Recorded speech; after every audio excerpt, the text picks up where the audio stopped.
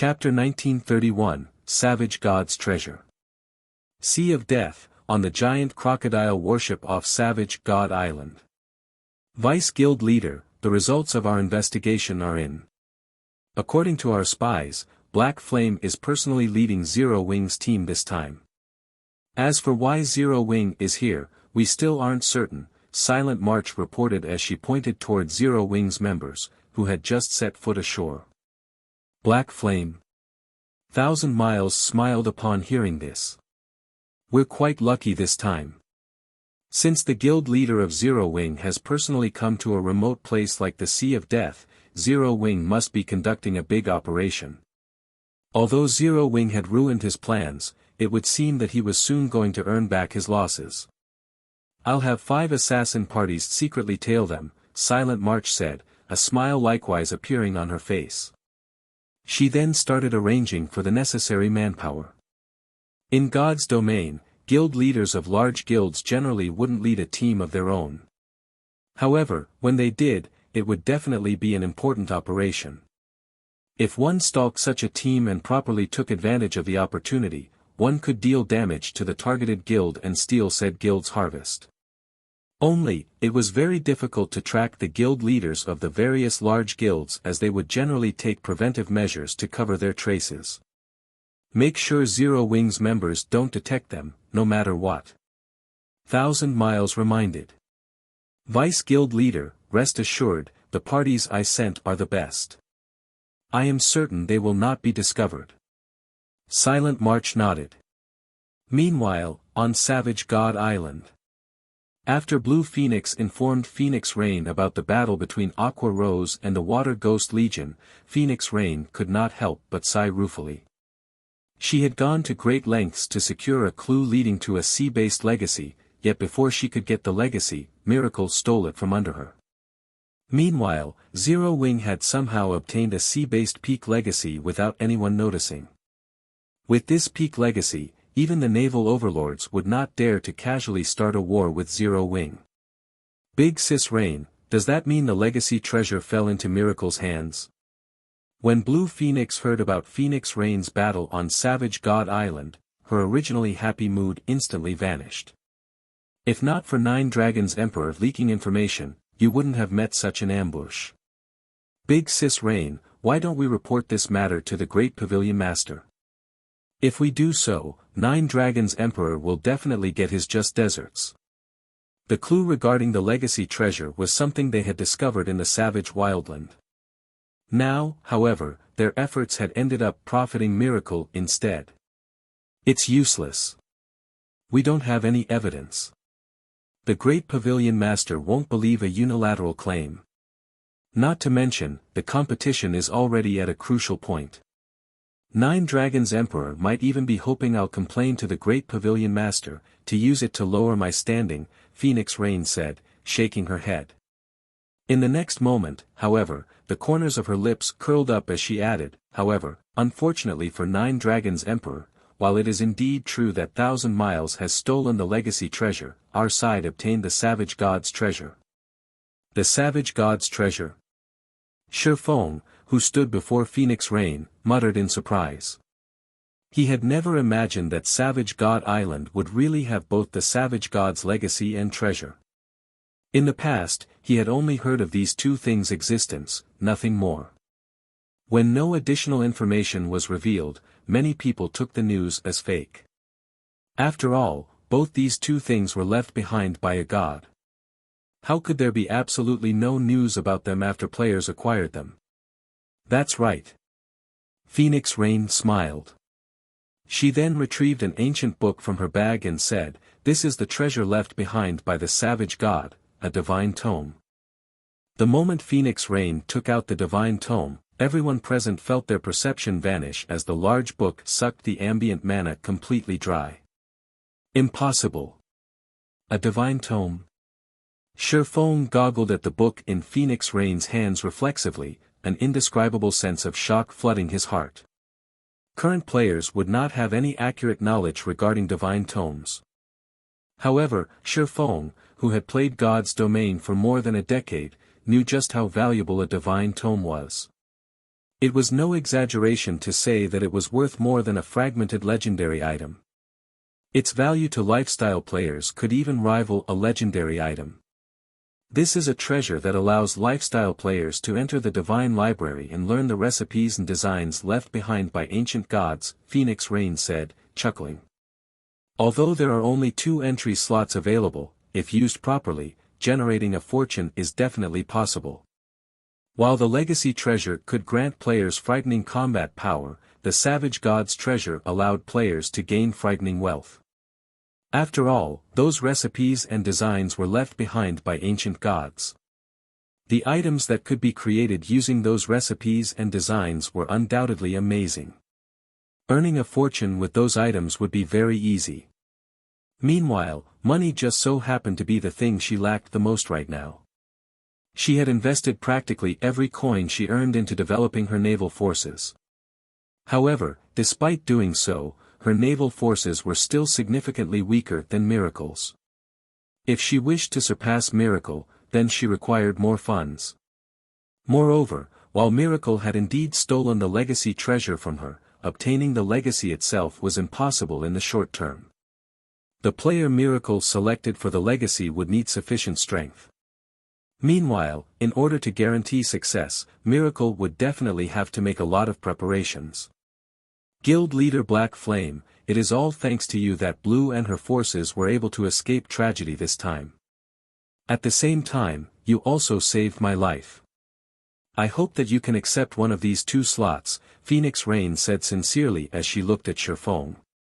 While having allies was a good thing, not all allies would be willing to lend a helping hand during critical moments.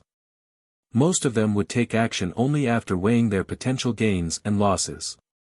The fact that Zero Wing stepped forward when she faced danger was invaluable. Phoenix Pavilion Master, you are making too much of it. I only helped out as an ally. However, I am indeed very interested in this Divine Tome entry slot. While I will be accepting your goodwill, I cannot just take it for free, Feng said. He immediately took out 6 bronze speedboats and traded them to Phoenix Rain. Each entry slot to the Divine Library was worth roughly 1 fragmented legendary item, definitely far more than the help he provided this time. As for the bronze speedboats, these things currently weren't of much use to Zero Wing, as the guild was not particularly active in the Sea of Death right now. However, they were worth a lot to Phoenix Rain, who operated mainly in the Sea of Death. With a look at the trade window, Phoenix Rain understood that, like herself, Feng did not like owing favors. Hence, she simply nodded and accepted the 6 bronze speedboats. Using the Divine Tome, Phoenix Rain left a mark on Feng's palm. With this, he could either use the mark himself or transfer it to someone else. However, it could be used only once. Once the transaction was completed, Phoenix Rain decided against lingering on Savage God Island, as she still had a lot of work awaiting her. After instructing Blue Phoenix's group to continue guiding Feng to Kama Island, Phoenix Rain herself returned to Thunder Island. Feng headed deeper into the Sea of Death on the one-horned sailboat. While resting inside a cabin in the sailboat, Feng fell into deep thought as he looked at the mark on his palm. In the end, he decided to be the one to use this mark. Although there were other lifestyle masters in the Candlelight trading firm, acquiring a recipe or design from the Divine Library required one to possess sufficient combat power as well. Otherwise, one would not gain anything. Meanwhile, if he waited until Melancholic Smile or Cream Cocoa became combat experts, it would be months or years before he could reap the benefits of the Divine Library. Following which, Feng activated the mark on his palm. Suddenly, the mana inside the cabin stirred. Shortly after, a spatial tear appeared behind Feng and sucked him into it. In the blink of an eye, he disappeared from the room, leaving behind only a silver magic array on the floor where he had been standing. Chapter 1932, Divine Library. After getting sucked into the spatial tear, Feng arrived in a dark and chaotic space. Standing at the center of this space was a majestic shrine that gave off such pressure that even the chaotic airflow actively avoided it.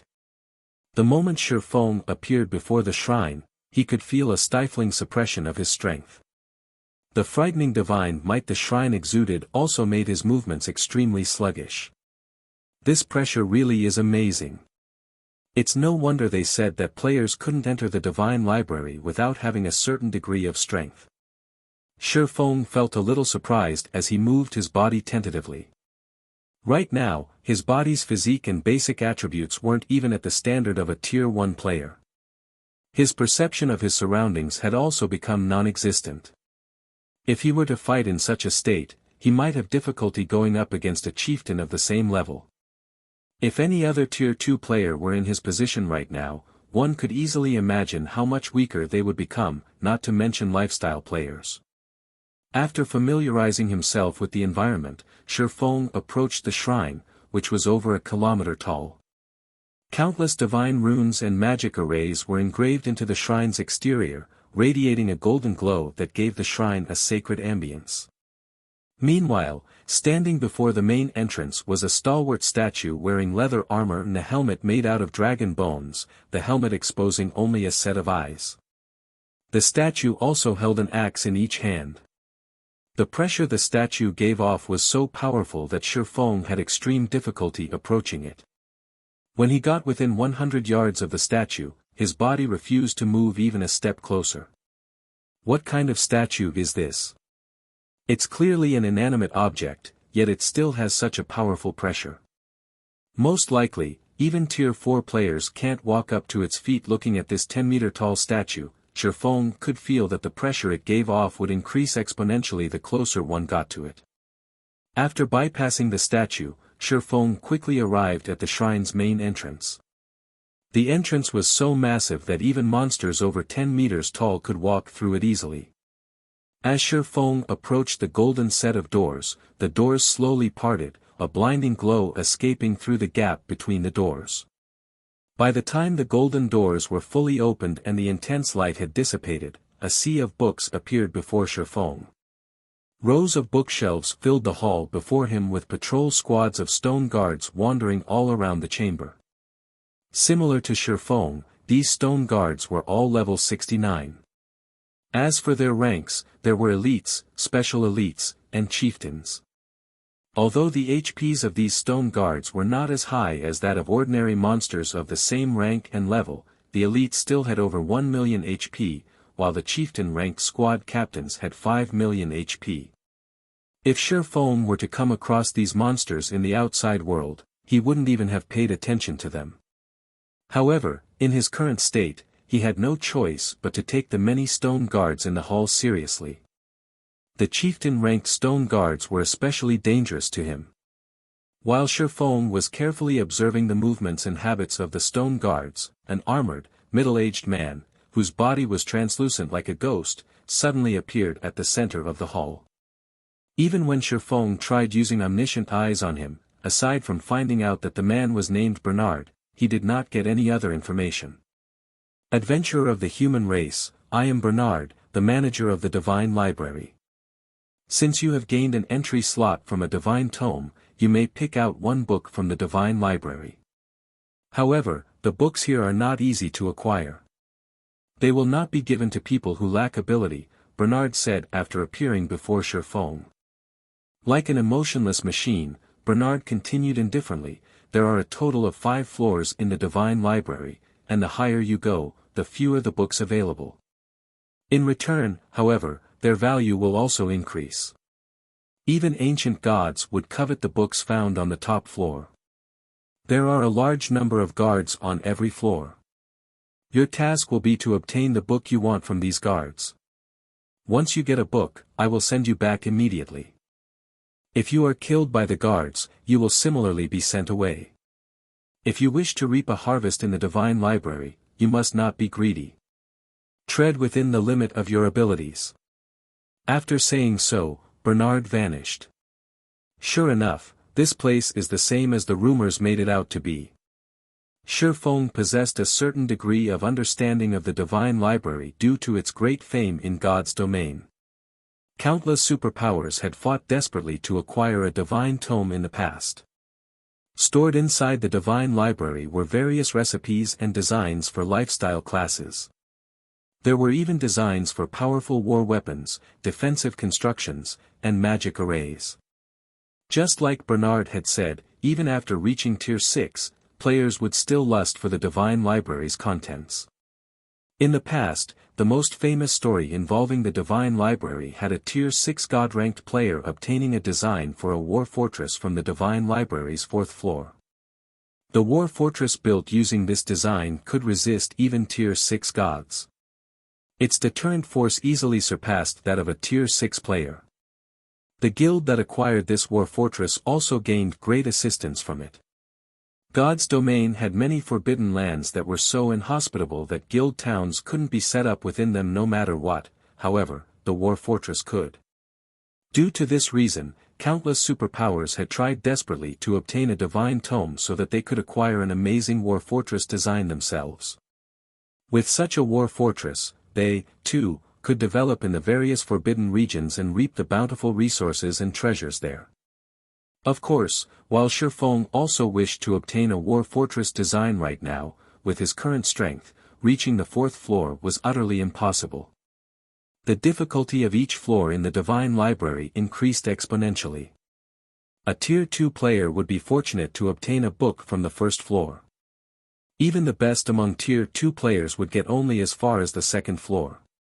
However, although the books on the 1st and 2nd floor were not as valuable as a war fortress design, they were already precious. Let's try out these guards, Feng thought as he looked at the patrolling guards. He then used Phantom Kill and had his doppelganger test the waters. He had not been given a time limit for picking a book. Although his doppelganger was not as strong as his main body, even if it died, he wouldn't lose anything. At most, he would just have to wait a few minutes for the skill's cooldown to end. As Feng controlled his doppelganger to approach one of the patrol squads, the guards in the entire hall went into a frenzy, all of them surging toward his doppelganger. Although this situation surprised Feng a little, he still managed to have his doppelganger charge forward and cut at one of the squad captains. Ping! Before the doppelganger could even land a hit, however, Feng suddenly saw a flash stabbing at his doppelganger's body. The doppelganger went flying, its HP decreasing by 1/9. So strong. Feng could not help his surprise as he looked at the squad captain. Not only did the squad captain's attack contain great strength, but the way it moved its spear was absolutely flawless, without any excess action whatsoever. The squad captain's combat standard was already very close to rivaling refinement realm experts. All the captain lacked was a little bit of intellect. Before Feng's doppelganger could stand up, several squad captains nearby had already arrived before it, their spears stabbing the doppelganger one time after another. Whether it was in terms of speed or strength, the squad captains had the upper hand. Despite activating its life-saving skills, Feng's doppelganger still did not last more than 10 seconds before getting killed. It did not even get to touch the first row of bookshelves. Chapter 1933, Book Acquired. The first floor's difficulty is already so high. Astonishment flashed across Feng's eyes as he watched his doppelganger's body dissipate into nothingness. Although he did not focus on getting his doppelganger to reach the bookshelves and simply had it fight, from the moment the doppelganger attacked the first stone guard until it died, less than 10 seconds had passed in total. If an ordinary Tier 2 expert had attempted the same thing, they most likely would have died an even more miserable death. At this moment, Feng felt very fortunate that he had not sent one of the other lifestyle masters of the candlelight trading firm to the Divine Library. Otherwise, this entry slot would have been wasted. After waiting for several minutes, Feng summoned his doppelganger again for another experiment. This time, instead of fighting the stone guards, Feng had his doppelganger focus on moving as far as possible into the hall. However, when Feng's doppelganger was still 30 yards away from the first row of bookshelves, the patrolling guards noticed his doppelganger. By the time the doppelganger was 20 yards away from the bookshelves, more than 30 stone guards had already surrounded it, blocking off its path forward completely. What a rapid response! Feng was surprised as he watched the stone guards rushing toward his doppelganger. However, while the movement speed of the stone guards was indeed very fast, the doppelganger was not slow, either.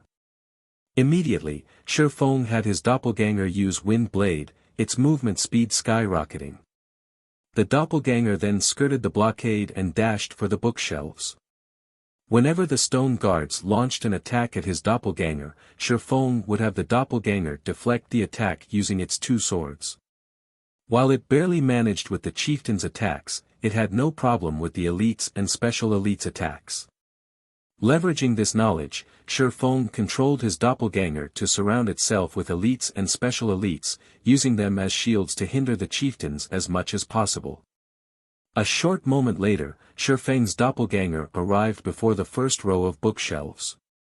The first row of bookshelves contained advanced recipes and designs, all of which came from ancient times, so they could be considered unique in the current god's domain. The sight of these recipes and designs tempted Feng greatly. However, he also understood very clearly that the deeper the bookshelves were located, the more valuable the books they held. Hence, he had his doppelganger continue deeper without hesitation. Second row. Third row.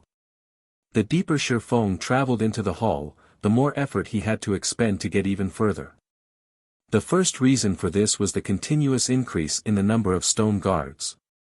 The second reason was the elites and special elites taking the initiative to give way to allow the chieftain-ranked squad captains to attack.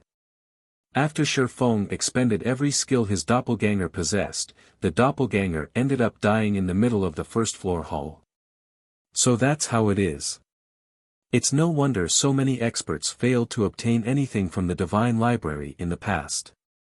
Feng took in a deep breath as he mentally replayed the scenes of his doppelganger's attempt. There were several hundred stone guards on the first-floor hall, including over 50 chieftains. The deeper one traveled into the hall, the more chieftains one would encounter. Moreover, if players took the initiative to attack even one of the stone guards, every stone guard in the hall would swarm over to attack them, making it almost impossible for players to locate a book of their preference. In addition, the combat standard of the chieftain-ranked squad captains bordered on the refinement realm. A Tier 2 refinement realm expert would be fortunate to obtain a book from the first row of bookshelves. Experts that hadn't reached the refinement realm wouldn't even be able to touch the bookshelves. Moreover, players' greed would also play an important role when selecting a book. The further one proceeded into the library, the more valuable the books they would see.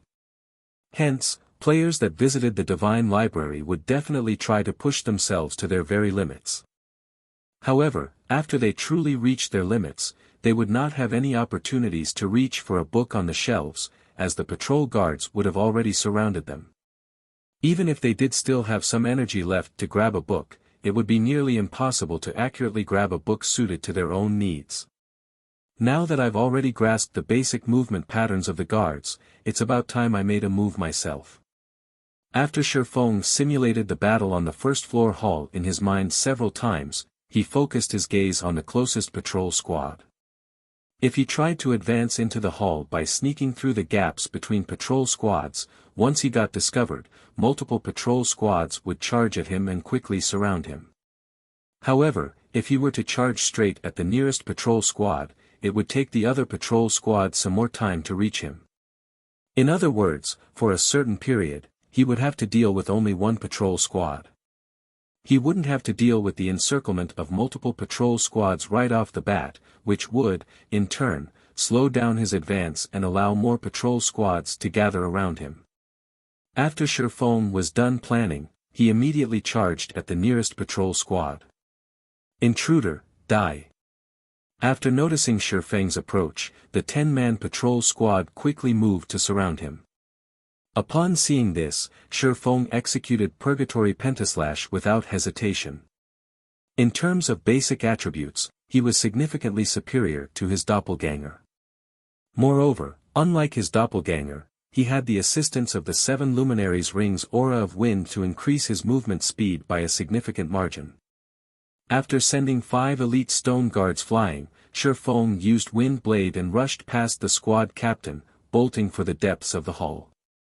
In the middle section of the hall, more than 10 patrol squads managed to surround Feng. Faced with such a situation, even Feng felt that he was close to reaching his limits, his HP rapidly decreasing. He immediately activated Heavenly Dragon's power, his strength skyrocketing, then executed Sword's Orbit to send the approaching stone guards flying.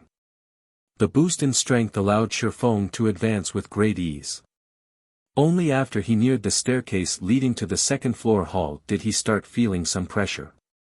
Currently, dozens of squad captains surrounded him. Even though he had an advantage in strength, the squad captains charged at him without fear. Unlike before, when squad captains only tried to hinder his movements and buy time, they now recklessly traded blow for blow, fully intent on reaping his life at all costs. Hence, even though he had superior strength, advancing still took him a lot of effort. In the end, Feng decided to use 9 Dragon Slash against the overwhelming number of attacks. With the help of the 16 Abyssal Blade Phantoms, he finally managed to get through the first floor and reach the second floor. Unlike the first floor, the guards on the second floor did not give Feng any time to prepare at all. The moment he appeared on the floor, the guards were already swarming toward him. Meanwhile, the guards on the second floor had clearly received a qualitative improvement, as even the weakest guards were chieftains, while the squad captains were high lords whose combat standard was at the refinement realm. Compared to the guards on the first floor, the guards here also coordinated much better with each other. To make matters worse, even with Heavenly Dragon's power activated, Feng was actually inferior to the High Lords in strength. By the time Feng arrived at the first row of bookshelves, he already felt himself close to reaching his limits. Right now, he didn't even have any energy to spare for grabbing a book. Sure enough, the second floor isn't a place Tier 2 players can casually visit. Feng could not help but reveal a bitter smile when he noticed 3 more patrol squads approaching. It seems I have no choice but to give it my all. He activated Blade Liberation, allowing his strength to skyrocket once more. With the activation of Twofold Berserk, his strength rivaled that of the High Lord-ranked squad captains. Following which, he stabbed the Abyssal Blade into the ground. Shadows then spread out from the magic weapon. Abyssal Curse. All the guards within a 50-yard radius were instantly immobilized. Next, Feng activated Phantom Kill and had his doppelganger transform into a black dragon. He then split up with his doppelganger and took independent action. After Feng left, the pressure on him decreased visibly. Even after he reached the second floor's middle section, only 6 patrol squads were chasing him. In comparison, the Black Dragon had attracted the attention of over a dozen patrol squads. Lightning Slash. Shadow Blade. Although he had repelled a few squad captains with his skills, even more squad captains quickly took their place, the High Lords launching attacks at his defensive blind spots. Even though Feng perceived the attacks ahead of time, there were simply too many of them. There was a limit to the number of attacks he could deflect. As a result, he steadily incurred damage time after time. When he activated Void Shield, the shield's energy depleted rapidly. 80%. 50%. 20%. Just when his Void Shield was about to shatter, Feng gritted his teeth and activated Divine Steps. Immediately, he and his 10 new doppelgangers scattered, dashing in different directions, forcing the patrol squads to split up. By constantly switching positions with his doppelgangers, he managed to advance a considerable distance into the hall. Is this my limit? When Feng saw the 20-plus patrol squads charging at him from the hall's rear section, he understood that entering the rear section would be impossible. Moreover, his twofold berserk was about to lapse. Risking getting hit, he dashed for a dark gray bookshelf nearby. Just as he was about to look at the books there, however, an angry bellow entered his ears. Intruder, die. When the squad captains saw Feng approaching a bookshelf, they went berserk. Suddenly, over a dozen squad captains raised their spears and hurled their weapons at him. Shio. Shio. Shio. The spears created sonic booms as they flew at Feng. It was evident that the power contained within those spears was already at the Tier 3 standard. Seeing this scene, Feng no longer dared to inspect the books. Sensing the lethality of those spears, he grabbed one of the 3 books displayed on the bookshelf. The moment Feng took the book off the bookshelf, he disappeared from the hall. As for the dozen or so spears, they harmlessly passed through his former location and crashed into the magic barrier protecting the dark gray bookshelf, the magic barrier trembling slightly from the spear's might. Chapter 1934, Basic Combat Device. Sea of Death. In one of the one-horned sailboat's cabins. The silver magic array carved on the floorboard suddenly lit with a brilliant glow. Feng's figure then emerged from the array. That was close. Feng looked down at the tome in his hands, ecstatic. He had very nearly lost his life back there. He never thought that the stone guards could go berserk. The power of their spears had undoubtedly been at the Tier 3 standard, and if every one of those dozen or so spears had struck him, he would have died instantly. But despite his near-death experience, he couldn't help but excitedly inspect his new treasure. All of the Divine Library's books were precious treasures. First-rate guilds would even drool over the tomes on the first floor, not to mention those on the subsequent floors. Feng tapped to open the tome's attribute panel, and the system displayed its information before him. As expected of the Divine Library. Even something like this was on the second floor. The corners of Feng's mouth twitched slightly when he saw the tome's name, awe flashing in his eyes. The tome he had obtained from the Divine Library was the production design for the basic combat device. The combat device was a special item that was similar to the strengthening device, which was a tool that increased equipment durability. The combat device, however, increased players' combat power. This increase to combat power was extraordinary. Rather than increasing its user's basic attributes, the combat device relied on powerful mana to improve its user's life rating forcibly. The ancient gods had created this magic tool, but since the combat device's production method had been lost to time, players could only find these devices in ancient ruins. Moreover, very few were generally hidden in such locations. The various large guilds in the past had treated the combat devices they had found like their own children. Now that he held the combat device's design, why wouldn't Feng be shocked? Even though it was only the basic combat device design, it was still enough to drive the various superpowers crazy. The basic combat device increased players' life ratings at Tier 3 and below by 1 rank. Although the improvement wouldn't boost normal players to the archaic species standard, it was still a formidable improvement, on par with upgrading a lord to high lord rank. When equipped, players would become boss-like existences among their peers. If an ordinary player equipped the combat device, their strength could rival an expert player of the same level and tier. If ordinary expert players used the device, although they would not be a match for peak experts, they would become slightly stronger than refinement realm experts. The combat device's only downside was that it couldn't be used in dungeons, even regional dungeons. In dungeons, equipping the device would have no effect. Even so, many players still dreamed of using the combat device. A basic combat device had sold for around 200 gold in the past, yet many players had fought over every device available on the market.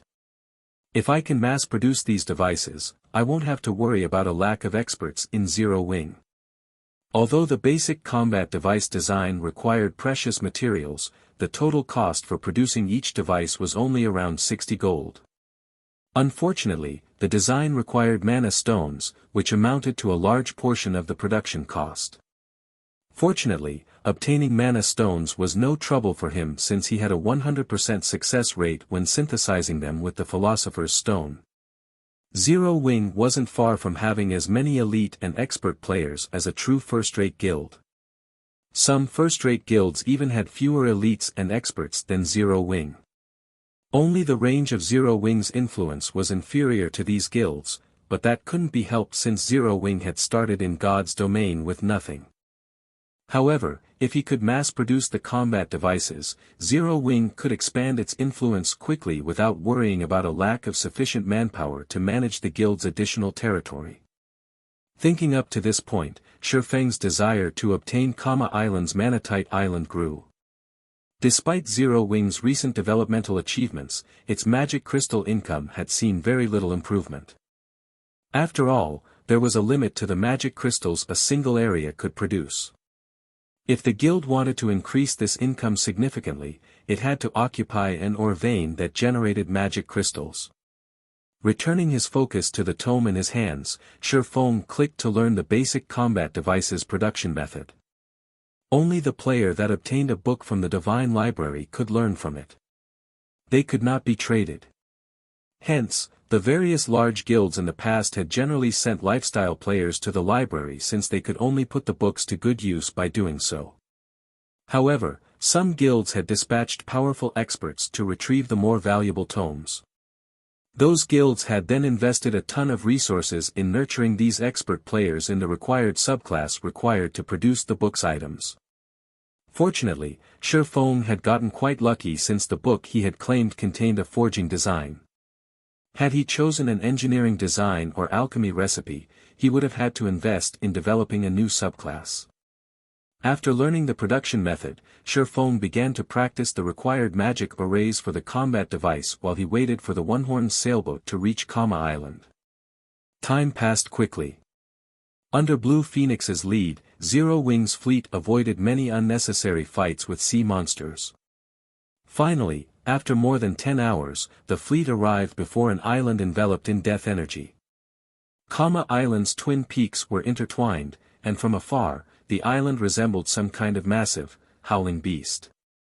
From time to time, deafening roars rose from the island, echoing in the nearby players' minds. Even from afar, plenty of sea monsters were visible as they explored the island's surroundings. All of these sea monsters were level 60 or higher. Just docking on the island would be challenging. Guild leader Black Flame, we've reached Kama Island. I still have some matters to attend to, so I'll take my leave, Blue Phoenix said. She couldn't help her confusion. Her gaze wandered to the island.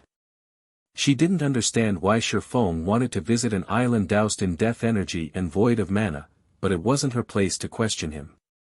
God's domain had many secrets, after all, and for all she knew, Feng might have come here for some high-ranked quest. Thank you, Feng said sincerely.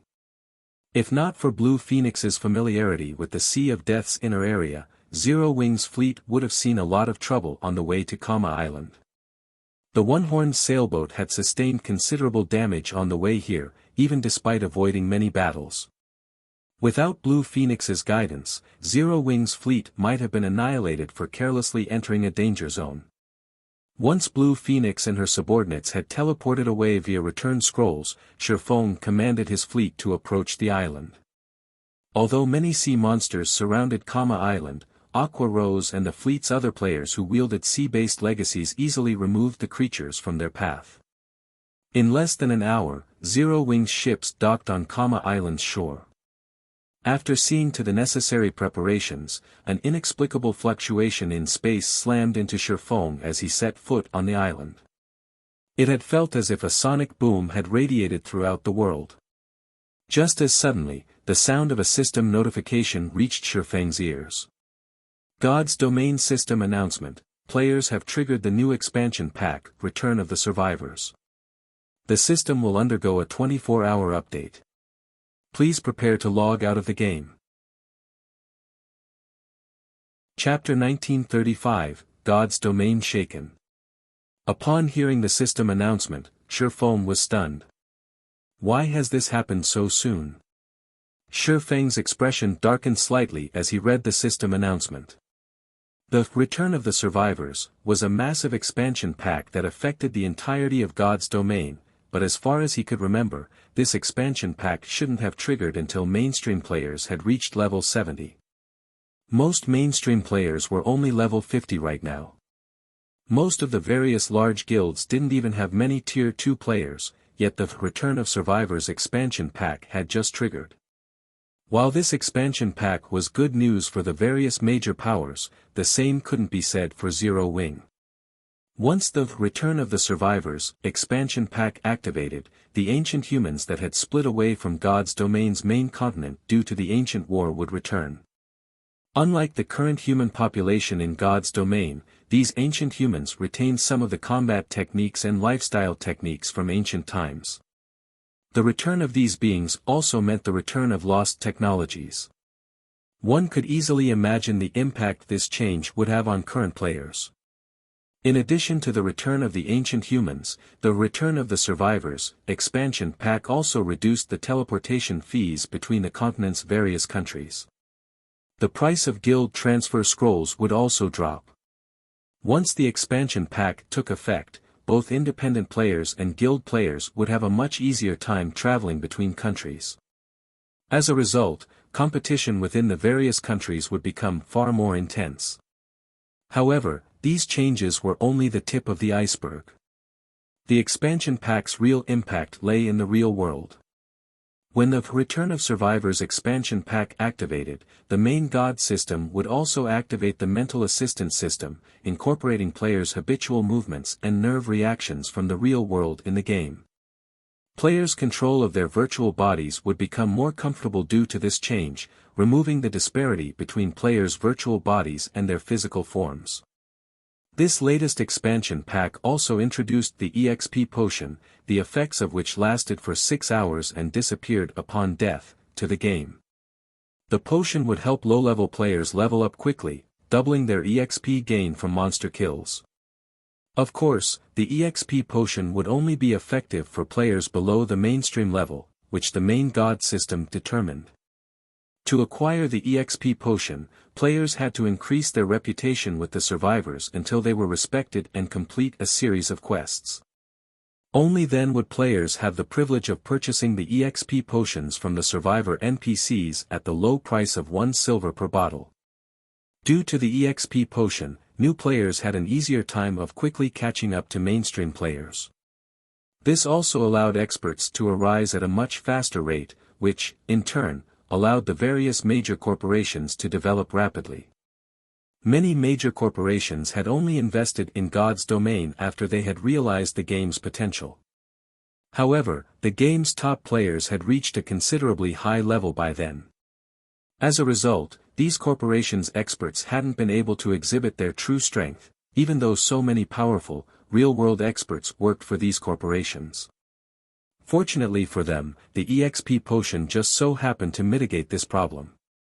In return, though, the EXP potion had increased the competition in God's domain by several times. Even the secret pavilion's God's domain experts list had changed so frequently that the experts in one edition would be gone in the next. Meanwhile, the Return of the Survivors expansion pack thoroughly eliminated the small advantages Zero Wing had accumulated over the game's various powers. Guild Leader, the forums are going crazy over this new expansion pack. The game's official website has even published some information about it. According to the game developers, once the new expansion pack takes effect, human survivors from ancient times will appear in the various NPC cities. These ancient survivors can teach players advanced combat methods for their classes, with each learning attempt only costing 3 silver, Aqua Rose said, surprised when she read the information on the official website. Before this, players had been forced to experiment on their own to learn the combat methods most suited to their classes. However, many elite players had only grasped a few basic combat methods. The various large guilds kept their advanced combat methods a secret, yet God's domain was about to sell such combat methods to players directly. Advanced combat methods were nearly on par with basic combat techniques. With this new feature, players' combat standards in God's domain would drastically improve. This feature would bridge the gap between independent players and guild players by a significant margin, and when the various large guilds obtained these system-approved advanced combat methods, it would bridge the gap between their elite and expert members. The minimum requirements to be considered an expert in God's domain would also change. I'll need to accelerate my plans, Feng thought as he read the Sea of Death's official forums. The majority of independent players eagerly anticipated this new expansion pack, since it would undoubtedly bridge certain gaps between players. Feng needed to improve Zero Wing's nurturing system before the rest of God's domain benefited from this expansion pack, and soon. Only by doing so could he guarantee Zero Wing's advantage. Meanwhile, in the Or Empire's Crimson Flame Fortress. Vice Guild Leader, although we don't yet know who triggered the new expansion pack, it has assured our guild's rise to glory. Previously, those super first-rate guilds and super guilds have relied on their long-standing foundations in the virtual gaming world to suppress us, but now that advanced combat methods will be available to everyone, the Blackwater Corporation support will allow us to nurture a large number of experts in a short time. Snow Scar, who wore silver scale armor, reported to Wuxia as she sat in the guild leader's office. The new expansion pack was undoubtedly good news for the various major corporations, and the Blackwater Corporation would reap even greater benefits since it had so many real-world experts under its command. Now that Blackwater had access to system-approved combat methods, nurturing a large group of expert players would be a piece of cake. How are things conning along in the capital's armory? Wuxia asked the excited Snow Scar. Based on her indifferent expression, she didn't seem to think much of the new expansion pack. We have already moved past the outer area. Once we've prepared, we'll enter the armory's inner area. It would have taken us some time to secure the inner area, but with the expansion pack, I doubt it will be long, Snow Scar said. Good. Once we have secured the armory, formulate a plan to assault Silverwing Town, Wuxia said. Looking at the map of the Or Empire before her, specifically Zero Wing's territory, disappointment flashed in her eyes as she muttered, I had thought that Zero Wing would be able to entertain me, but it seems that battle is over before it has even begun.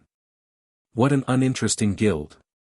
Various large guilds and corporations also started to prepare to welcome the latest expansion pack. Meanwhile, on Kama Island. When it was almost time for the system update to begin, Feng ordered his team to log out to rest. The moment Feng logged out himself, he began to prepare for the return of the Survivors expansion pack. He had Blackie significantly increase Zero Wing Workshop's recruitment efforts and try to recruit as many talented players as possible. With the EXP potions, new players would have a much easier time catching up to mainstream players, after all. Previously, he had been able to set recruitment aside, but with the latest expansion pack, other guilds would likely snatch up talented players before he got a chance if he didn't do so now. God's domain's various major powers had yet to learn about the EXP potions. Even after this new expansion pack released, they'd only learn about the potions once players had accumulated enough reputation. To become respected, players would have to quest for at least 2 weeks. Feng needed to secure as many opportunities as possible during the next 2 weeks. Meanwhile, while Feng was busy recruiting internal members for the guild, Gentle Snow contacted him. Guild leader, good news. We've dealt with the training ground. The 5 companies have finally caved in and sold their shares. From now on, that training ground belongs fully to Zero Wing, Gentle Snow reported, smiling. Good. Wonderful. Feng was ecstatic to hear this. He had waited for this moment for a very long time. Finally, Zero Wing had its own training ground. After disconnecting the call with Gentle Snow, Feng contacted Blackie and had him gather the Zero Wing Workshop's members in the workshop's main hall. Chapter 1936, Moving House. Hundreds of Zero Wing members had gathered in the main hall of Zero Wing's workshop, making the space feel a little cramped. Boss Blackie, has something happened? Why have you suddenly gathered us here? Don't tell me the guild is trying to replace some of us. The Zero Wing members in the hall bombarded Blackie with questions. Some of them were curious, while others were worried. Zero Wing had developed quite a bit recently. Not only did the guild's member count continue to increase, but the guild also ranked its internal members in various aspects. Competition between internal members was incredibly intense, and a large number of players arrived for interviews each day. The guild's workshop was only so large. There was a limit to how many internal members the guild could house. Hence, it wasn't unusual for the guild to cut off some of its present members for new recruits. After all, unlike other members of the guild, internal members received a significant salary. Stop making blind guesses. Even I don't know the meaning of this meeting, Blackie replied. But it should be something good. When the crowd heard Blackie's words, they relaxed. Shortly after the crowd had begun its discussion, Feng entered the hall. The crowd fell silent the moment they saw him, turning towards him with respectful gazes. The majority of Zero Wing's internal members didn't know that Feng was actually the guild leader, Black Flame. Very few of the upper echelons knew the secret. However, they were all aware that Feng was the Zero Wing workshop's true manager. His position in the guild was the equivalent of first vice guild leader. Since everyone's here, let me explain why we've gathered you all. From today on, our workshop will be located elsewhere. We'll be moving to Ouroboros's main headquarters. This will become Zero Wing's branch workshop, and it will be responsible for recruiting talented players in Jinhai City. If no one has any questions, everyone should prepare for the move, Feng announced. We're moving to Ouroboros's main headquarters. What? Doesn't that mean our guild will have its own training ground like the other first-rate guilds? Amazing. I've heard that first-rate guilds generally use entire skyscrapers as their main headquarters. These skyscrapers are usually as large as a sports arena that can fit tens of thousands of people. We won't have to train in this cramped office anymore. That's not all. First-rate guilds' main headquarters are usually near or in the center of first-tier cities. And a lot of them come equipped with the latest facilities. Their rooms can even rival 4-star hotels. Some of the more impressive headquarters can even rival 5-star hotels. Does that mean we get to live in a first-tier city's center? I'm not dreaming, am I? After listening to Feng's announcement, the crowd was elated. Even Fire Dance, Blackie, Yi Wumian, and Zero Wing's other upper echelons were stunned. Although they had known that Gentle Snow was working to acquire Ouroboros's training ground, the 5 companies that had supported the annexed guild had refused to budge. They had expected the matter to take a lot more time to deal with. They hadn't expected to secure the training ground so soon.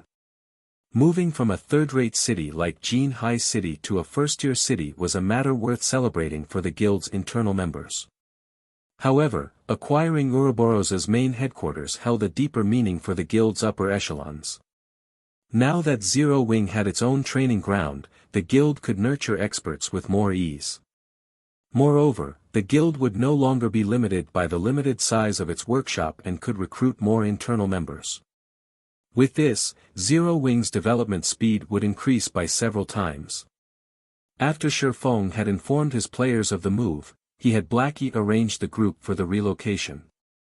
In reality, they didn't need to do a lot for the move since the facilities at Ouroboros's main headquarters were top-notch. Ouroboros's headquarters offered even more virtual gaming cabins and training facilities than Greenwater Villa, but first, they needed to familiarize Zero Wing's internal members with the new training ground. As for the Greenwater Villa's facilities, they could transfer them at a later date. Naturally, the commotion at the Zero Wing workshop immediately attracted the Big Dipper group's attention. They're finally leaving. Xiao Yu, who currently sat in his office, could not help his rueful sigh when he received Liang Jing's latest report. Although he knew how extraordinary the Zero Wing workshop, which even had dealings with major corporations, was through Liang Jing's periodic reports, he hadn't expected the workshop to leave so soon. Moreover, the workshop had moved to a first-tier city, where talents gathered from throughout the country and competition was intense. He had dreamed of doing the same for many years, but even now, the Big Dipper Group was stuck in Jinhai City. The Big Dipper Group wasn't stuck in the third-rate city due to a lack of funding, but because of a lack of fame and connections. If he tried to set up a training center in a first-tier city, stronger competitors would quickly target the center, and it would be forced to close its doors very quickly. Chairman, head instructor Sure has said that Zero Wing is willing to partner with the Big Dipper Group. The Big Dipper Group can use Zero Wing's fame to recruit members for its dojo. Zero Wing will also assist in training the Big Dipper Dojo's members. However, in return, the dojo's talented members have to sign up to become internal members in Zero Wing, Liang Jing reported. Is that so?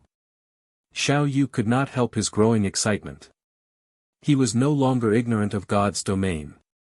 Through Liang Jing's reports and the game's growing popularity, he knew how famous Zero Wing had become. If he could utilize Zero Wing's fame to promote the Big Dipper Dojo, he'd be able to attract many martial artists to join. Chairman, my scheduled flight will soon board. I have to go, Liang Jing said. Go. Continue to work hard with Zero Wing. And you do not need to continue to report back to me. You're already one of Zero Wing's internal members.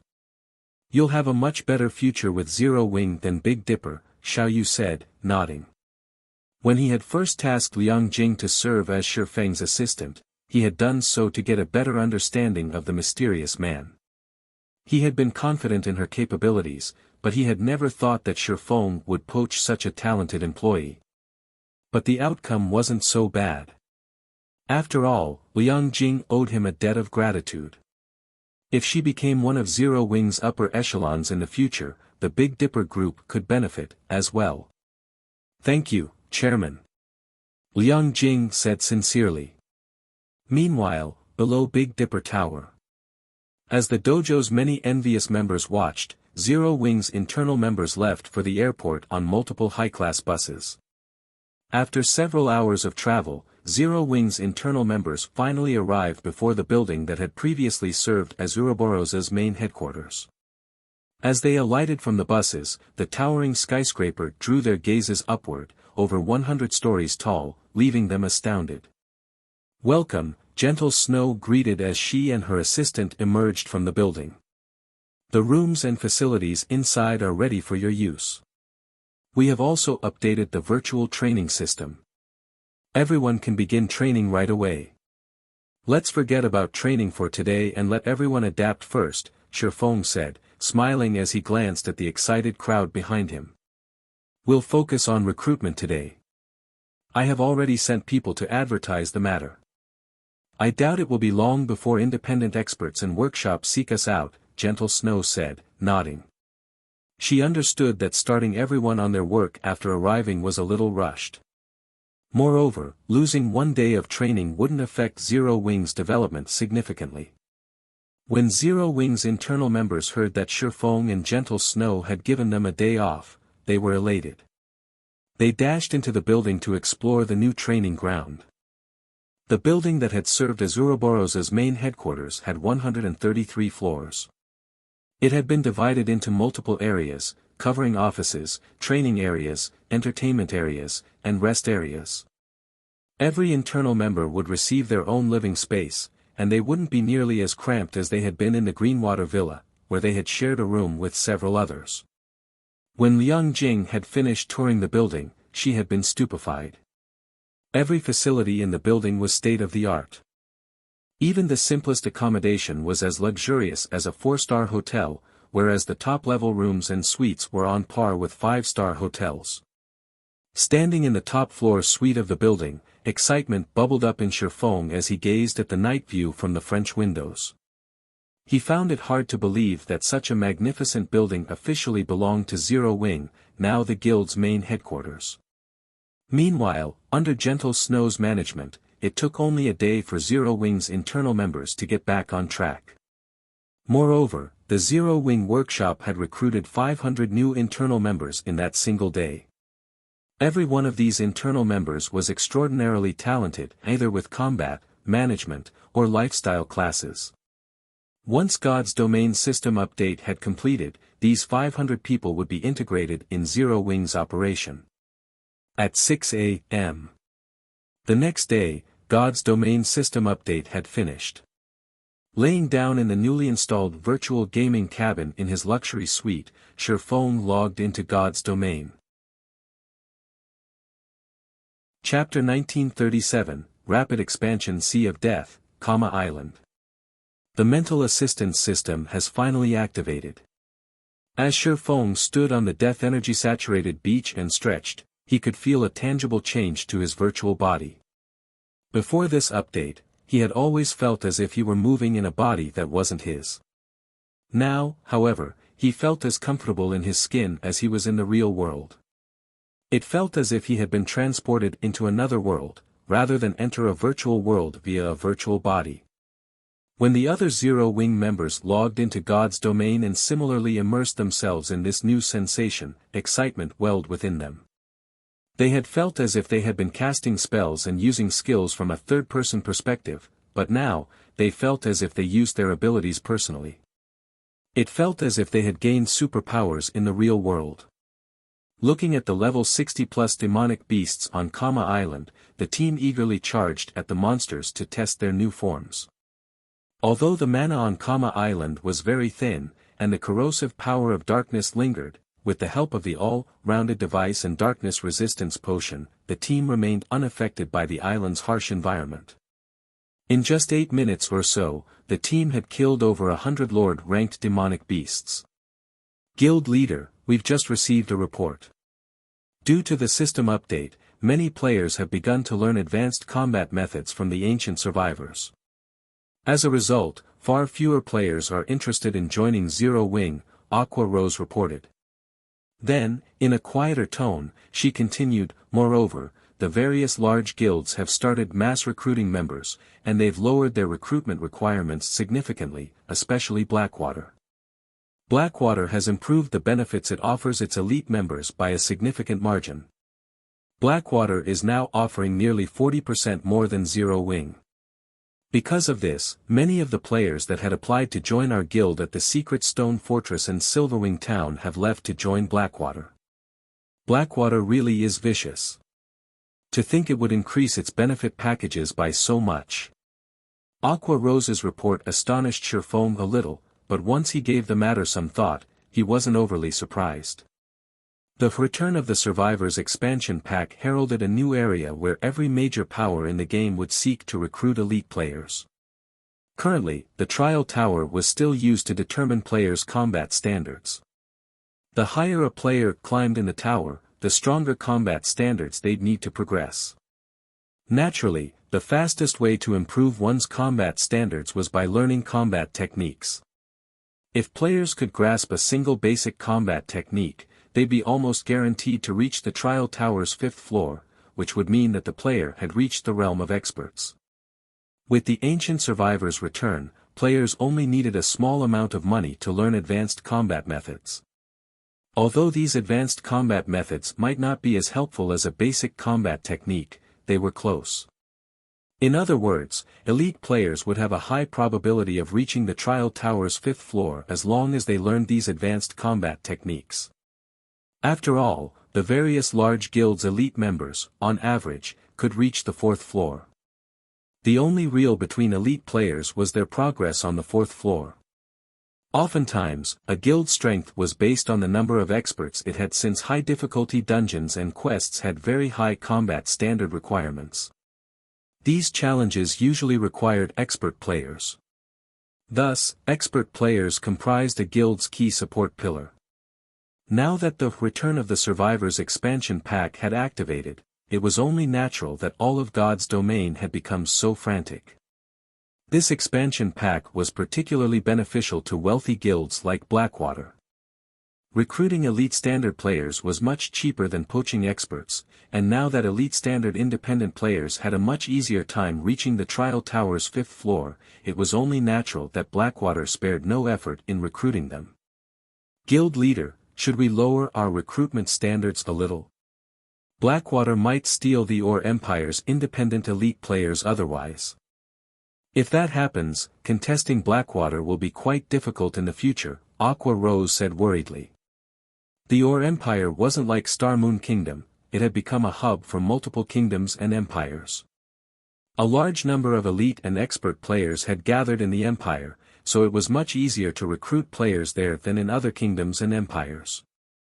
Since Blackwater wants to claim the independent elite players, let it have them. Unlike Blackwater, we don't have the funds to play that game. Our recruitment standards will stay the same. Continue to prioritize the development of players with potential. We won't try to contest over the ready-made independent elite players, Feng said, smiling as he shook his head. While lowering the guild's recruitment standards would attract many elite players and increase the guild's overall strength, doing so without sufficient capital would yield the opposite effect. Most importantly, the standard of expert players would not stay the same forever. In the short term, mass recruiting independent elite players would boost a guild's expert count, but as more players learned advanced combat methods, the overall standard of God's domains players would rise, as would the benchmark for expert players. Nowadays, one was considered an expert as long as they reached the early stage of the Trial Tower's 5th floor, but in the future, they would have to reach the 5th floor's middle stage or beyond. One day, players would have to reach the 6th floor to qualify as an expert. Rather than targeting the current elite players, Zero Wing would profit by setting its sights on low-level players with great talent. It wouldn't be long before leveling up was no longer a problem for newcomers. We're not going to compete with Blackwater. Aqua Rose was a little disappointed after hearing Feng's reply. However, when she thought about how Zero Wing had just acquired Ouroboros's main headquarters, which had drastically increased the guild's expenditures, she realized that Zero Wing didn't have much capital to spare. Hence, she had no choice but to give up on this opportunity and focus on recruiting players with strong potential. Meanwhile, Zero Wing's lack of action during this chaotic time confused the various powers and players that watched the guild. None of them understood what Zero Wing intended. The guild was dismissing such a golden opportunity to grow stronger. Are you kidding me? The various large guilds have clearly lowered their recruitment standards. Why hasn't Zero Wing? And I thought that I'd finally get to join the guild. In the end, I still can't meet their recruitment requirements. Why do you insist on joining Zero Wing? Blackwater is the best choice right now. Not only does it have full control of the Iron Empire, but the guild also controls the Crimson Flame Fortress, a vital path to the Ore capital city. Moreover, Blackwater has announced that it is increasing its internal member count and that it will fill some of the slots with the guild's elite players. Now is the best time to join Blackwater. Sure enough, Zero Wing simply isn't a match for a superpower like Blackwater in terms of capital. The majority of the Ore Empire's independent players sneered at Zero Wing's lack of response. For a time, applications to join Blackwater flooded the guild. However, Zero Wing hadn't fallen too far behind. Due to the increase in Zero Wing's internal member count, the guild's operating speed had skyrocketed. Because of this, the guild's management personnel, such as Gentle Snow, had a chance to relax and found more free time to tend to their own interests. In addition, Zero Wing's ability to investigate and recruit players with potential had improved substantially. For a time, the guild recruited many low-level players that lacked renown. Meanwhile, while God's Domain's various large guilds frantically snatched up elite players, Feng's group had arrived before a bottomless pit. Gray smoke filled the pit, robbing all life from the earth around it. Moreover, Zero Wing's team heard daunting roars from within, deterring any demonic creatures from approaching the pit. And yet, as if he hadn't heard the roaring, Feng approached the pit and descended the spiral pathway at its edge. As they ventured deeper into the pit, the team felt an intense pressure weighing them down. By the time the team reached the pit's lowest area, even experts like Shadow Sword felt stifled. As these Zero Wing players began to fear the pressure that filled the pit, they noticed a colossal cave in a corner, leaving them stunned. A manatite vein. Aqua Rose stared with wide eyes at the numerous, dark silver ore deposits along the cave's walls. Chapter 1938, Magicbreaking Crossbow. The faint metallic luster and mana fluctuations in the dark cave stunned Zero Wing's team. Once they realized what they were looking at, they couldn't help their excitement, their breathing becoming a little hurried. Dark silver, and this mana fluctuation. There's no mistake. This is a manatite vein. Blackie's eyes glowed as he gazed at the dark silver ore. Guild leader, we're rich. Ordinary players might not know much about ores, but all of these players were guild experts. They had access to far more information than ordinary players on the subject, especially on precious ores that generated magic crystals as a byproduct like manatite. Such veins had already been the cause of plenty of struggles between God's domain's various superpowers. Based on Blackie's knowledge, for major guild wars had been fought between superpowers over the discovery of an ore vein that generated magic crystals. Each war had involved multiple superpowers, with at least 4 involved in the smaller struggles, and up to 6 superpowers participating in the larger wars. These various superpowers had spared no effort while competing for the vein. The most impressive war had involved over 1 million players and nearly a full day of combat. By the time the war had ended, more than 600,000 players had been slain. The participating superpowers had suffered severe losses. Considering these wars, ore veins that generated magic crystals were akin to a war horn, signaling the start of another mass battle. However, despite the extreme costs, the superpowers that eventually secured the veins had judged the benefits worth the cost. Magic crystals were a guild's foundation and an important resource for nurturing experts, which were essential in protecting a guild town. Moreover, as players reached higher levels, magic crystals would become even more important. Currently, players needed magic crystals to use the Divine Colosseum, trade with special NPC merchants, and fuel powerful magic tools. Zero Wing's teleportation arrays, magic towers, and defensive magic arrays were a few examples, all of which required a ton of magic crystals each day to maintain. Yet, while the various superpowers fought to obtain veins that generated magic crystals, Zero Wing had discovered one without attracting attention. Now, the guild simply needed to occupy the ore vein and send people to mine it in secret. It would be able to avoid paying a bloody cost. If Zero Wing had a stable magic crystal income, the guild could reach new heights in a short time. Blackie wasn't the only one with such thoughts. Aqua Rose was also ecstatic over the discovery of this manatite vein.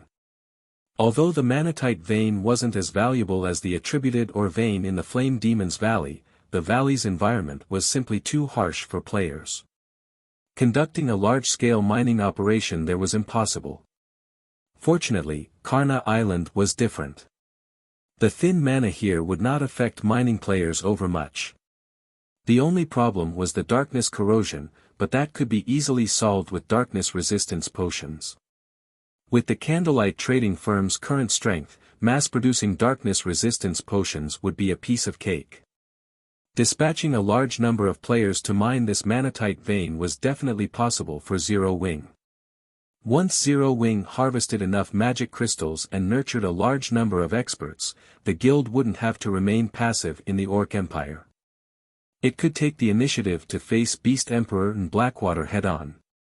As the team celebrated the manatite vein before them, nearly 100 dark-skinned, armed Demonkin.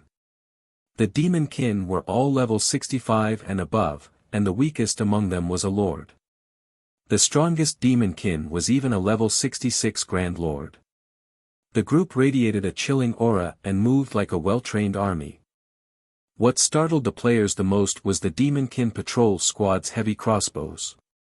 The weapons were covered in runes, which gathered the surrounding mana to them. Even from some distance away, Zero Wing's members could sense how dangerous those crossbows were. Magic-breaking crossbows.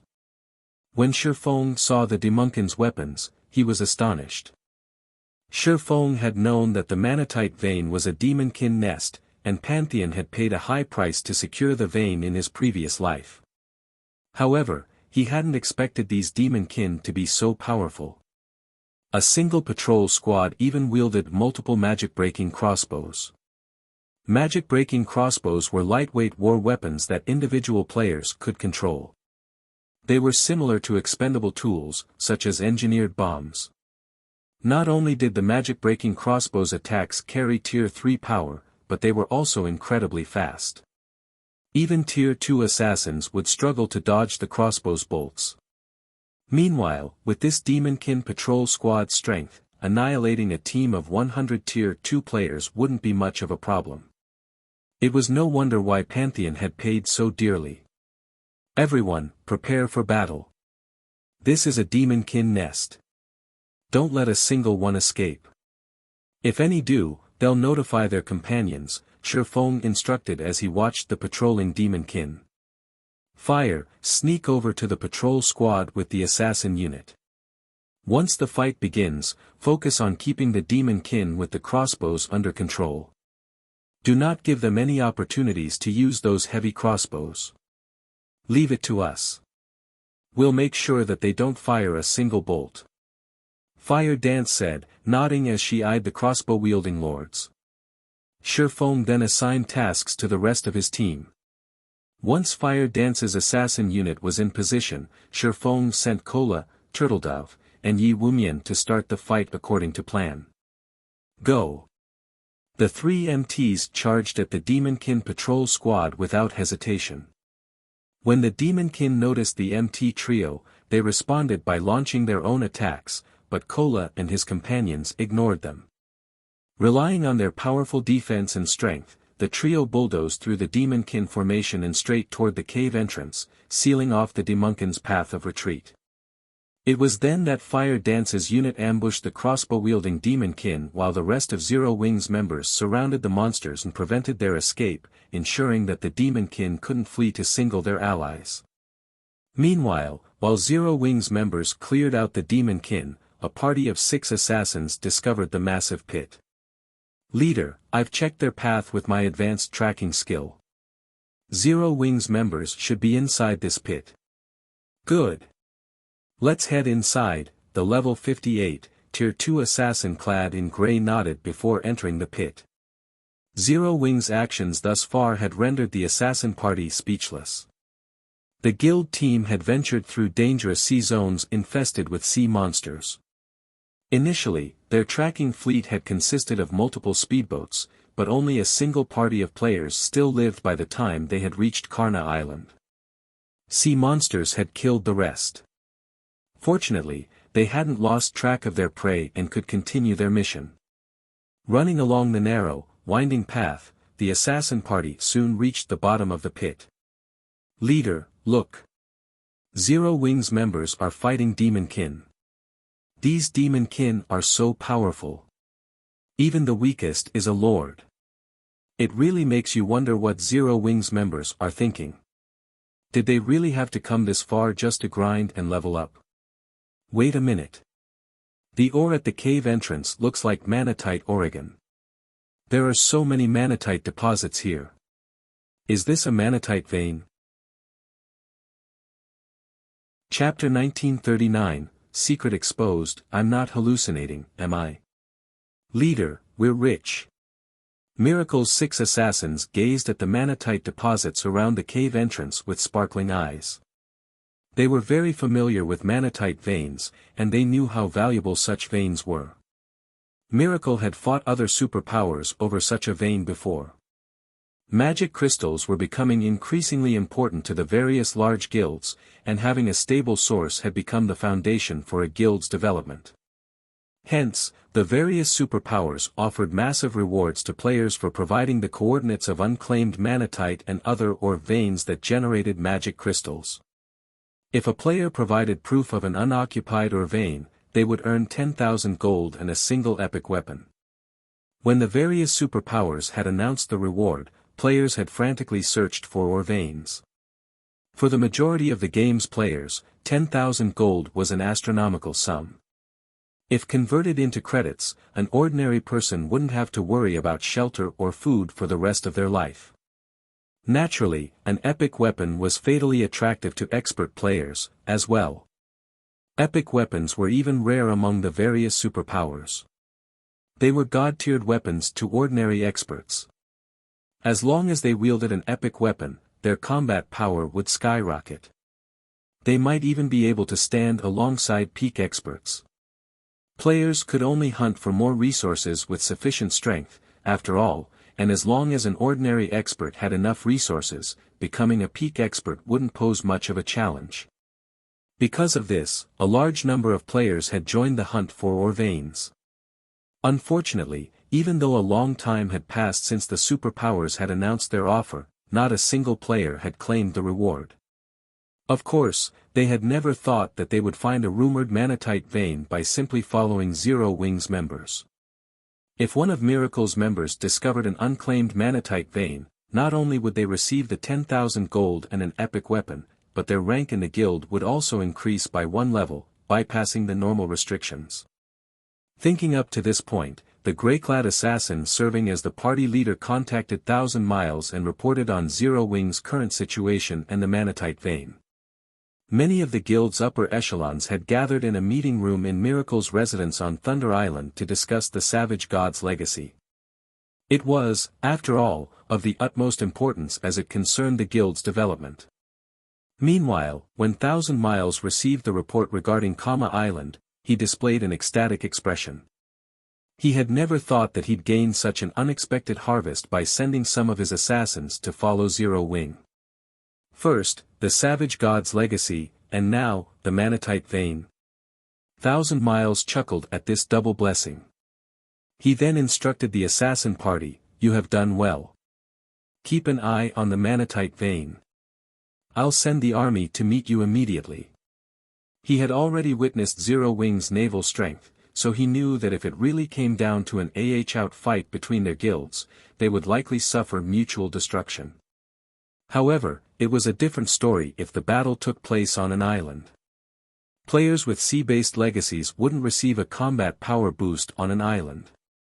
Moreover, Kama Island happened to be within Miracle's range of influence. Zero Wing had only dispatched a 500-man team to the island, and annihilating such a small team would be a piece of cake. Following which, 1,000 Miles gathered Miracle's fleet in the Sea of Death in preparation to secure Kama Island's manatite vein.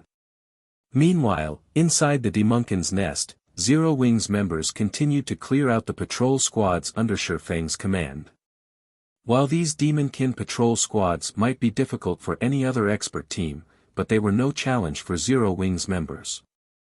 Ordinary MTs would not even be able to stop the first volley from the magic-breaking crossbows without breaking their stances. However, Kola could block 5 crossbow bolts at one time without issues.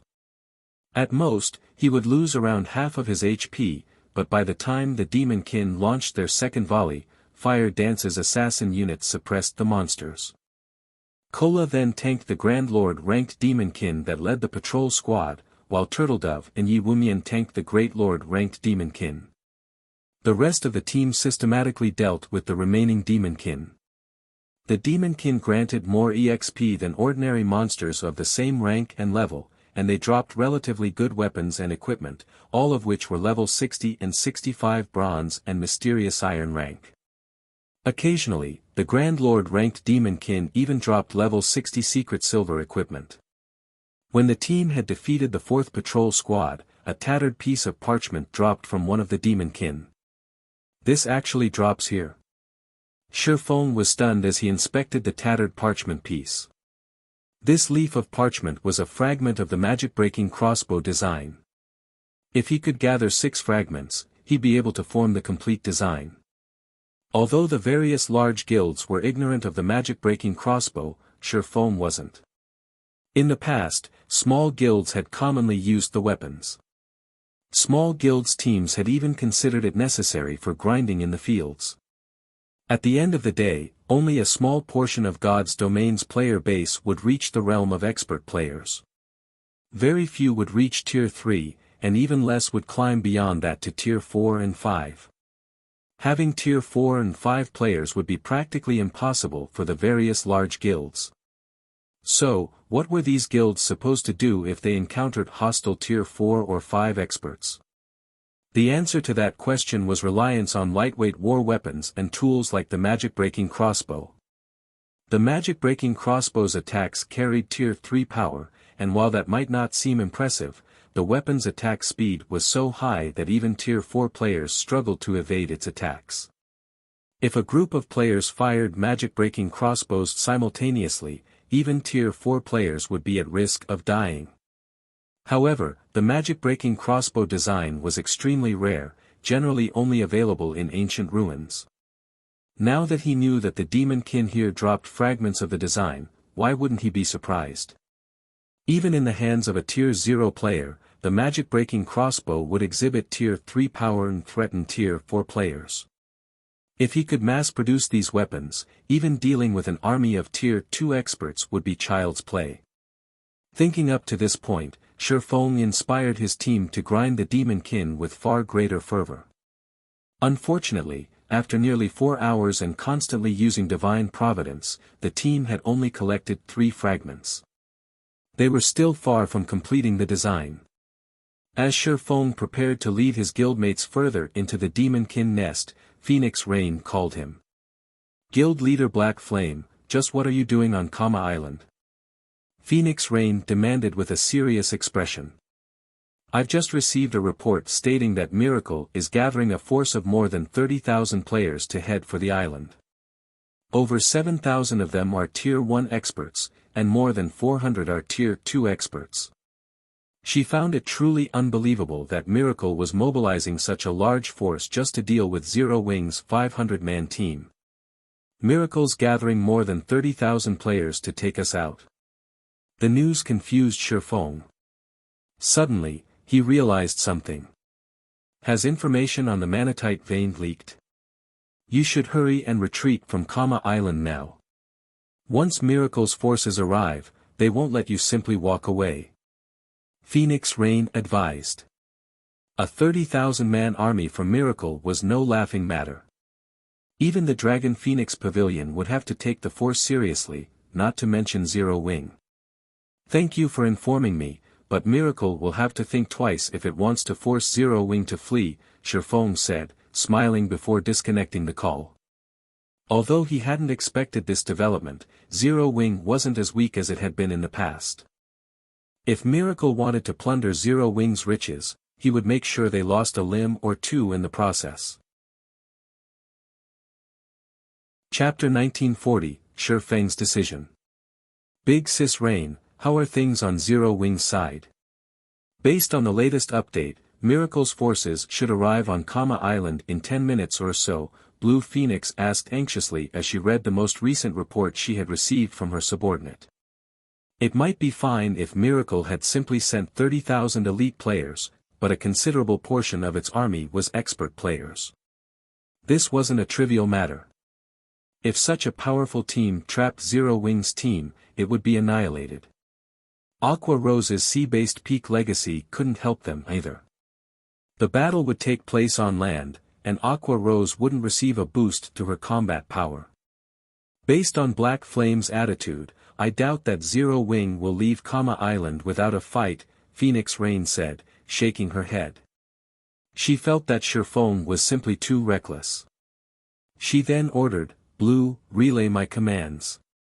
Have all nearby guild members gather on Kama Island. We'll hurry and reinforce Zero Wing immediately. I'll get it done. Blue Phoenix nodded.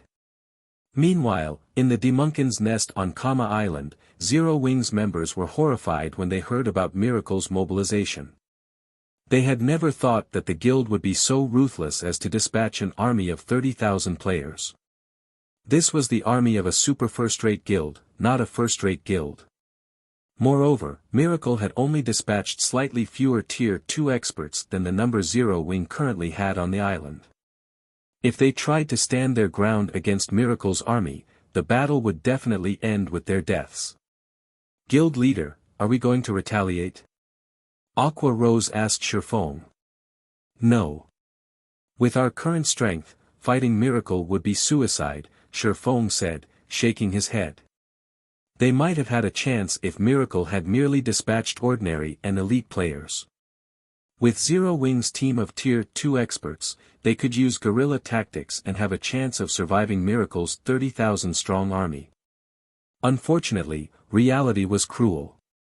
The expert players Miracle had dispatched were far stronger than ordinary expert players, and if they tried to take these experts on while so drastically outnumbered, not even guerrilla tactics would save them from a miserable death.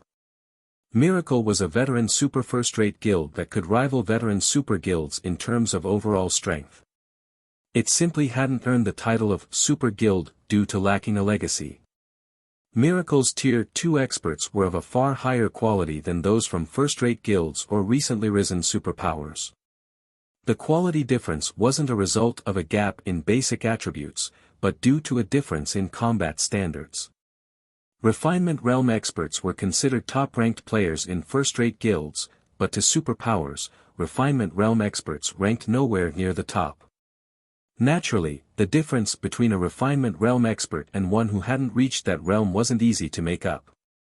Zero Wing had been able to stand against super first-rate guilds and super guilds because these powers had only dispatched a small number of their Refinement Realm experts or by relying on its players' overwhelming advantage in basic attributes.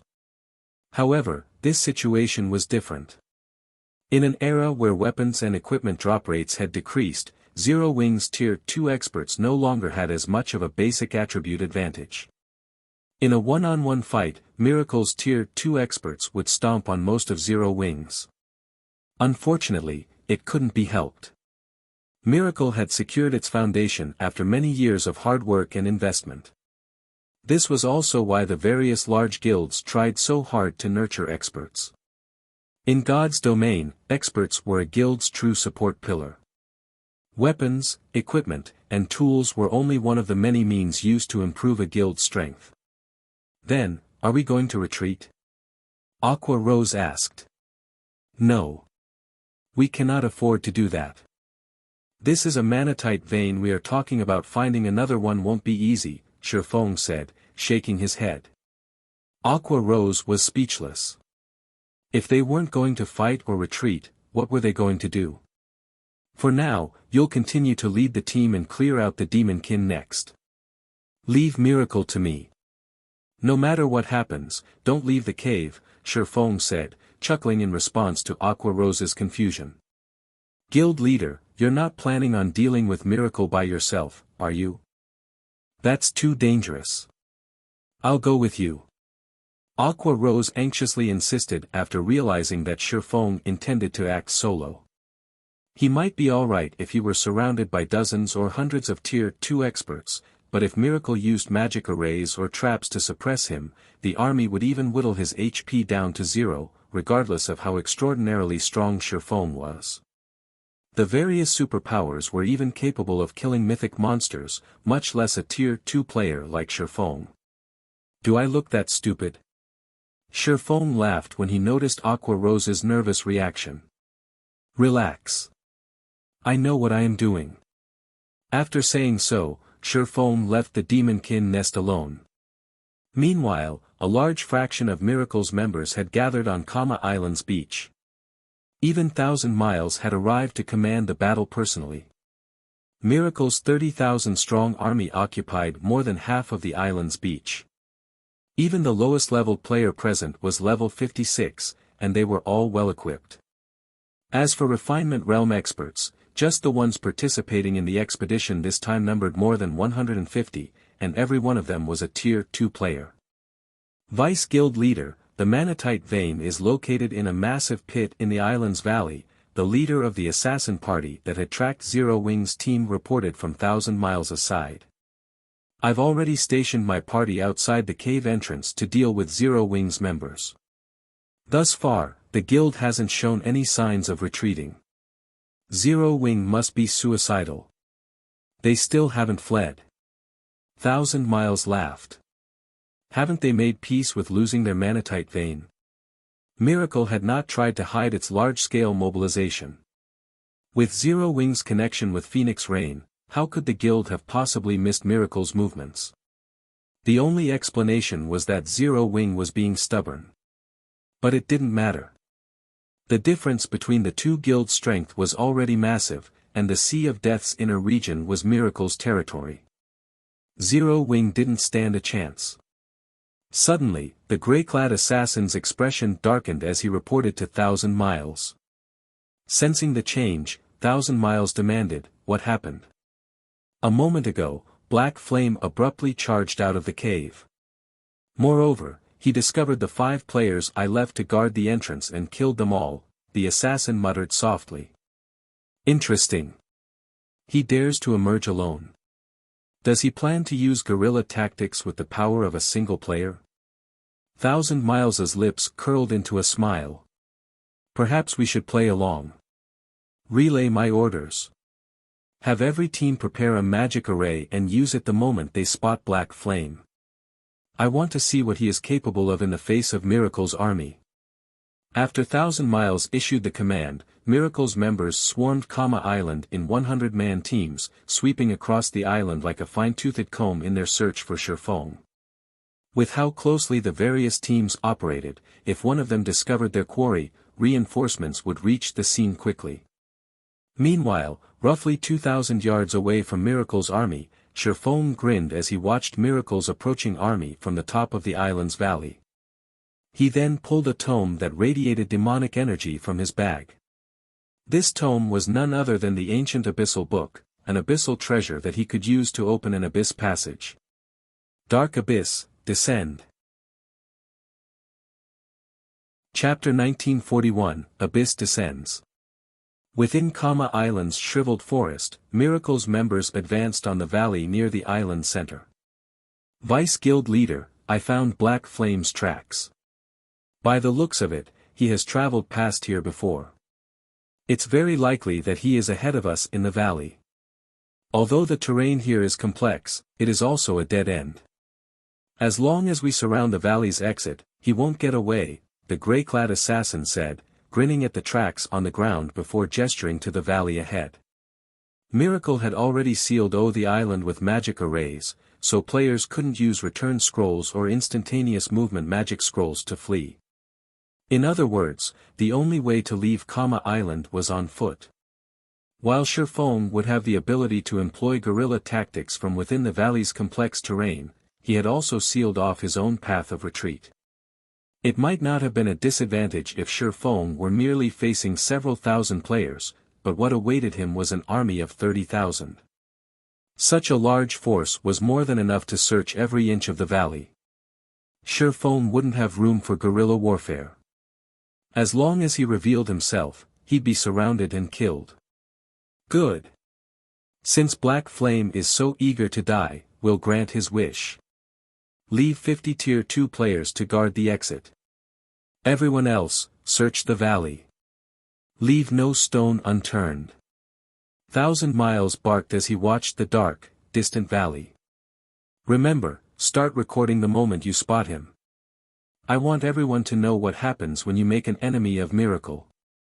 I will also reward a piece of epic equipment to anyone who kills Black Flame.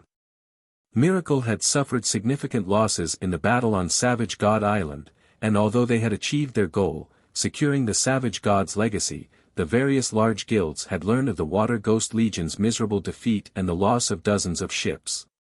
This had wounded Miracle's prestige among the guilds. Now that Feng was trying to cause trouble for his guild, 1,000 Miles was more than willing to slay the man, using the opportunity to restore some of the guild's lost reputation. When Miracle's members heard 1,000 Miles' orders, they bubbled with excitement. Although a lot of epic weapons and equipment had been found in God's domain thus far, even the various superpowers considered such items a luxury. Aside from the various superpowers upper echelons and peak experts, guild players had no chance of wielding an epic ranked item. Now that they had the opportunity to obtain a piece of epic equipment by killing Feng, why wouldn't they be excited? Under 1,000 Miles' command, Miracle's members swiftly entered the valley and searched through the island like a fine-toothed comb. Everyone hoped that Feng would appear before them. Shortly after Miracle's members began their search, a powerful storm brewed above them. Countless spatial tears ripped apart the dusky sky. Seeing this, Miracle's members slowed to a halt, watching the scene above them.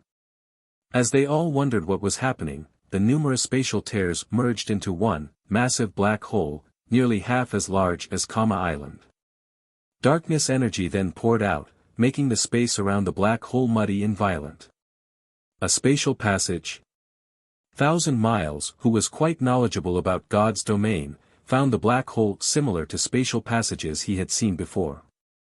Only, the one above Island was on a much larger scale.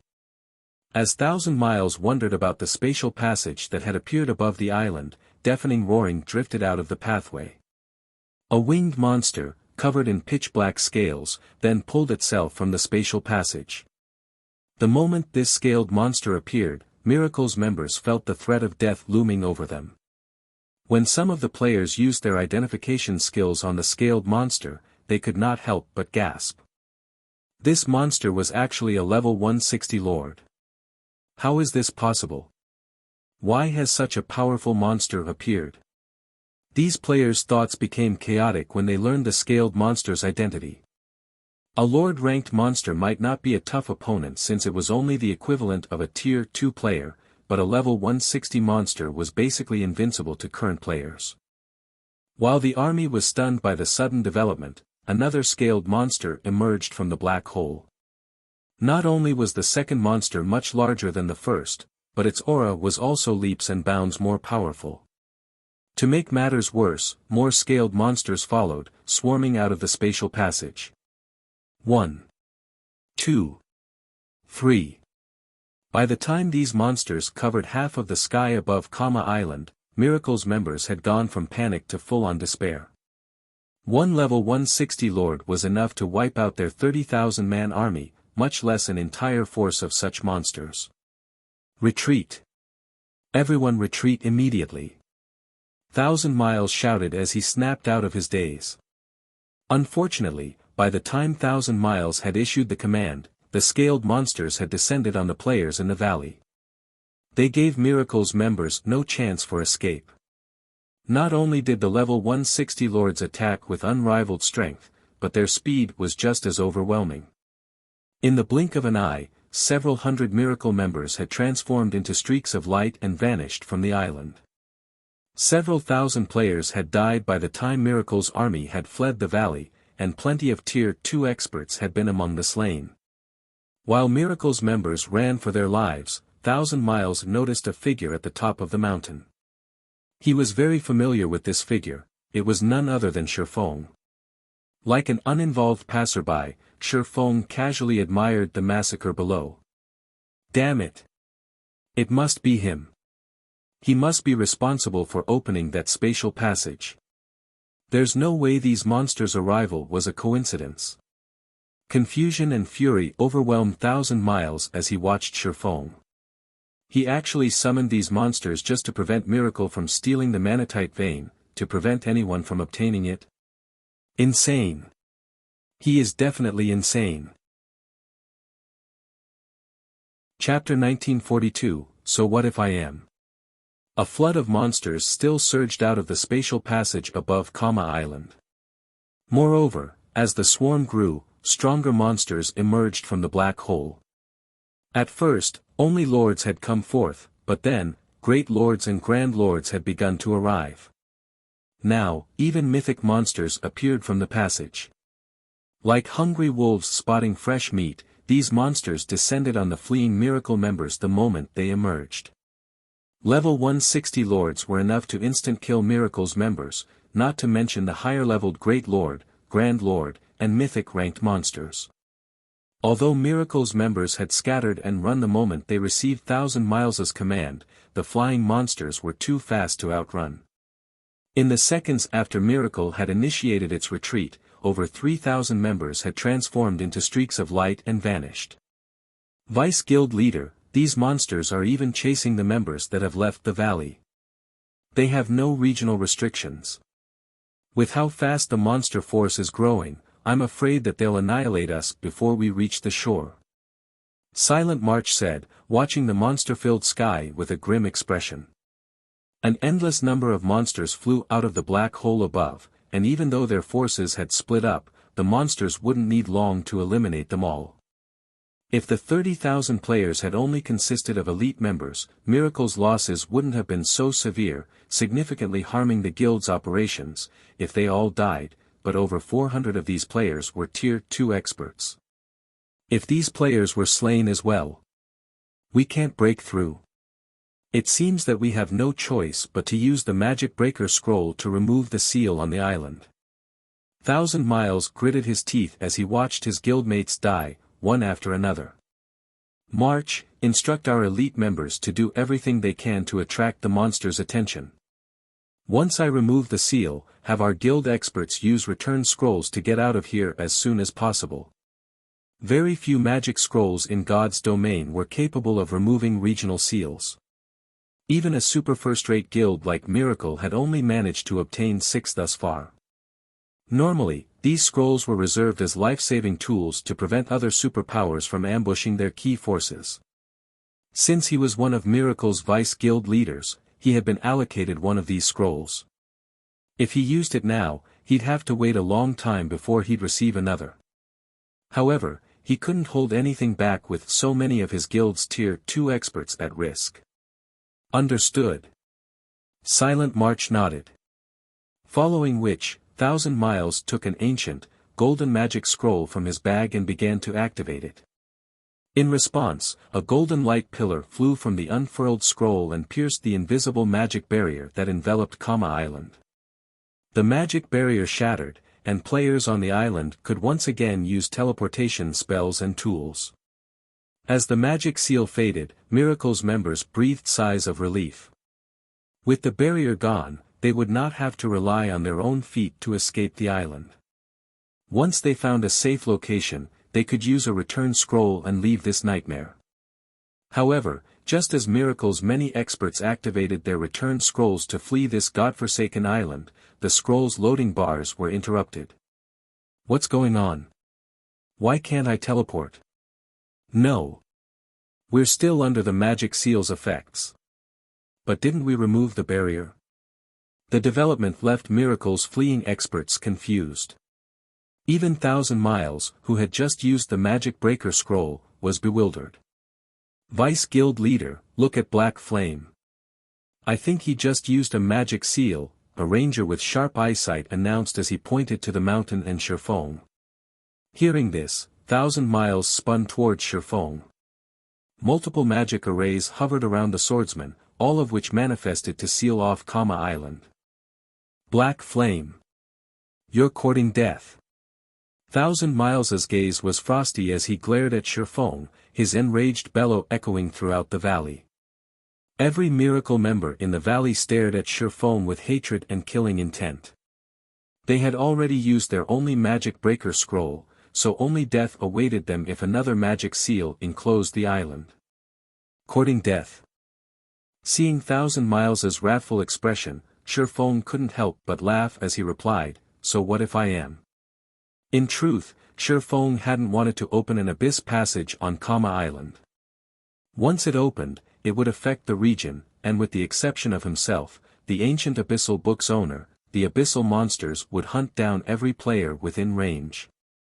Activating the abyssal passage had greatly affected his plans for the manatite vein. Although Feng had expected information on the manatite vein to leak and had prepared certain countermeasures, he hadn't expected it to happen so soon. Moreover, Miracle had intended to take the vein for itself, rather than negotiate. He couldn't afford to be courteous with the enemy guild. He would teach Miracle the price for trying to steal Zero Wing's manatite vein. Black Flame. Do you truly think Miracle will let you off the hook for this? Thousand Miles threatened as he watched the sealing magic array complete. Your entire guild will face Miracle's wrath, not just you. Guild leader Black Flame, many of Miracle's experts are on Kama Island. Our guild leader isn't exaggerating. If you complete the seal on Kama Island, Miracle will do everything it can to destroy Zero Wing. Silent March attempted to persuade Feng. Since you have developed Zero Wing to its current power, you should understand the various superpowers' strength. You should know how powerful our guild is. Do you really want to make an enemy of Miracle? Zero Wing had already become a noteworthy force in God's domain, but to a top-ranked, super first-rate guild like Miracle, it was still a trivial opponent. The only reason Miracle had not turned against Zero Wing thus far, despite the guild's multiple transgressions, was that it had much better things to do with its time and resources. However, if Miracle concentrated its strength against Zero Wing, removing the guild from God's domain wouldn't be difficult. You people really are interesting. You clearly came looking for trouble, yet you're making Zero Wing look like the bad guy here, claiming that our guild is trying to make an enemy of ours. Miracle's members sure are skilled with one-sided plays. Feng laughed. I'll repeat myself once again. So what if I am? Chapter 1943, Zero Wing's Wrath. Black Flame, you're going too far. Thousand Miles shouted hurriedly when he realized that Feng showed no intentions of canceling the magic array. We no longer have the power to take the manatite vein. We have even lost several thousand elites. If you complete the barrier around Kama Island, you might be able to use these monsters to kill us, but only once. However, Zero Wing will have to face Miracle's full wrath in return. Wrath? Feng could not help but laugh at Thousand Miles. I don't know how terrifying Miracle's wrath is, but you should have a taste of Zero Wing's, first. Feng's voice echoed throughout the valley, and Miracle's members felt a chill crawl down their spines from the indifference and killing intent his tone contained. They had never thought that Feng was so ruthless. He actually ignored his guild's safety to ensure their deaths. Insane. He must be insane. He wants to drag us down with him. How can a guild leader like this exist in God's domain? Miracle's members were bewildered as they stared at Feng. The various large guilds' guild leaders would do almost anything they could to ensure their guild's survival in God's domain. They often set aside their personal feelings for the bigger picture. Feng, on the other hand, didn't seem to care about Zero Wing's survival in the least, acting entirely on his emotions. However, Feng hadn't lied. While they weren't sure how Miracle would retaliate, they were certain that they'd face Zero Wing's wrath right now. Good. Very good. Since you want to duke it out, show me what you're capable of. Thousand Miles shouted, his eyes turning bloodshot. Everyone, heed my command. Attack Black Flame with everything you've got. The magic seal has a long activation time. If we can interrupt his channeling, he can't seal off the island. I will personally gift anyone who kills Black Flame a piece of epic equipment. The Vice Guild leader is right. Our deaths are not certain yet. As long as we can interrupt Black Flame, we still have hope of surviving. If we kill Black Flame, we'll even get a piece of epic equipment. Right. This battle's outcome isn't set in stone. We still have a fighting chance. Kill Black Flame. Hearing Thousand Miles' orders, Miracle's members knew that their only hope of survival hinged on striking Feng with everything they had. Otherwise, none of them should think of leaving Kama Island alive. Fortunately, the magic seal needed 2 minutes to complete. They weren't completely out of luck. As their morale recovered, Miracle's members charged toward Feng while ignoring the abyssal monsters around them. The only thing on their minds was Feng's death. Like wild beasts that had awakened from their slumber, the auras of the remaining 20,000 plus players flared as they bared their teeth at their adversary. Retaliating even in the face of death. Feng sneered at the approaching mob. He stood just below the spatial passage, and as Miracle's members approached, they would encounter more abyssal monsters. With current players' strength, charging at these monsters was suicidal. But Miracle's players were in a frenzy. They disregarded all costs while charging at Feng, and even when their comrades fell beside them, they didn't pull their gazes from their target. Everyone, keep it up. Black Flame is still channeling the magic array and can't move. If even one of us reaches him, victory will be ours. Silent March cried, rallying his troops. While a magic seal was powerful, it had an obvious flaw: the player activating it had to remain in a safe place. If the caster moved in the slightest, the channeling process would be interrupted and would fail. Although there were indeed a lot of abyssal monsters between them and Feng, Miracle's players on Kama Island greatly outnumbered the monsters. Although the price of distracting the abyssal monsters was considerably high, it was possible, and it would allow a few players to slip by, reaching their target. Sure enough, 7 players managed to break through the abyssal monster's encirclement after a short moment, arriving within 60 yards of Zero Wings guild leader. Even if I can't move, I can still use my skills and spells. Seeing the approaching enemies, Feng promptly activated Chilling Field. The moment Chilling Field activated, the 7 miracle members immediately felt a chill envelop their flesh. Both their movement speed and attack speed significantly decreased. Before the miracle members could move within 40 yards of Feng, icicles exploded from the ground, striking the 7 players as damages in the tens of thousands appeared above their heads. The mana on Kama Island was extremely thin, which limited the combat power players could exert, and with Chilling Field's movement speed reduction, dodging the icicles' attacks became impossible for the 7 miracle players. In the blink of an eye, the attacks killed 2 players. Only the 5 Refinement Realm experts managed to avoid death. However, while the 5 Refinement Realm experts had dodged the first wave of Feng's attacks, the swordsman was far from finished. As a constant stream of attacks bombarded them, the Refinement Realm experts were forced to halt their advance, focusing on defense. Unfortunately, they still took hits from time to time, continuing to lose HP.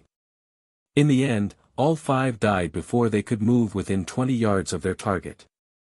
Although Refinement Realm experts were frightening existences in first-rate guilds, their evasive and defensive maneuvers were unrefined before Feng. Die. Following which, Feng struck one group of Miracles members after another, mercilessly slaying every player that came within his attack range. None of them could get within 10 yards of Feng. Seeing this, Miracle's surviving members were dumbfounded. While Silent Mars came within 50 yards of the swordsman, she stopped her advance and took out a single target, Tier 4 offensive magic scroll. Numerous spiraling wind blades then formed around Feng. Under Silent March's control, these wind blades bombarded the immobile guild leader. Boom! Boom! Boom! Explosions rang out in succession, the resulting shockwaves throwing dust and dirt into the air. He's finally dead. Silent March could not help but breathe out a sigh of relief as she watched the dust cloud surround Feng's location.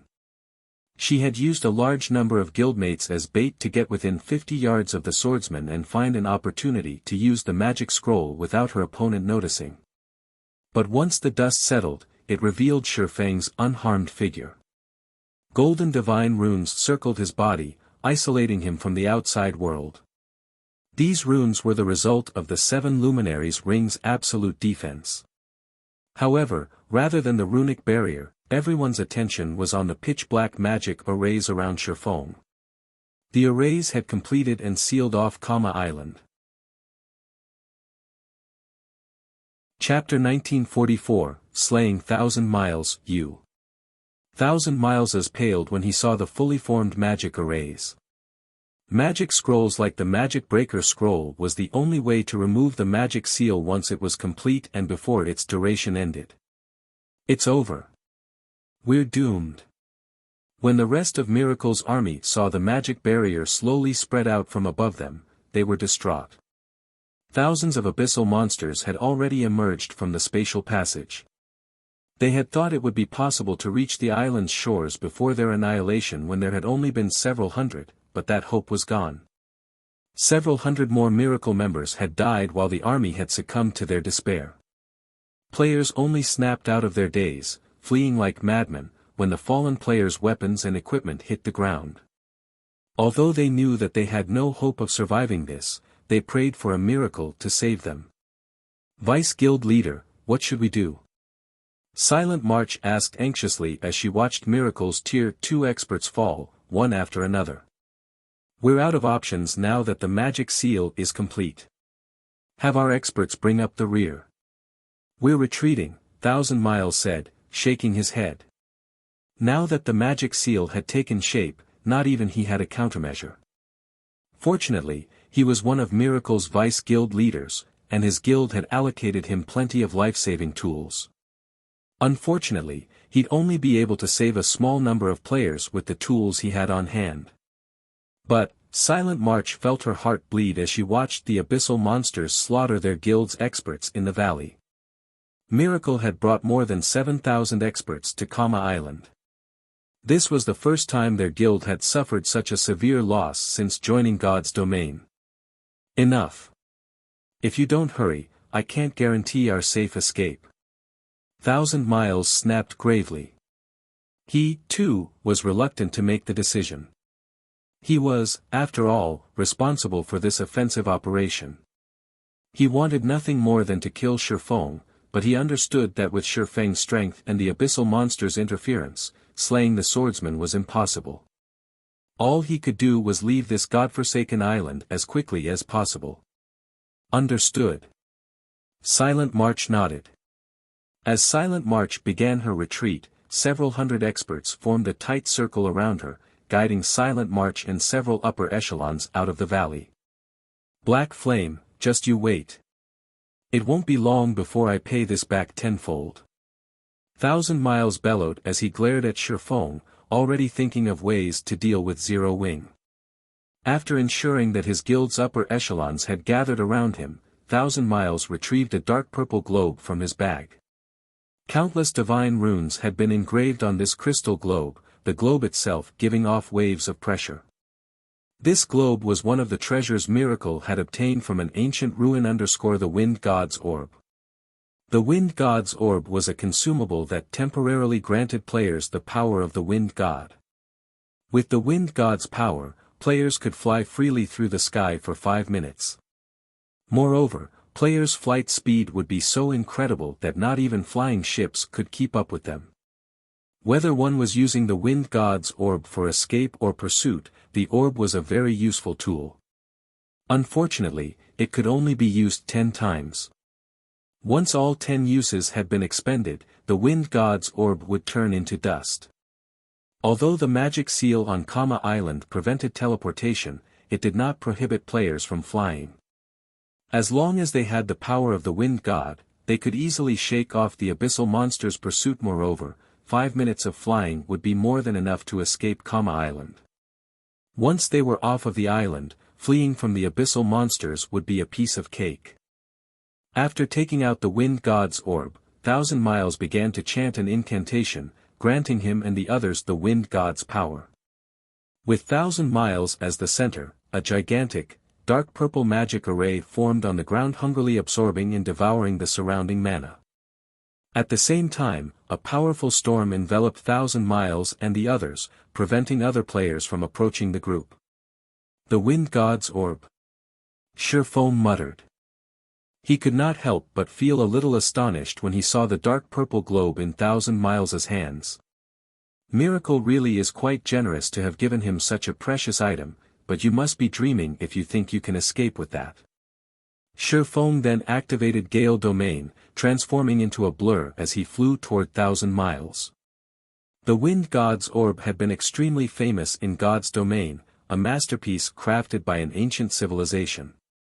As long as there were no magic arrays that prevented flight in an area, even Tier 5 players wouldn't stop a player endowed with the Wind God's power.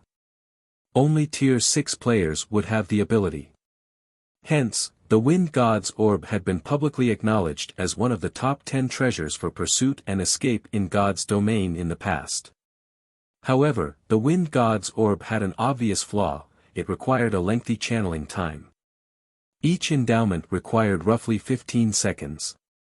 Although Feng was currently around 800 yards away from 1,000 Miles, he could cross the distance in less than 10 seconds with the effects of Gale Domain. Of course, Miracle's members noticed Feng's movement. Black Flame. 1,000 Miles' rage burned even brighter when he saw Feng's approach. Escort team, block him with everything you've got. I'll kill him myself in a moment. He had called off the assault on Feng simply because he found the task troublesome. He had decided to ignore the man and let the hateful bastard live for a few more days. However, Feng ignored his benevolence and now targeted his life. Vice Guild Leader, rest assured, we'll make sure he doesn't leave your sight. "We'll show this brat just how ignorant he is," a silver-armored, middle-aged man confidently declared as he watched Feng's approaching figure. After saying so, the middle-aged man, who led the escort team, and the team's 200-plus members vigilantly awaited Feng's arrival. Once the flying swordsman was within 100 yards, the escort team activated their berserk skills. A few members even activated a magic array, trapping Feng within a magic barrier. Shatter. When Feng was less than 60 yards away from Thousand Miles, he activated Power of Darkness and swung down Killing Ray. Lightning Slash. A blue lightning bolt tore through the sturdy magic barrier, and by the time Miracle's players noticed it, the bolt had pierced through Thousand Miles' body, devouring all of his HP. Chapter 1945, Miracle Defeated. How is this possible? Silent March stared at Thousand Miles' empty HP bar with wide eyes, shocked. That attack had been too fast and sudden. The escort team had clearly trapped Feng in a magic barrier that even a Grand Lord would need some time to struggle free from, yet Feng had broken free and killed Thousand Miles with the same, single attack. Any player capable of rising to the position of Vice Guild leader in a superpower had more than just strong management abilities but also had enough individual strength to convince others to follow them obediently. Although Thousand Miles had been focused on activating the Wind God's Orb, landing a ranged attack should have been impossible, but Feng had taken advantage of the moment Thousand Miles had lowered his guard due to the magic barrier, claiming the man's life. God's domain had many spells and skills that quickly took effect, and by the time these abilities activated, even experts would be hard-pressed to dodge them normally. Players had to predict the attack's trajectory, taking preemptive measures to dodge or block the attack. However, Feng's execution had been so fast that she hadn't even noticed his movements when he activated the skill.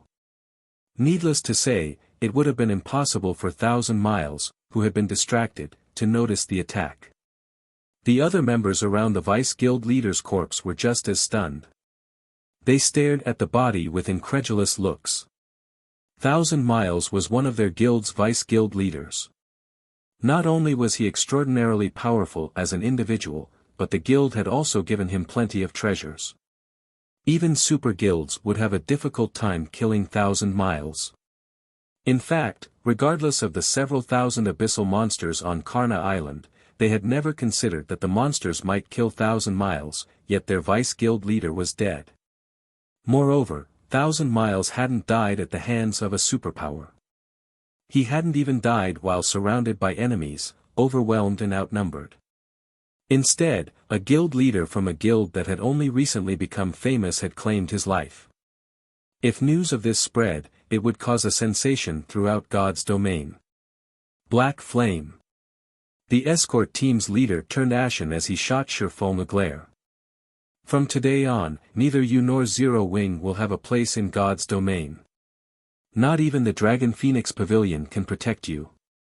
Had someone from another superpower killed Thousand Miles, it would not have had much of an impact on Miracle's reputation. At most, the public would think that the offending superpower had grown stronger. However, the fact that a minor power like Zero Wing was responsible for the Vice Guild leader's death was humiliating. If word of this got out, Miracle would become a laughingstock among the various superpowers. Others might even assume that Miracle had grown weaker, doubting its qualifications as a super first-rate guild. If Miracle did not annihilate Zero Wing after such an insult, it would have no hope of mingling in God's domain in the future. That's my business, Feng said while slashing the abyssal blade at the escort team. Lightning Edge. Countless arcs of lightning streaked toward the dazed escort members. Although a portion of the escort members had reacted to the attack quickly and dodged Lightning Edge's trajectory, the attack killed more than 70% of the team. I'll kill you. The escort leader, Nameless Hacker, gnashed his teeth in rage as he watched his teammates die. Nameless Hacker and the other survivors charged at Feng, killing intent flashing in their eyes. They would slay this swordsman even if they had to sacrifice their own lives. I'll support you. Silent March was just as resolved to kill Feng. After activating her berserk skill, she began to chant an offensive spell, aiming for the guild leader. Although Nameless Hacker was not a match for Miracle Dragon, he was a peak expert at the Void Realm. If he had 20+ melee refinement realm experts supporting him, not even a domain realm expert would dare to take him on. Furthermore, he had the support of a magical class expert, Silent March. She could make up for the melee player's flaws by launching attacks at Feng's blind spots, which the melee players could not reach. Die.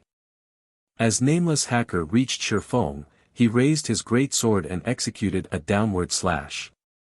The greatsword transformed into a rainbow that descended on Feng. As the rainbow passed, even space began to crack. At the same time, the other escort members circled to Feng's sides and executed their strongest skills. As they attacked, they paid no attention to defense.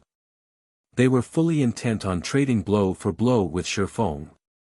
Once Silent March saw Nameless Hacker use his ultimate move, she followed by releasing her channeled spell, the Tier 2 curse, Death Coffin. With Feng in the center, death energy filled a 30-yard radius, constantly corroding the players' lives.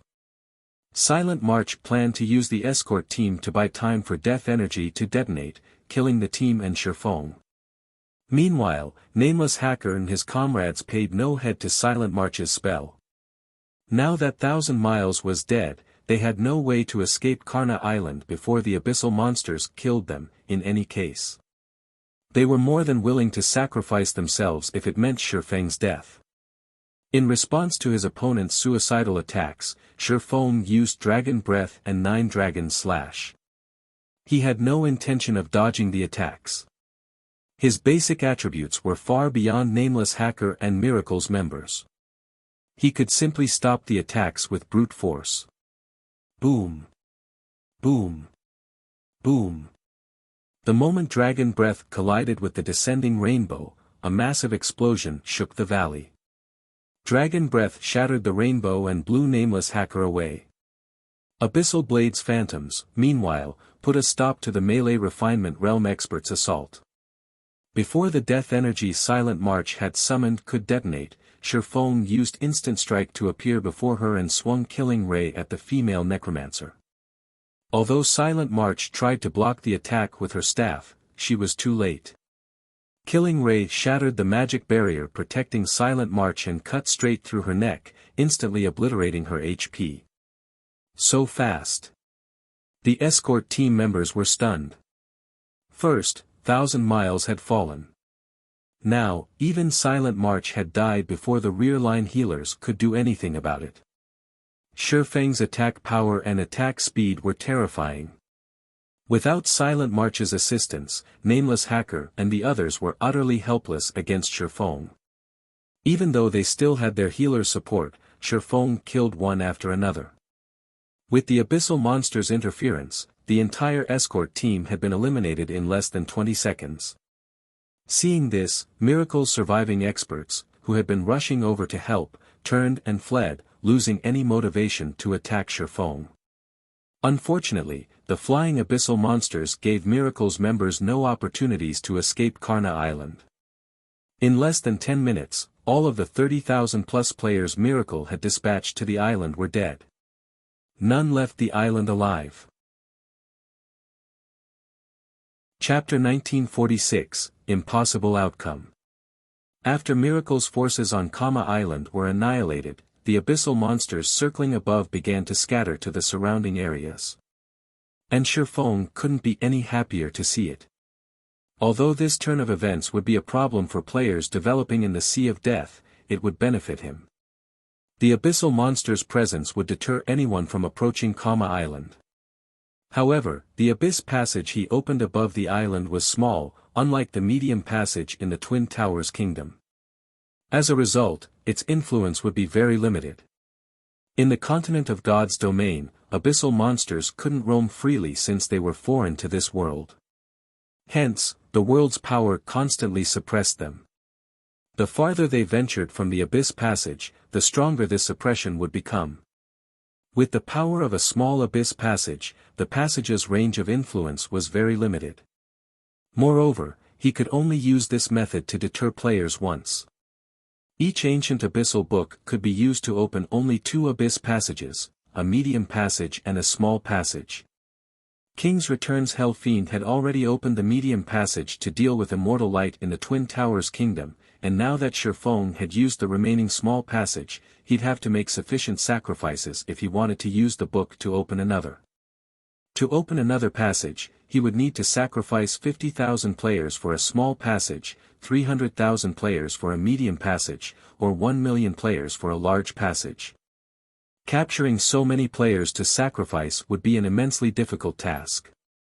He might be fine if his actions went undiscovered, but once other players found proof of his wrongdoing, the consequences would be horrendous.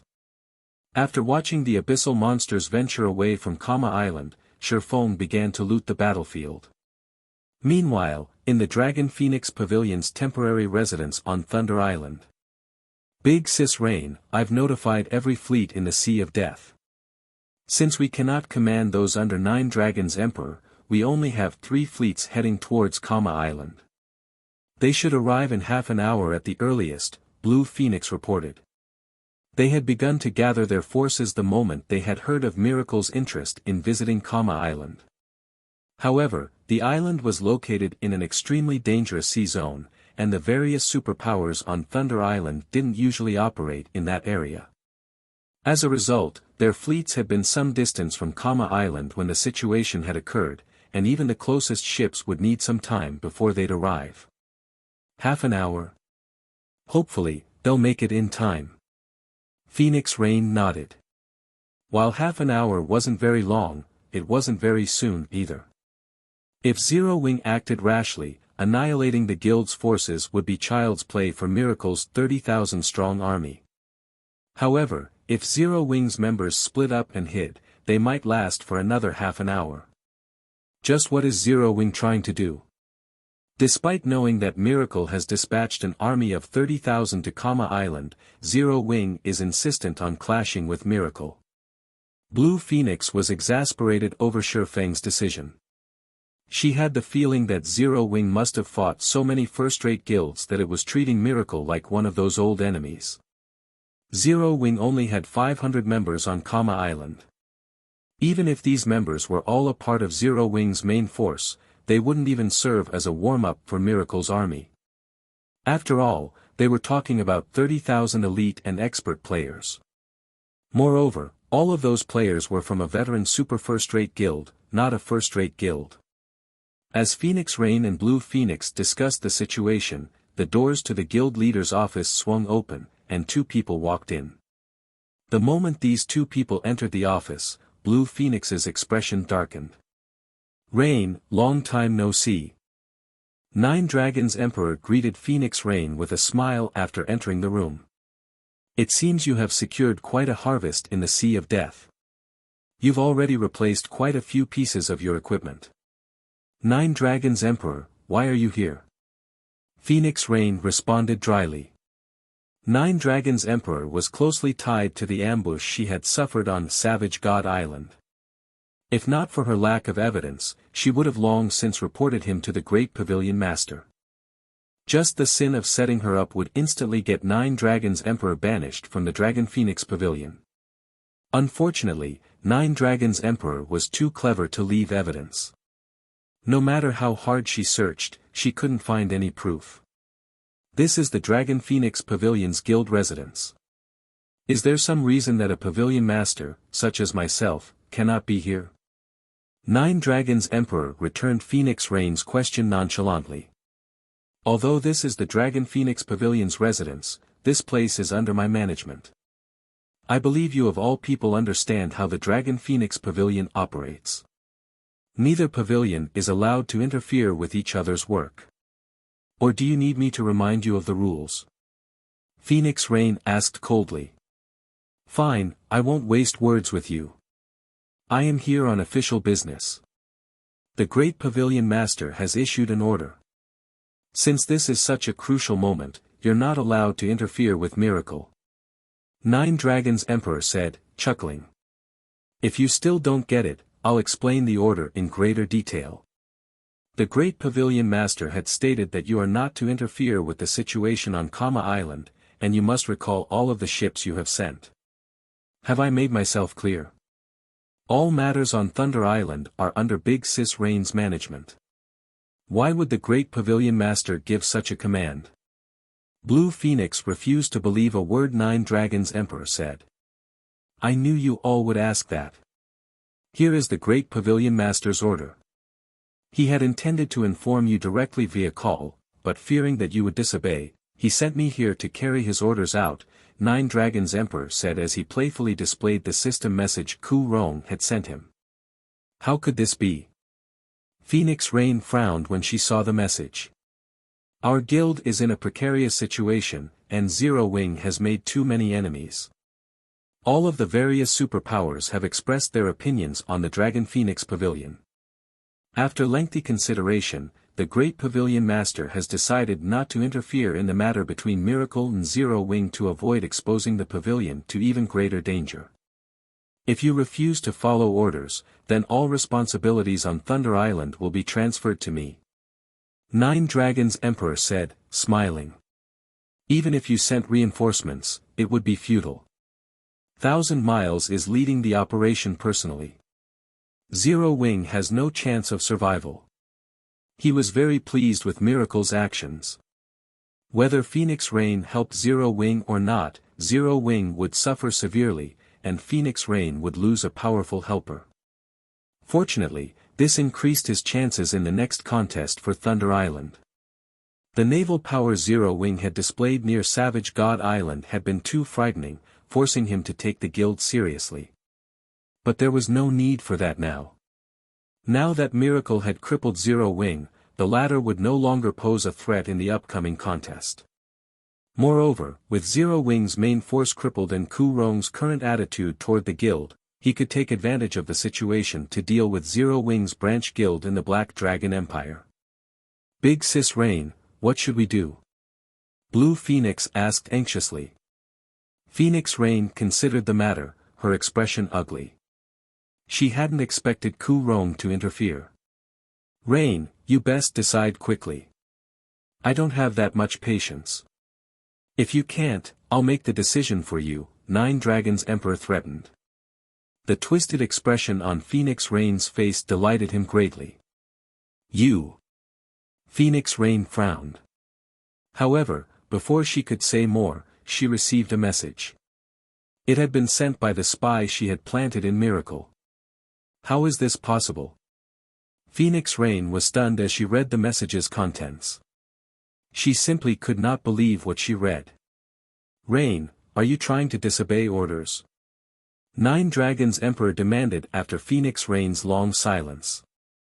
Inwardly, though, he grinned ear to ear. As long as Phoenix Rain refused to obey Ku Rong's orders, he would take control of Thunder Island. It would save him a lot of effort with his future plans. Sure. Of course, we'll follow orders. Phoenix Rain smiled as she glanced at Nine Dragons Emperor. Blue, notify the fleets to return immediately. Return? Blue Phoenix was confused. Are we really doing this? Nine Dragons Emperor stared at Phoenix Rain in shock. He had never expected her to be so decisive. Of course. The battle on Kama Island is already over, Phoenix Rain said. Including 1,000 Miles and Miracle's other upper echelons, the 30,000-man army has been eliminated. There's no longer a need to visit the island. Chapter 1947, Bountiful Harvest. Miracle's been annihilated? Nine Dragons Emperor was dumbfounded when he heard Phoenix Rain's announcement. How can this be? Miracle wasn't an ordinary super first-rate guild. Aside from its weaker legacy, it was stronger than some super guilds overall. Furthermore, 1,000 Miles had led the operation personally. If another superpower had to face Miracle's 30,000-man army, the battle would be bitter even if the superpower thoroughly prepared, much less annihilate Miracle's forces. Annihilating Miracle's army would be far more difficult than simply defeating it. If Miracle's 30,000 players decided to scatter and flee, no power should be able to eliminate them all even if the army were badly outnumbered. How could Zero Wing possibly achieve such a feat? Big Sis Rain, are you sure? Even if Zero Wing managed to obliterate Miracle's army, 1,000 Miles shouldn't have died. As one of Miracle's Vice Guild leaders, he should have plenty of life-saving tools on him. Killing him should be much harder than annihilating Miracle's army. How could he possibly die? Not even Blue Phoenix could believe the report. As a member of a superpower herself, she knew just how serious the various superpowers protected their upper echelons, especially their Vice Guild leaders. Even before God's domain, the various superpowers guild leaders and Vice Guild leaders had faced assassination in other virtual reality games. This wasn't new to them. However, as the various superpowers adapted to God's domain, they provided even better protection for their upper echelons. Take the ambush Phoenix Rain had faced on Savage God Island, for example. While Miracle might have had the ability to slay the main force members under Phoenix Rain, it hadn't been able to kill her.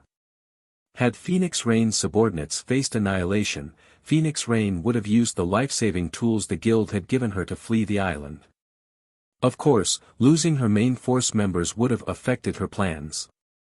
When Nine Dragons Emperor heard Blue Phoenix's question, he could not help but nod in agreement. He decided that the news must be fake. It would have already been impressive if Zero Wing's small team of 500 escaped Miracle's forces, but no matter how strong those players were, annihilating Miracle's army should have been impossible, not to mention slaying 1,000 Miles. I wondered the same thing, but I've just verified the information. Miracle has issued a red annihilation order on Zero Wing.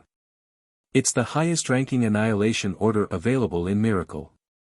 Issuing this order means that there are no options for reconciliation between Miracle and the order's target, and only one of them will be allowed to live, Phoenix Rain said. Why would the guild issue a red annihilation order if Zero Wing didn't annihilate its army? That is a lie, right? Miracle's army had more than 400 Tier 2 experts. Such a severe loss will certainly affect Miracle's future plans. Blue Phoenix still couldn't believe the news, but faced with the facts, she had no choice but to accept it as truth. Miracle had issued the red annihilation order in the past but only when the guild had expected a decisive battle with another superpower. No matter how she looked at it, now that Miracle had used the order on Zero Wing, it must have suffered a humiliating loss against the smaller guild. Nine Dragons Emperor, what a pity. It seems that my ally is quite reliable and no longer requires my help. If you have nothing else, I must ask you to leave. Unlike you, I don't have much free time. I still have to take care of many matters on Thunder Island. Phoenix Rain smugly dismissed Nine Dragons Emperor.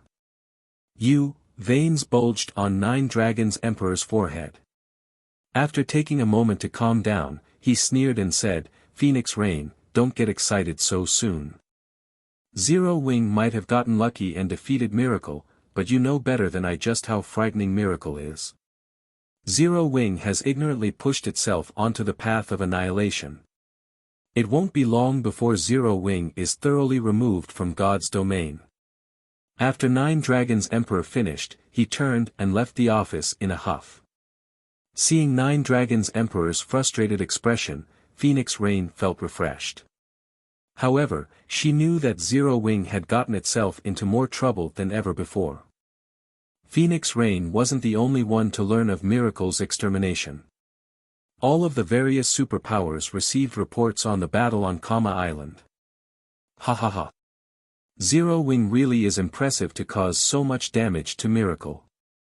Even 1,000 Miles was slain. The guild has dragged Miracle's reputation through the mud. Let's see if Miracle still dares to call itself #1 among super first-rate guilds. I had never thought that Miracle would suffer such an upset one day. If Miracle doesn't deal with this matter properly, it will become a laughingstock in the sea of death. Zero Wing is quite powerful. With such capabilities, it should easily rank among the top 5 of up-and-coming guilds. The news of Miracle's slaughter surprised all of the various superpowers, although they also pitted Zero Wing. With how much potential Zero Wing had displayed thus far, it was guaranteed to become a super first-rate guild if given enough time. However, now that Zero Wing had provoked Miracle, the guild had no future to speak of. Had Miracle's defeat been minor, it would have, at most, sent some guild experts to harass Zero Wing. As a superpower, Miracle had a lot on its plate, after all. It couldn't utilize its full strength to deal with some small guild. However, this situation was different. Not only had Zero Wing slaughtered Miracle's 30,000-strong army, but it had also killed 1,000 Miles, one of the guild's key figures.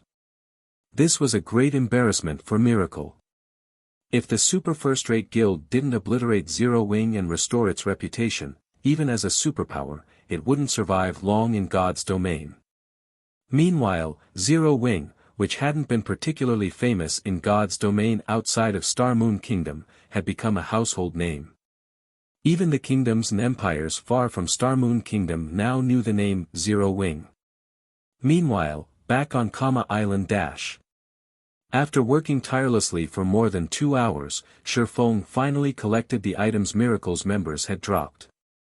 Miracle had dispatched over 30,000 players to Kama Island, and over 7,000 of them were experts. The guild had also sent more than 400 Tier 2 players. One could easily imagine how powerful the dropped items were. However, Feng did not store everything in his bag, which only had a limited amount of space. Hence, he only stored the best items, ignoring the common weapons and equipment.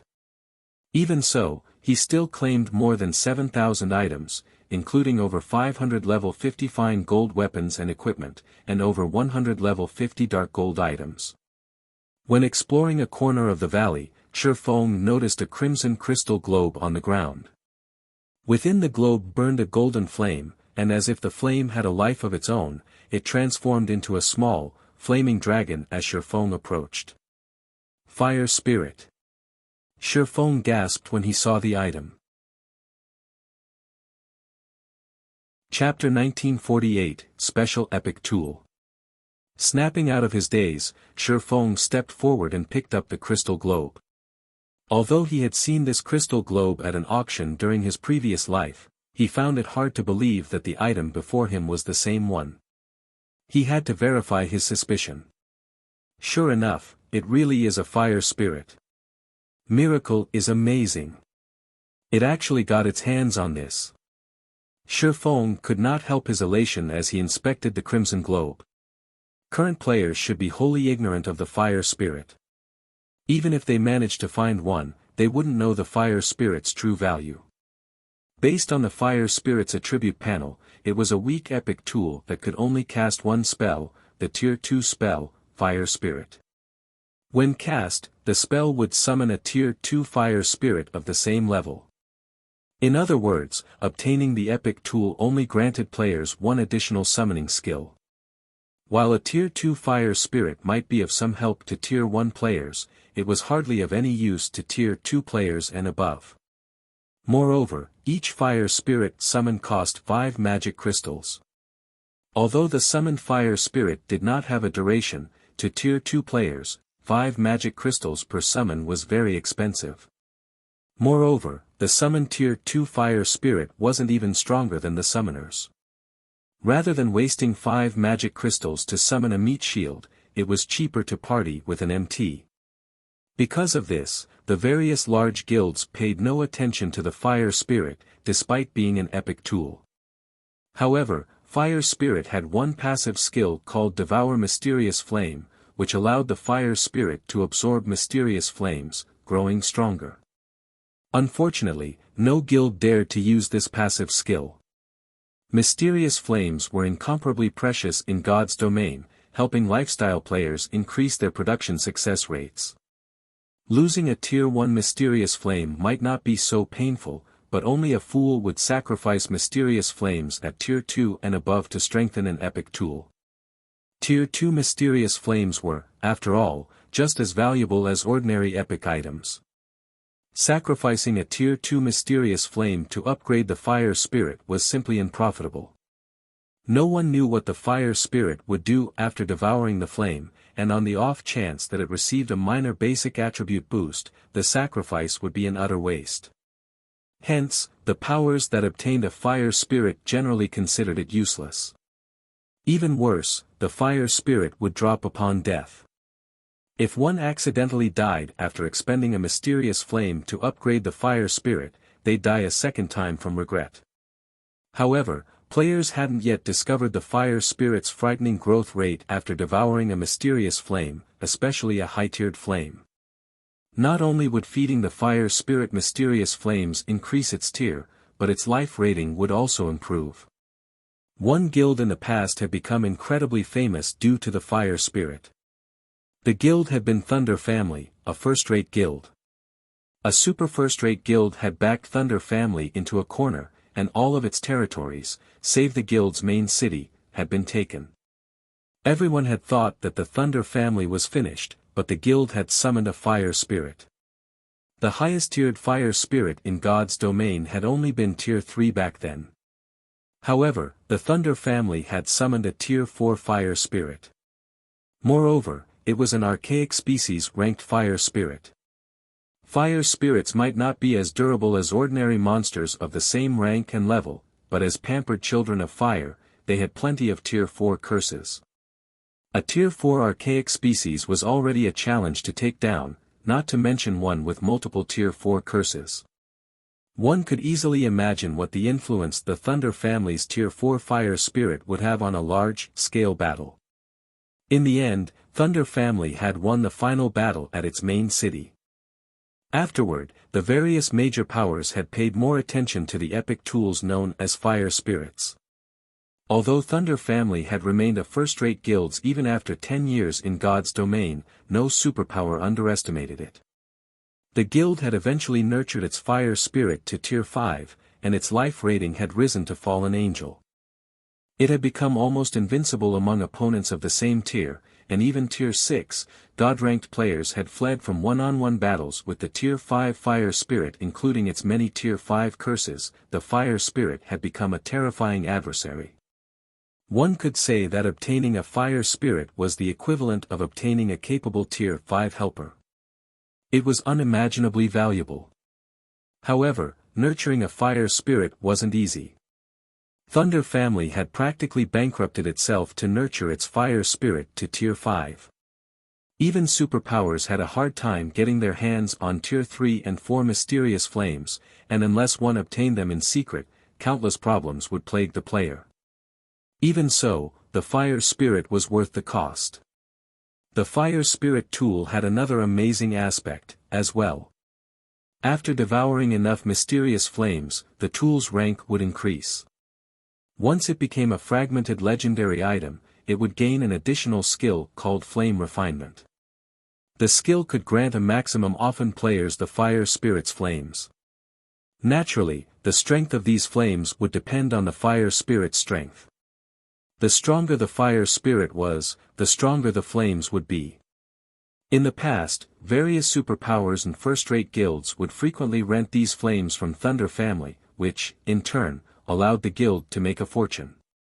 Although Aqua and Snow failed to find any clues leading to tier 2 and tier 3 mysterious flames, they did obtain quite a few tier 1 mysterious flames.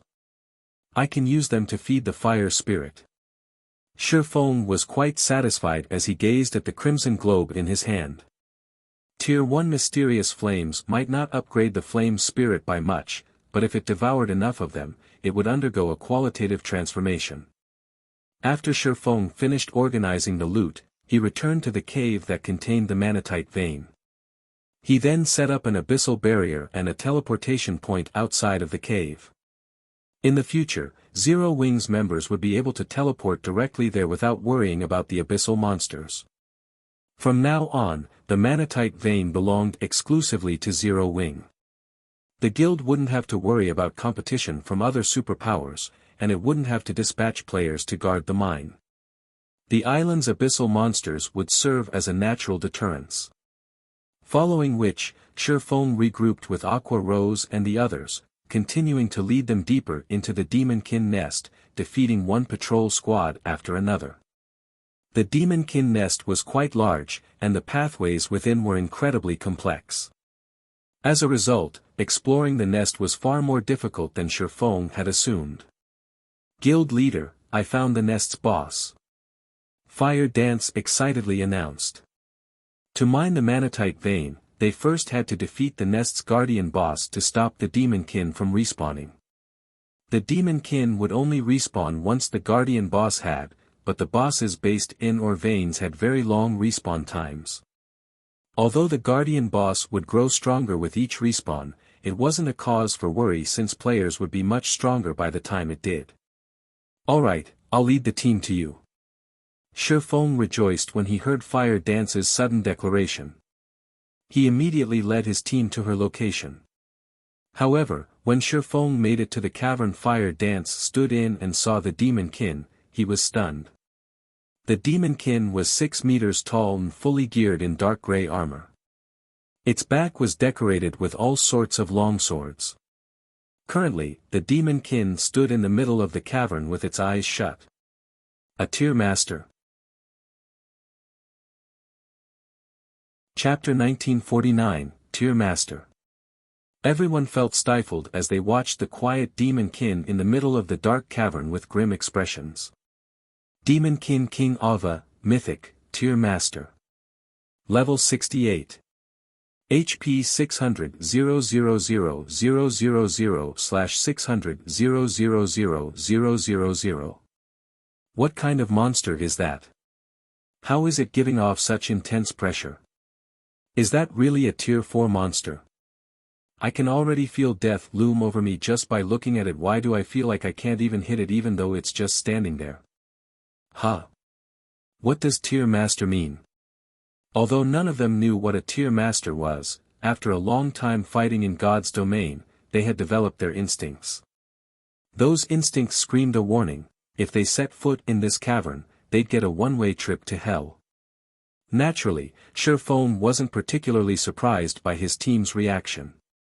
After all, their instincts were correct. If they entered Ava's cavern carelessly, their deaths would be guaranteed. The concept of a Tier Master was still foreign to current players. It was akin to a king among those of the same tier, but unlike ordinary archaic species or dragons, a Tier Master's strength didn't originate from extraordinary attributes.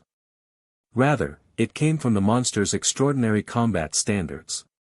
Dealing with Tier Masters was far more difficult than dealing with archaic species that had high attributes.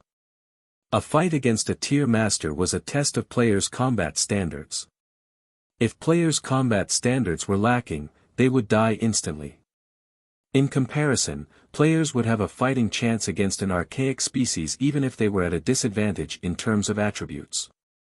Moreover, when raiding Tier Masters, players would not be able to use their numerical advantage.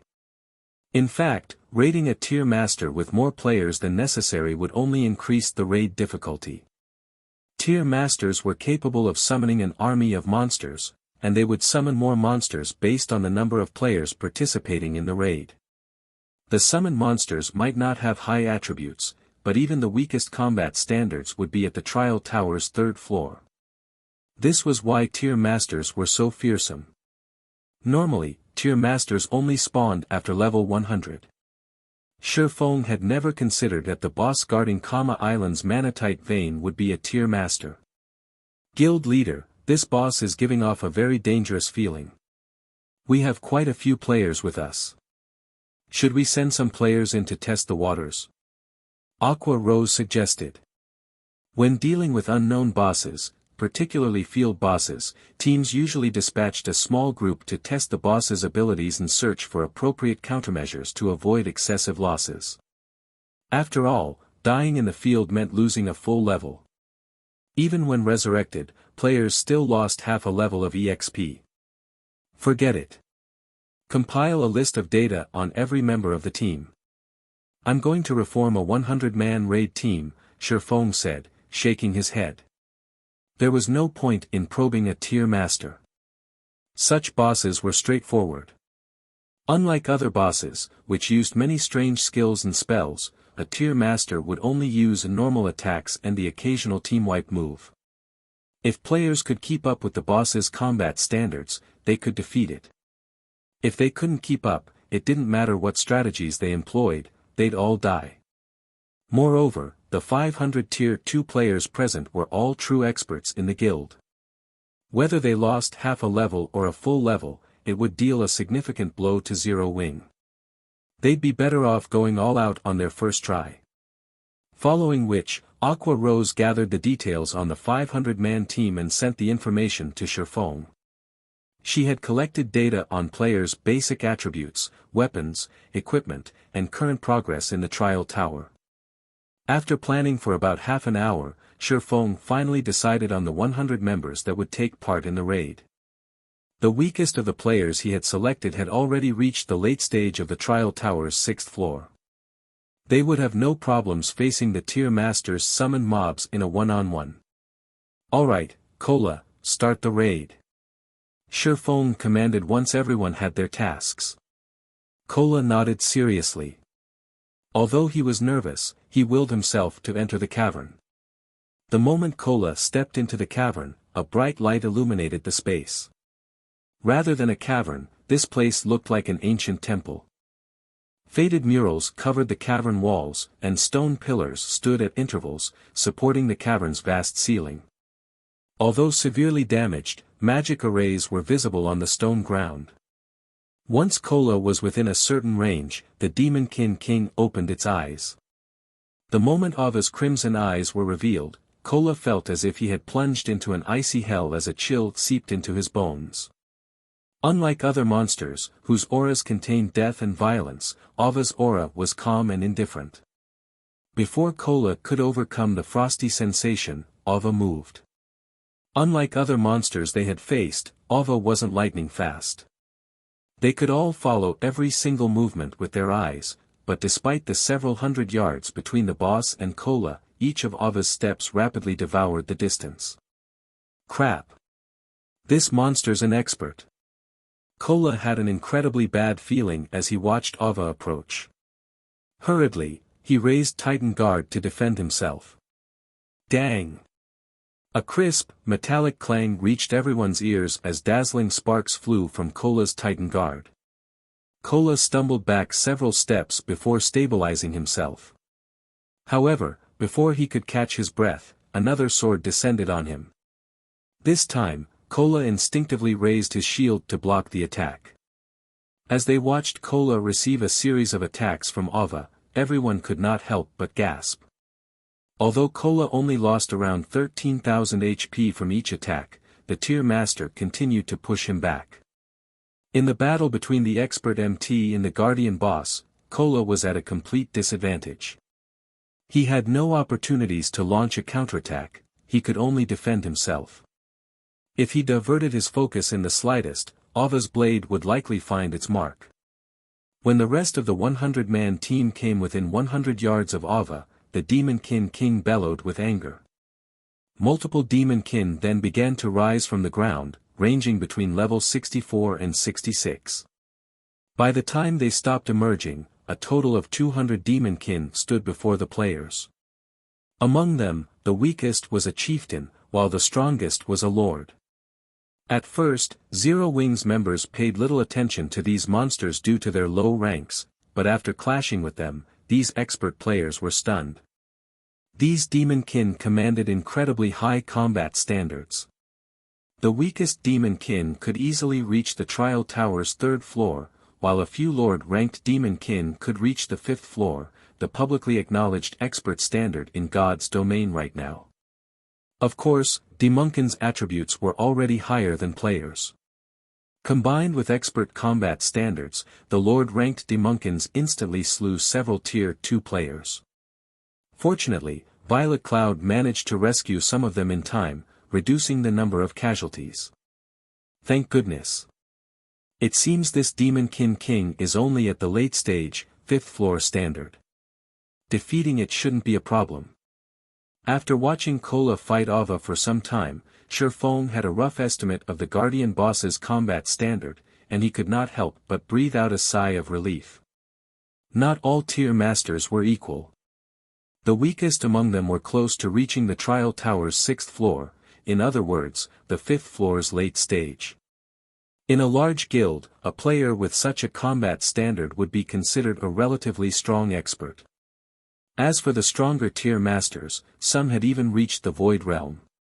Fortunately, Ava was one of the weakest tier masters. Had it been slightly stronger, Kola would have died instantly even if he met the attribute requirements for this raid. The only reason Ava was able to suppress Kola was its mythic ranked attributes. Although Kola's life dangled off the side of a cliff, Ava couldn't push the MT any farther. Furthermore, Kola could activate his Berserk skill to bridge the gap between them. Under Feng's command, Kola activated his Berserk skill, instantly decreasing the raid's difficulty. Meanwhile, with Turtledove and Yiwumian tanking most of the mobs, the rest of the team was free to attack the Demonkin King, decimating its HP. 90%. 70%. 50%. When Ava only had 1% of its HP remaining, Feng activated Divine Providence and finished the Demonkin King off with Shadow Blade and Lightning Slash. As soon as the Guardian boss fell, a system notification reached everyone's ears. Chapter 1950, Demonkin King's Loot. System, congratulations. You have killed the Demonkin King, Ava. Due to the Demonkin King's death, all Demonkin in the area will not respawn. System, congratulations. You have obtained the first kill on the Demonkin King Ava. Rewards doubled. Guild popularity plus 500 and humanity reputation plus 20. When they heard the system announcements, Zero Wings members cheered in joy. Now that they had killed the Demonkin King, the Manatite vein had finally come under Zero Wings' control. Their guild could now mine the vein freely. Currently, only a few superpowers had possession of or veins that produced magic crystals.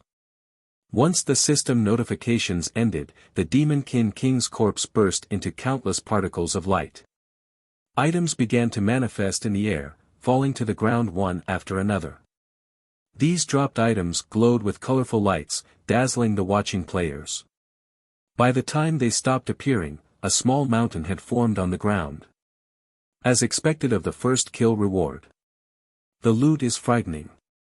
Feng was a little astonished as he gazed at the small mountain of loot. Although the Demonkin King hadn't dropped as much loot as the Void Serpent, it still surpassed ordinary mythic monsters of the same level. After Feng had the healers start resurrecting the dead, he began to organize the loot. As his team watched expectantly, Feng spent more than 20 minutes inspecting the items. The Demonkin King had dropped a total of 176 items. Although more than half consisted of materials, there were still 33 weapons and equipment, a considerable amount. As many as 17 were level 60 secret silver weapons and equipment. Level 60 secret silver equipment was better than level 55 fine gold equipment at this stage of the game. Even level 50 secret silver equipment was extremely rare among the various large guilds, let alone level 55 fine gold equipment. Without hesitation, Feng held an internal auction for the 17 level 60 secret silver equipment pieces. Although level 60 secret silver equipment was too high-leveled for most of the players on the team, there were level reduction gemstones in the guild warehouse. They should be able to equip level 60 weapons and equipment after equipping the gemstones. Everyone on the team fervently bid for the weapons and equipment. As for the 8 level 60 fine gold and 6 level 60 dark gold weapons and equipment pieces the Demonkin King had dropped, he had no intention of distributing them via internal auction. Instead, he stored them in the guild warehouse and made them available to the guild's core members for purchase. Not only did these items cost a large number of GCPs, but players also needed to contribute sufficiently to the guild. After all, weapons and equipment of such level and rank could even tempt superpowers. He would not allow other guilds to claim the items by spending a few GCPs. The Demonkin King had also dropped 2 pieces of epic equipment, a pair of cloth armor boots and a leather armor belt. Both pieces offered excellent attributes. The boots granted magical class players a chance to reduce their spellcasting time by half, while the belt increased physique by 5% and granted players the leap skill, which gave players greater flexibility. After some consideration, Feng decided to give the boots to Aqua Rose and the belt to Fire Dance. Both women's combat standards ranked among the top in Zero Wing, and they could best utilize the power of these two epic equipment pieces. At this point, Zero Wing lacked peak experts more than anything else. Compared to the various superpowers, the guild's number of peak experts was pitiful. Moreover, as the various superpowers gathered more peak equipment, Zero Wing's attribute advantage would decrease. Hence, instead of splitting the guild's peak equipment among its many experts like the various superpowers, Zero Wing needed to concentrate its resources for greater effect. After Aqua Rose and Fire Dance equipped their new epic equipment, their basic attributes soared. Among the two, Fire Dance's current equipment lineup was simply dazzling. Fire Dance currently wore 6 pieces of epic equipment, as well as the fragmented legendary weapon, 1000 Transformations. Not even a super guild's guild leader was a match for her equipment now. Even if she encountered a superpower's apex experts, she'd have a high chance of triumphing. However, the Demonkin King's remaining items delighted Feng far more than the materials, weapons, and equipment the boss had dropped. No matter how many Demonkin patrol squads they had killed, he hadn't been able to get his hands on the last fragment of the Magicbreaking crossbow design. Fortunately, it had finally dropped from the Guardian boss, completing the design. So, this is the Magicbreaking crossbow. Sure enough, its production method isn't easy. It's no wonder why only superpowers had managed to mass-produce the weapon. Feng could not help his excitement as he gazed at the complete design in his hands. The Magicbreaking crossbow had been the perfect tool for ordinary players to combat experts in the past. Even ordinary, Tier 0 players could defeat Tier 3 and 4 experts with the power of this weapon. Because of this, the various large guilds had treated it like a precious treasure. Unfortunately, the Magicbreaking crossbow design was incredibly rare, and as a result, most guilds, those that hadn't acquired the design, had only amassed a small stockpile of the tool. Even Shadow had only collected around 500 crossbows after spending a long time accumulating them. Even so, a 100-man expert team that was fully equipped with Magicbreaking crossbows could kill a Tier 4 player, much less 500 crossbows. The only downside to the Magicbreaking crossbow was that it was a consumable item. It would disappear once its durability ran out. Hence, guilds avoided using the weapon unless they had no other choice. But now that Feng had the complete design, this flaw wouldn't be a problem. Although crafting the Magicbreaking crossbow required very rare materials, a master engineer, a master forger, and a master alchemist, these requirements weren't a problem for Zero Wing. After Feng stored away the Magicbreaking crossbow design, he shifted his attention to a small, magic crystal box. Among the items the Demonkin King had dropped, this small box's value was only second to the Magicbreaking crossbow design. This item was a bloodline box, capable of randomly generating a single bloodline when opened. The bloodline this box would generate would range between basic and advanced rank. The box was no less valuable than an ordinary fragmented legendary item. Hopefully, it gives me something good. Once Divine Providence's cooldown had ended, Feng took a deep breath and activated the godly skill. He then activated the bloodline box. Chapter 1951, Superior Vein. After Feng clicked to open the bloodline box, a loading bar appeared before him. Once the loading bar was full, the bloodline box slowly opened, brilliant, colorful light escaping from under the lid. The colorful glow instantly attracted the attention of Zero Wing's players. However, as their gaze rested on the strange box, an imposing aura washed over them. Despite the aura's weak pressure, the players instinctively cowered in fear and reverence. They felt like lowly ants standing before some great being. The party members only relaxed after the colorful light faded, revealing the bloodline box's bounty before Feng. A crystalline bottle laid inside the bloodline box, the silver liquid within radiating a cold, tranquil feeling. Curious, Feng inspected the bottle. He had only come across a few bloodlines in the past, so he couldn't determine what kind of bloodline the silver liquid was based on appearances alone. However, upon seeing the silver liquid's attribute panel, Feng was stunned. Spacetime bloodline. Feng's hands nearly trembled as he gazed at the silver bloodline. Although he did not know much about bloodlines, he knew that those with the three supreme attributes, illusion, space, and time, were incomparably rare in God's domain. Although the bloodline before him was only basic rank, it was far more valuable than any ordinary advanced bloodline. Spacetime bloodline. Reduces all spells cast time and cooldown. Improves vitality, followed by intelligence, endurance, agility, and strength. Amazing! Feng was flabbergasted after reading the Spacetime Bloodline's introduction. While increasing magic damage was extremely important to magical class players in God's domain, their spells' cast time and cooldowns took precedence. Stronger spells had longer cast times, but enemies, be they players or monsters, wouldn't give players a lot of time to cast spells. As a result, magical class players preferred items that could reduce their cast times over items that increased magic damage. Moreover, reducing a spell's cast time would also reduce the casting difficulty, which would, in turn, increase a player's spell completion rate. Guild Leader, what is that? Its aura is almost like divine might, Blackie asked curiously as he looked at the crystalline box in Feng's hands. It took a lot of effort for even the slightest move when subjected to that aura. Fortunately, the aura had only washed over him for several seconds. This?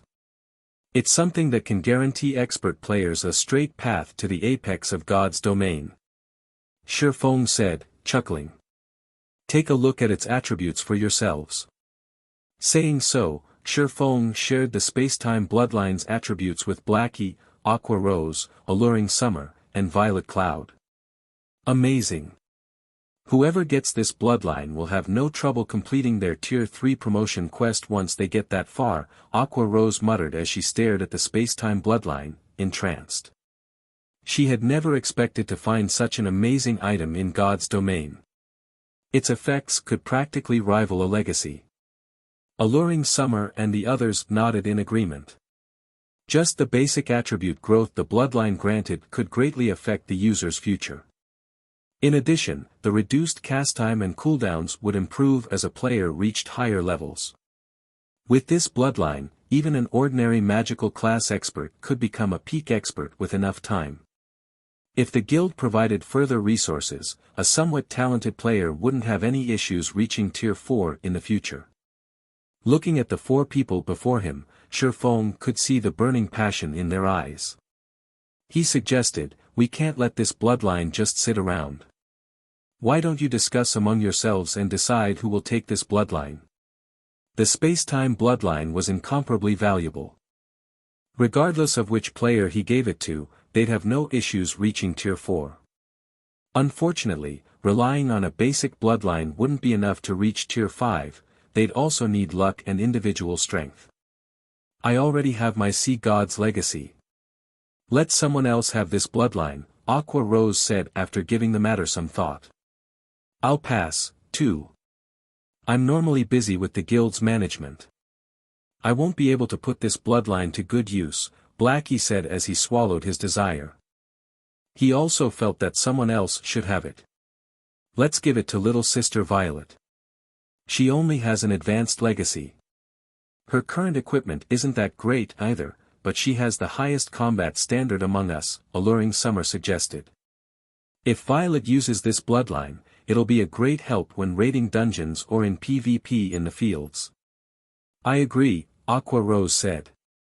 Healers were inconspicuous to most players, but as a team commander, Aqua Rose knew how important these players were. If a team had a powerful healer, it would alleviate the pressure on the team's MTs. While Violet Cloud's current weapon and equipment were considered high quality in the various superpowers, the items weren't anything special in Zero Wing. Compared to her and Alluring Summer, Violet Cloud's equipment standard was lacking. If Violet Cloud obtained the space-time bloodline, Zero Wing would have one extra peak expert it could rely on. Since everyone has already decided, this is for you, Violet, Feng declared as he handed the space-time bloodline to Violet Cloud. Considering his companion's points, he agreed with the wisdom of the decision. Violet Cloud, who hadn't said anything, was speechless. However, she was quite happy to receive the space-time bloodline.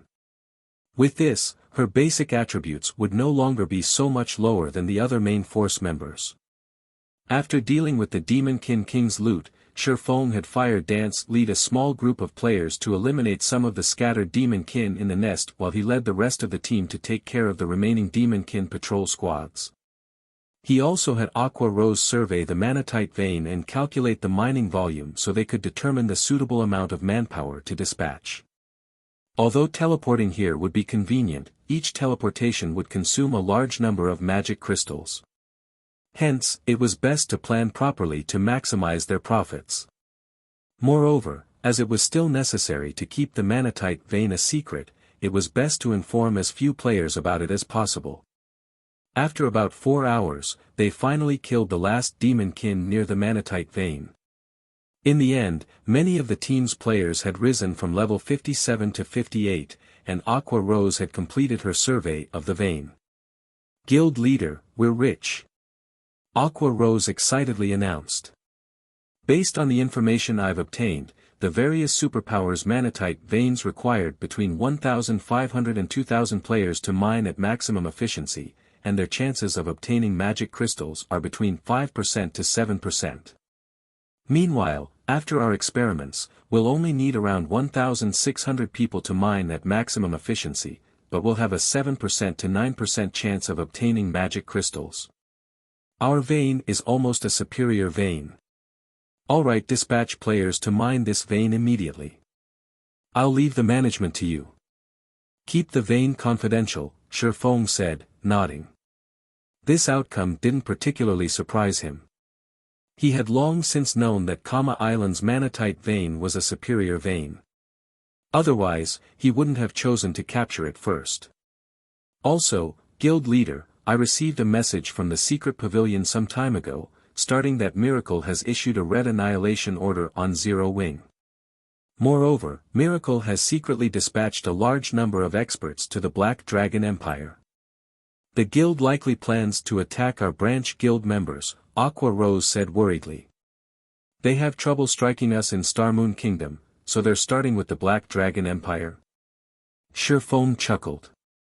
He then said, alright, I got it for now, just focus on the manatite vein.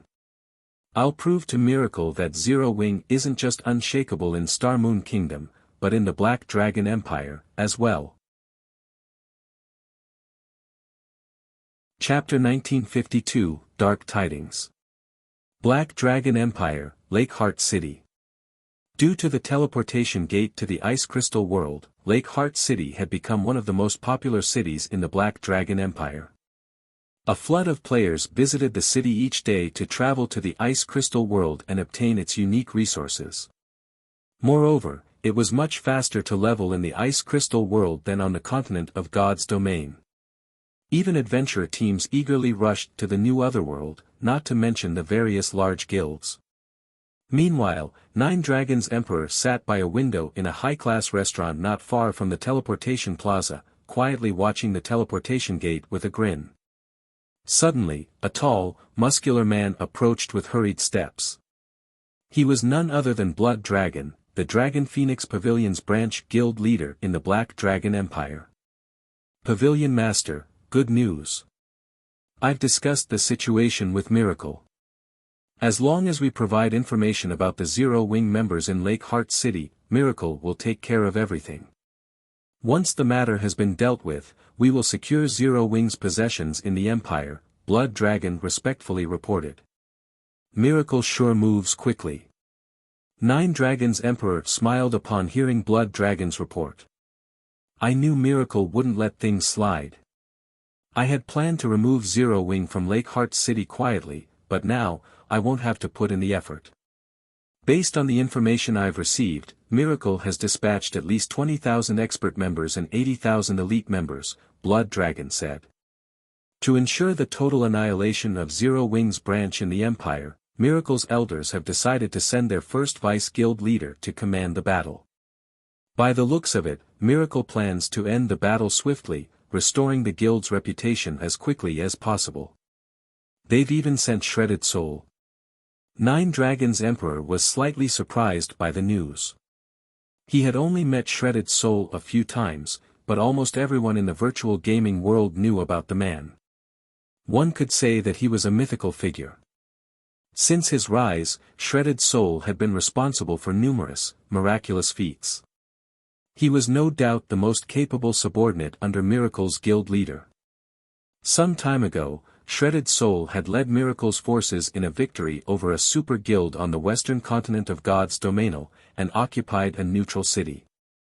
This incident had caused a huge sensation among the various superpowers and was the reason that Ku Rong, the great pavilion master, wanted to avoid a conflict with Miracle. Miracle was simply too strong. If not for its lacking legacy, it would have already been crowned as a super guild. The fact that Miracle had sent Shredded Soul was utterly unexpected. They didn't only send Shredded Soul. To put a swift end to Zero Wing, Miracle also dispatched 12 of its guild elders. Zero Wing's doom is assured, Blood Dragon said.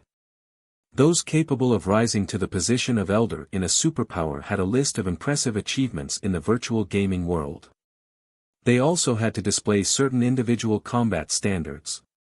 Without sufficient strength, after all, no one would listen to their commands. In Miracle, a player had to reach the Void Realm at the very least to become an elder. Since Miracle had dispatched so many experts, the guild had certainly prepared plenty of trump cards, as well.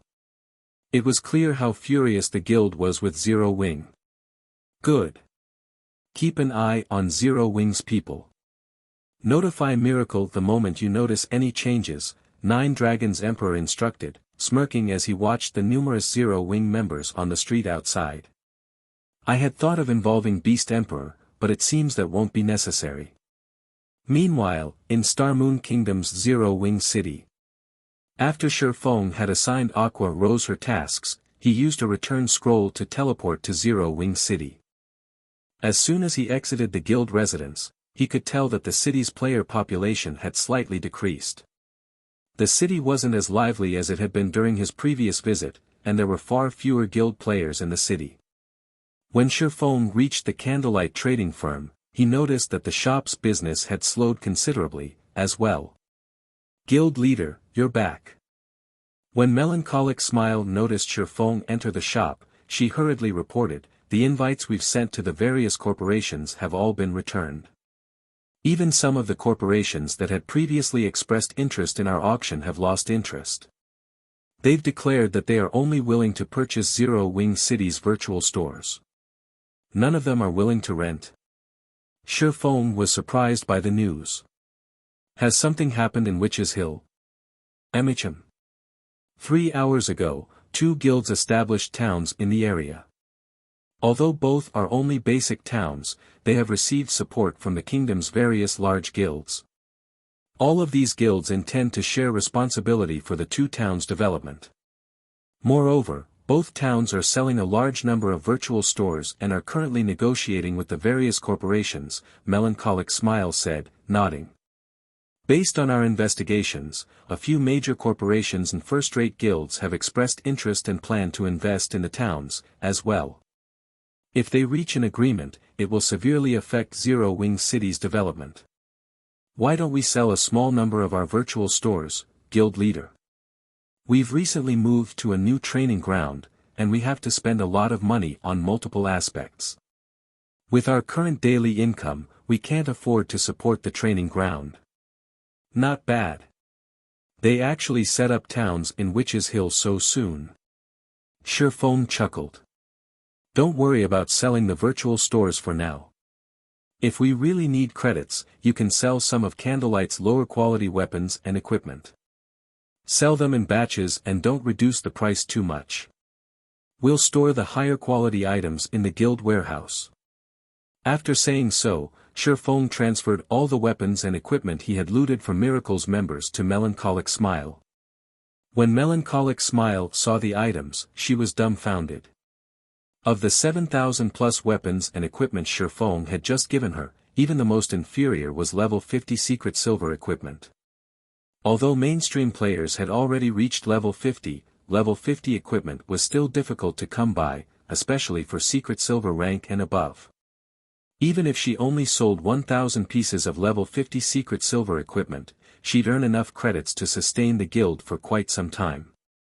After all, many players in the various large guilds, in particular, preferred to purchase items with credits, rather than spend their coins. Guild leader, I can really sell these items? Melancholic Smile asked. Normally, Feng objected to selling God's domain's resources for credits more than anyone. Doing so was putting the cart before the horse, after all, yet Feng actually wanted her to convert so many important items into credits. Do it. Just make sure that you don't sell them for too cheap, Feng said, chuckling as he shooed Melancholic Smile away. Normally, he wouldn't agree to something like this since Zero Wing needed resources, but since the guild had secured the Manatite vein, things had changed. Moreover, while level 50 secret silver weapons and equipment were precious right now, after a little more time, they wouldn't be. Rather than wait for these items to depreciate, selling them for credits to sustain the new training ground was a wiser option. Once she had Feng's confirmation, Melancholic Smile left excitedly with the weapons and equipment. She then sorted the items and selected those with inferior attributes to sell in the Candlelight trading firm's various branches. However, these items would cost credits, not coins. Chapter 1953, How Dare They? Zero Wing City, Candlelight Trading Firm's first floor hall. Although many of the guild players that had resided in Zero Wing City had shifted their operations to the new guild towns in the Witch's Hill, the city was still independent players' first choice when visiting the area. The two guild towns weren't a match for the city's level of convenience or its wonderful environment. While players browsed the merchandise in the first floor hall, a new counter appeared. According to the sign hovering above the counter, it offered weapons and equipment in exchange for credits. In NPC City shops, items could only be purchased with coins or traded for certain special items, such as magic crystals. There was no function that allowed players to purchase items with credits. However, guild towns and cities were a different story. The owner could freely determine what currency they'd accept. The new counter attracted the attention of every player in the hall the moment it appeared. What's going on? Candlelight is selling weapons and equipment for credits? They're not garbage weapons and equipment, are they? I doubted who would buy them if they were trash. I bet that they're ordinary weapons and equipment. After all, Candlelight is Starmoon Kingdom's #1 trading firm, and multiple lifestyle masters work for the firm. The new items are probably these masters' failed products.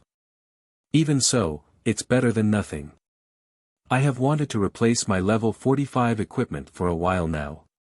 However, I don't even have enough coins to buy a piece of ordinary level 50 equipment. Indeed. If Candlelight's asking price isn't too high, I might buy a few pieces for myself. Everyone quietly discussed the new counter. Many among them had already approached out of curiosity. They wanted to know what kind of weapons and equipment Zero Wing was trying to sell.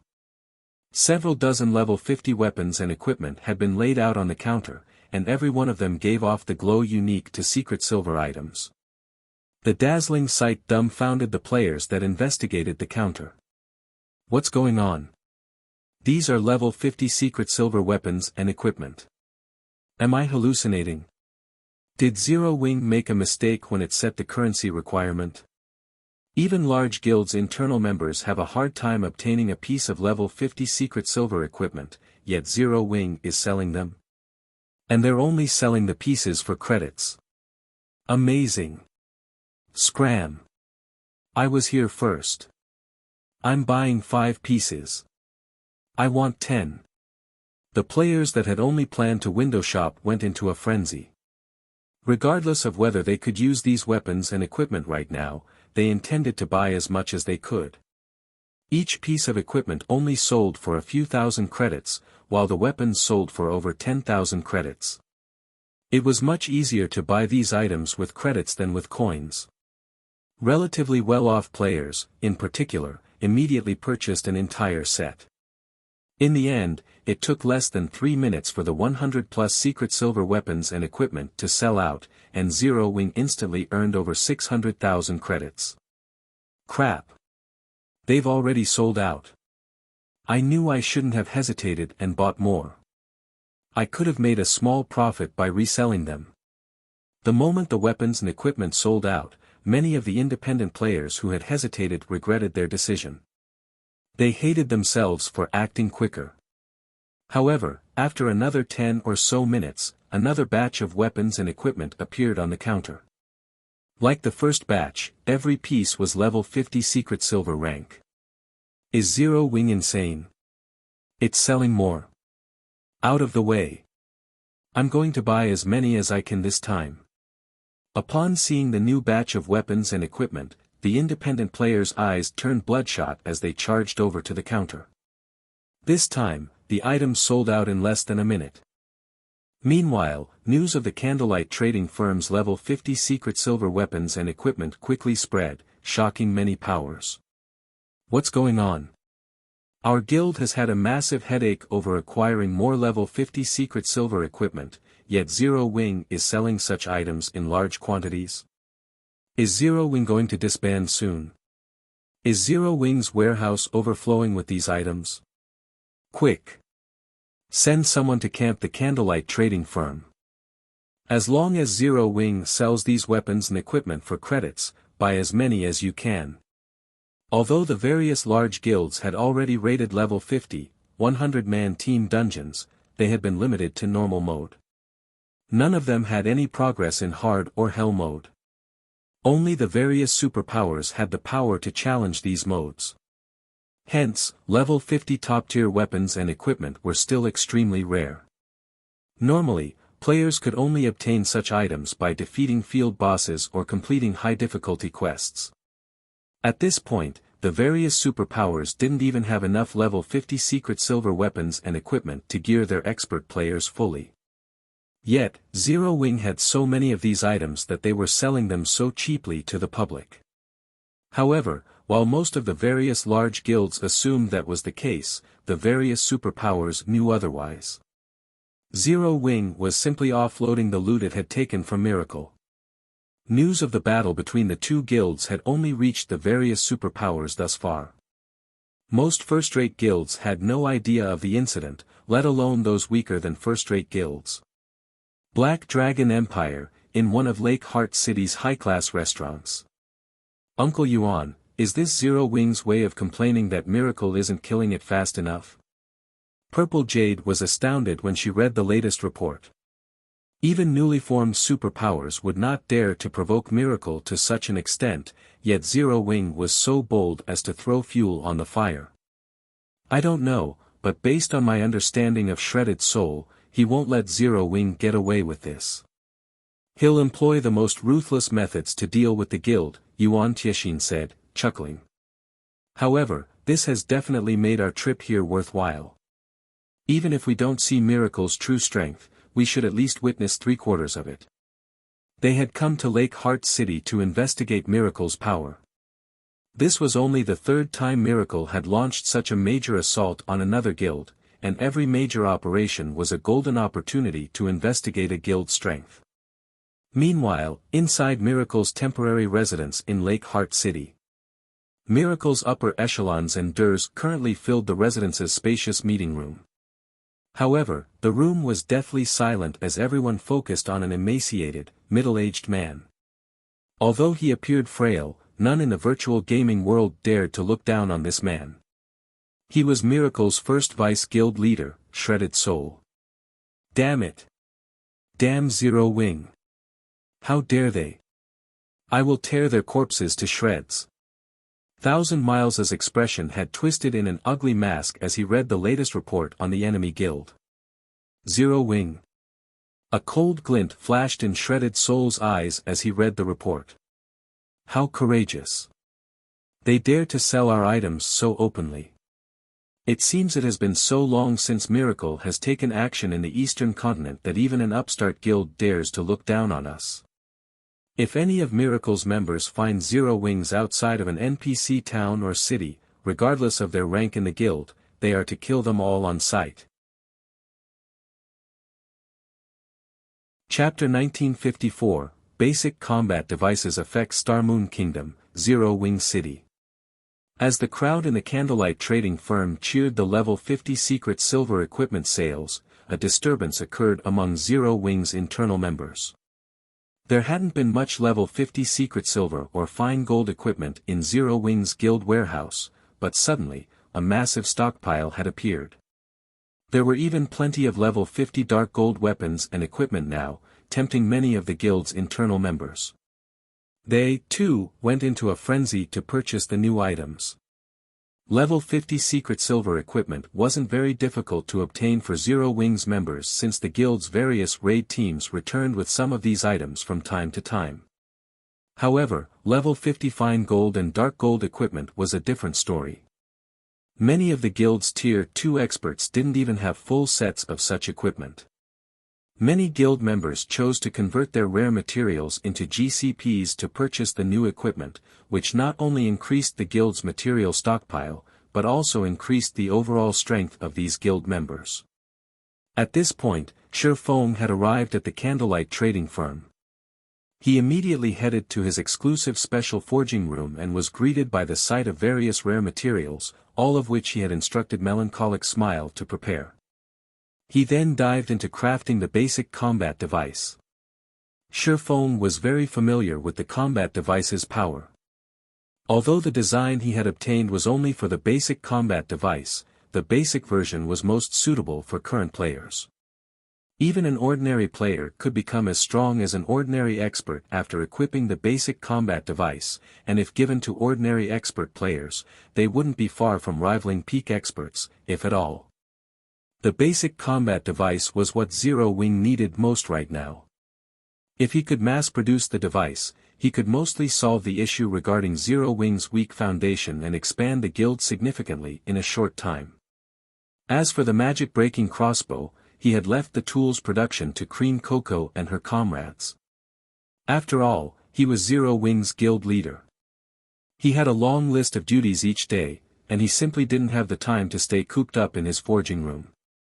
He only forged the basic combat device personally because the design was bound to him. Dense mana filled the quiet special forging room. Using the Philosopher's Stone, Feng began to synthesize one mana stone after another. He then collected the necessary materials and began his first attempt at crafting the basic combat device. Smelting, extracting, engraving. Before 5 minutes had passed, a Rubik's Cube made of pitch-black iron took shape before Feng. Since this was the first time he had crafted a basic combat device, Feng couldn't help his growing nerves as he waited for the system to appraise the iron cube. The basic combat device was a special tool that only basic master forgers or above could produce. Moreover, the tool was quite difficult to craft. Even a basic master forger would not have more than a 50% production success rate. Once the loading bar was full, a melodious sound echoed throughout the forging room. System: Basic combat device has been successfully manufactured. Forging proficiency increased by 5 points. Obtained 274,000 EXP. So, this is the Divine Library's basic combat device. Feng stared at the basic combat device's attributes in astonishment. Basic combat device. Increases the life rating of players at tier 3 or below by 1 grade and skill and spell completion rates by 2% for 12 hours. He had already known that the combat device increased its user's life rating, but he hadn't expected this device to increase skill and spell completion rates as well. In the past, the basic combat devices he had obtained from ancient ruins had provided additional defense, at most though he had never found one. He had heard that the more powerful devices increased attack power or movement speed, but the basic combat device he had just forged actually increased skill and spell completion rates. This bonus attribute was far more valuable than any of the bonuses he had heard of in the past. In God's domain, the higher one's skill or spell completion rate was, the more power they'd exhibit with their skills or spells. This was one of the major factors that differentiated players. The difference between a skill with 90% completion rate and 100% was massive. This improvement was particularly useful in PvP, in which players usually fought at top speed, especially experts. Even a split-second difference could decide a battle's outcome. Having a completion rate boost would increase skills and spells tolerance, and players' execution wouldn't have to be as precise to get the same results. Excited, Feng immediately began to forge more basic combat devices. After crafting nearly 20 basic combat devices, Feng received an unexpected call from Gentle Snow. Guild leader, the situation in Lake Heart City has changed. A large number of experts have suddenly arrived and started hunting our guild members in the fields.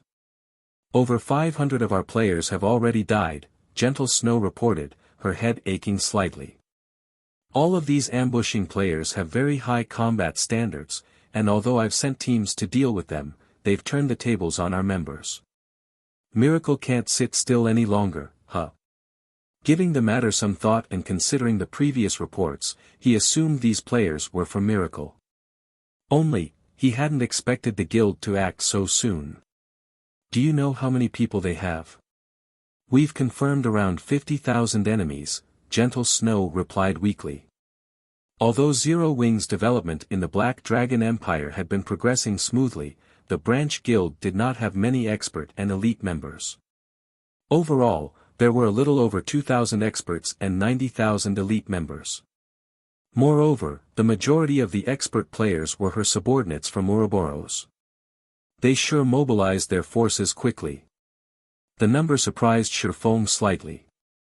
After the battle on Kama Island, he knew that Miracle wouldn't let him or Zero Wing get away unscathed, but he had thought that it would take the guild some time to muster a large force after so many of its expert and elite members had died. He had never thought that Miracle could gather 50,000 players in so little time. He truly hadn't expected this situation. He had thought that Miracle would, at most, transfer a little over 10,000 players to the Black Dragon Empire to harass Zero Wing. Transferring more than that would leave Miracle's other territories undefended. If Miracle weren't careful, it could easily be ambushed by other powers. Guild leader, what should we do? Gentle Snow asked. Do we fight? Fighting Miracle's 50,000-strong army directly would incur serious losses for Zero Wing. Depending on the severity, the guild's development might even grind to a halt. However, if they avoided fights with Miracle's forces, the enemy guild would continue to ambush Zero Wing's teams. The guild couldn't afford that either. Of course, we're fighting. Moreover, we have a big surprise for Miracle. Feng said, smiling faintly as he thought about the basic combat devices he had just completed. Chapter 1955, Foothold. A surprise? Gentle Snow watched Feng on the screen in confusion. Naturally, she welcomed the confrontation with Miracle, but it was a very powerful super first-rate guild. Moreover, based on Miracle's reaction, the guild seemed quite intent on Zero Wing's destruction. Defeating their 50,000-man army wouldn't be easy. There was also a huge difference between the number of experts in Zero Wing and those in Miracle. Amicham. In a moment, I want you to visit Zero Wing City's candlelight trading firm. I've got something good for you, Feng said, nodding. If this had happened before he had obtained the basic combat device design, he wouldn't have dared to drop all pretenses with Miracle on Kama Island. Any superpower was terrifying once it got serious, after all. He had watched superpowers slaughter many large guilds in the past, including plenty of first-rate guilds. Top-ranked first-rate guilds might put up a fight against super first-rate guilds and super guilds normally, but in a serious confrontation, they had no hope of surviving. Alright, I'll head there now. Seeing Feng's solemn expression, Gentle Snow understood that the item he spoke of was immensely important. Otherwise, he wouldn't have told her to make the trip personally. After Gentle Snow disconnected the call, she took out a guild transfer scroll and teleported to Zero Wing City's residence. She then donned a black cloak and made her way toward the Candlelight Trading Firm. Candlelight Trading Firm, Feng's special forging room. As Gentle Snow entered the workshop, she could feel the strange mana in the room. It felt particularly violent. Logically, players should feel clear-headed in places with high mana density, but she felt her blood boil and her heart pound as she entered the room. What are these? Gentle Snow asked as she around the room at the pitch-black Rubik's cubes. She could sense that these cubes were the cause of the strange mana. These are basic combat devices, and the items I wanted to give you, Feng, who was in the midst of forging another basic combat device, explained as he stopped his work. The magic arrays engraved on the basic combat devices were extraordinary, capable of changing the nature of mana. If he hadn't been an advanced magician, he wouldn't have been able to complete the devices. Despite their passive state, the basic combat devices were still effective. Even though the effects were much weaker in this state, they changed the room's mana as the pile of cubes increased. Basic combat device. This was the first time Gentle Snow had heard of this item. You'll know once you inspect them, Feng said as he traded one of the completed devices to Gentle Snow. Outsiders couldn't inspect or take items in a workshop in God's domain to prevent theft. After all, the materials within workshops were extremely valuable. Gentle Snow was dazed as she inspected the basic combat device's attributes.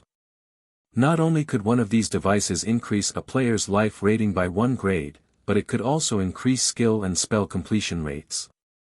She had never heard of such a tool. The various powers had already investigated the life rating feature and understood its implications. After equipping the basic combat device, players would become boss-like existences among their peers. They'd receive an overall increase to their strength. Guild leader, are all of these cubes the same? Gentle Snow could not help but ask, shocked, as she surveyed the pitch-black Rubik's cubes around the room. Although Feng had said as much, she needed confirmation. The revelation was just too shocking. Most tools that increased players' combat power only improved one or several aspects. Take a tool that increased players' strength, for example. The strength boost might increase a player's combat power, but if the player couldn't land an attack, it would be meaningless. Unlike most tools that increased combat power, the basic combat devices increased their user's life rating, which was far more effective than increasing several attributes. A life rating boost wouldn't just improve a player's basic attributes, but it would also sharpen players' 5 senses and qualitatively transform their physique. With such an overall boost, players could better exhibit their combat power. Gentle Snow couldn't believe that so many of these valuable items existed. Not all of them are the same. Pointing at the 2 Rubik's cubes on his work table, Feng said, these 2 are strengthened basic combat devices. Although there's no change to life rating, it provides an additional 10% to physique. It will help players better exhibit their combat power. These 2 strengthened versions were a result of his black steel insignia's effect, which improved an item's attributes by a fixed percentage. 10% to physique. Gentle Snow gaped at the items. Basic combat device was already impressively powerful, yet there were strengthened versions of it as well. While a 10% boost to physique might not seem like much, it significantly increased a player's actual combat power. I have only started production. Take these and use them for now. It's best if you let the guild's tier 2 experts test them, Feng said as he traded the 22 basic combat devices and strengthened basic combat devices to Gentle Snow. I'll deliver more basic combat devices later. However, do not engage Miracle in any large-scale fights before you get the next delivery. Although he wanted to use the Hell tanks, they were necessary to fend off Beast Emperor and Blackwater. If they found out that the Hell tanks had been moved to the Black Dragon Empire, they'd take advantage of the opportunity to strike at Zero Wing's territory. The best he could do was rely on the basic combat devices. I understand. Gentle Snow nodded. Thus far, Zero Wing's forces had used guerrilla tactics against Miracle, and the basic combat devices were perfect for that strategy. Zero Wing had the upper hand numerically, only lacking quality experts. Besides, Miracle's ordinary experts weren't the cause of her headaches, its peak experts were. Peak experts could exhibit far greater combat power in small fights than in large-scale combat. However, if Zero Wing's Tier 2 experts equipped the basic combat device, they might be able to put up a good fight.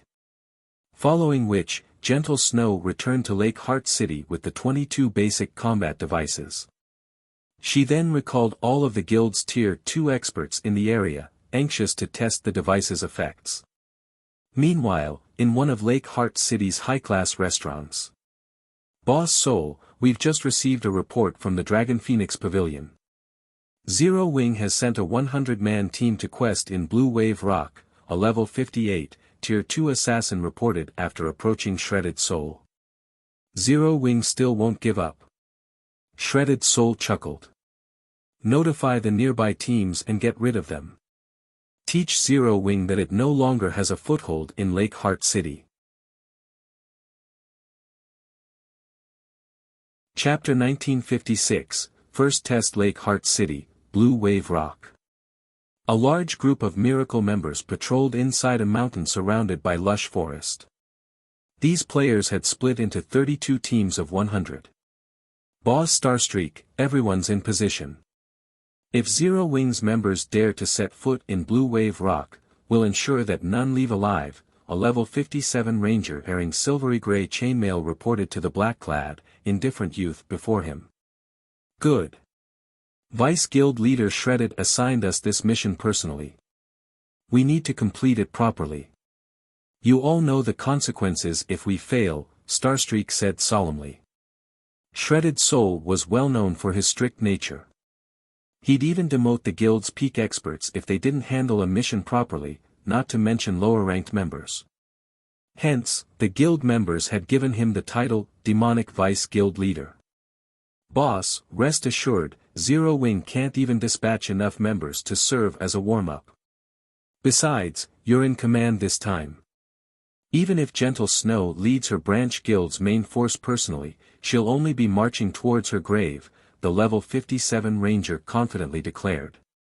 His confidence was not baseless. Although Shredded Soul was a strict vice guild leader, he was also a careful person.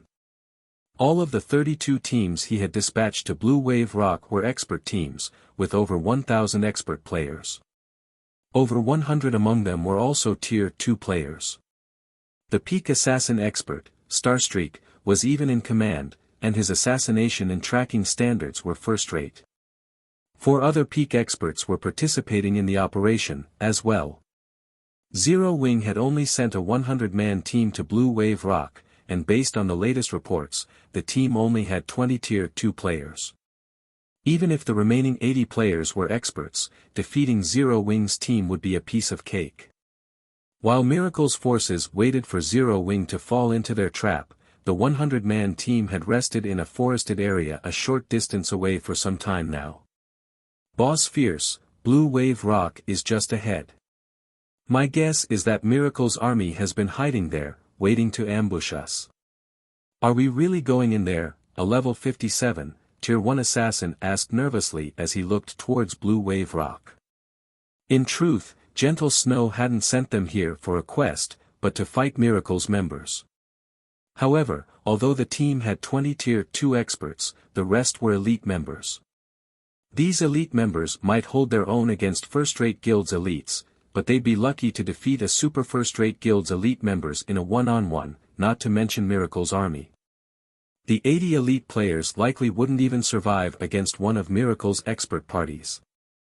This is the mission we've been assigned, so yes, we're going there. Fortunately, your job doesn't involve fighting.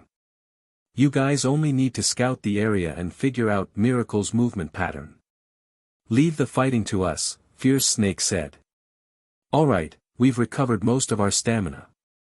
It's time to move out. This operation would test the basic combat device's effects, and since that wouldn't be easy to determine in large-scale combat involving thousands of players, Gentle Snow had deliberately chosen Blue Wave Rock as the battlefield. Not only did dense forests surround the area, but its terrain was also quite complex. This was a perfectly suitable area for a small force to employ guerrilla tactics. Moreover, Miracle wouldn't be foolish enough to mobilize tens of thousands of players just to catch a 100-man team. They could fight and retreat freely in Blue Wave Rock, and Miracle's members wouldn't be able to do anything about it, but as a precaution, the entire 100-man team consisted of assassins. These assassins were responsible for scouting Blue Wave Rock and preventing a situation where the Tier 2 players were surrounded and killed. After all, Tier 2 players were important assets to the guild. They must not be lost. When Fierce Snake finished speaking, the 80 Tier 1 assassins went into stealth and dispersed. Fierce Snake and the Tier 2 players then moved as a 20-man team. After wandering Blue Wave Rock for around 20 minutes, the scouting assassins located 4 100-man teams. The closest among them was less than 1,000 yards from Fierce Snake's team, while the farthest was within 4,000 yards. At this distance, the farthest team would need 10 minutes at most to reinforce the closest force. Everyone, equip your combat devices. The 100-man team ahead will be our first test subjects. Fierce Snake commanded after verifying the scouting team's locations. Zero Wing's Tier 2 experts then eagerly retrieved the basic combat devices they had been assigned and used them. Although they had a general understanding of the item, they didn't how effective it would truly be. Moreover, they had signed confidentiality contracts, which would force them to delete their accounts should they leak any information, to take part in this operation. This feels amazing. Zero Wing City's high mana environment is nowhere close to half as effective as this device. I can even hear the leaves rustle over 100 yards away. That's nothing. Look at the birds in the sky. They seem so much slower now. Once the team members had equipped the basic combat devices, the mana around them became turbulent. Although their bodies felt so much lighter, they felt their blood boil as they were overcome by an urge to fight. Charge! Fierce Snake roared. Without hesitation, Fierce Snake's 20-man force charged toward Miracle's closest team. When less than 600 yards separated the two, one of Miracle's rangers discovered the charging players. The ranger immediately reported to his Tier 2 commander. A 20-man team dares to charge at us. They must be tired of living. Leader, should we request reinforcements from the other teams? Are you joking? It's only a 20-man team. If we notify the other teams, we'll only become a laughingstock. Don't worry about that. We'll handle these fools ourselves, the Tier 2 elementalist leading the team growled before readying his players. Although his was only one of many teams Miracle had sent to Blue Wave Rock, he had more than 30 experts under his command. 4 players were even Tier 2 experts, and he was even a Refinement Realm expert. He alone was enough to defeat several non-Refinement Realm, Tier 2 experts. Why would he ever fear Fierce Snake's 20-man party? Once Zero Wing's force was within 60 yards of Miracle's team, Miracle's ranged players opened fire on the 20-man party, launching spells and arrows. Despite the numerous attacks descending on his players, neither Fierce Snake nor his companions showed any intention of dodging the incoming attacks. Rather, the Tier 2 MTs moved to the front of the team, while the rest of the Tier 2 experts fell in behind them. The party then charged into the bombardment. Boom! Boom! Boom! A rain of spells and arrows showered Zero Wing's Tier 2 MTs. However, the results left Miracle's members dumbfounded. Not only did the 3 MTs block every one of their attacks with their shields, but they also retained all of their HP after doing so. Before Miracle's members snapped out of their daze, Fierce Snake reached the enemy melee players and brandished his level 55, dark gold ranked battle axe. Boom! A violent storm sent several players flying back by over a dozen yards, losing a significant chunk of their HP. The difference in strength was clear. The rest of Zero Wing's Tier 2 players had also spread out, pouncing on Miracle's members like starving tigers. Zero Wing's players dodged Miracle's attacks without much effort, even the Tier 2 experts' attacks. With Zero Wing's strength and speed advantages, Miracle's Tier 2 experts were forced to retreat, continuously losing HP. Miracle's Tier 2 experts only stayed alive, albeit barely, thanks to the support from their healers and companions. How? He clearly hasn't reached the refinement realm yet, so how is he displaying such great combat power? The Tier 2 Elementalist leading Miracle's team couldn't believe his eyes. Although Fierce Snake had higher basic attributes, the man's attributes were high enough to keep him on the run.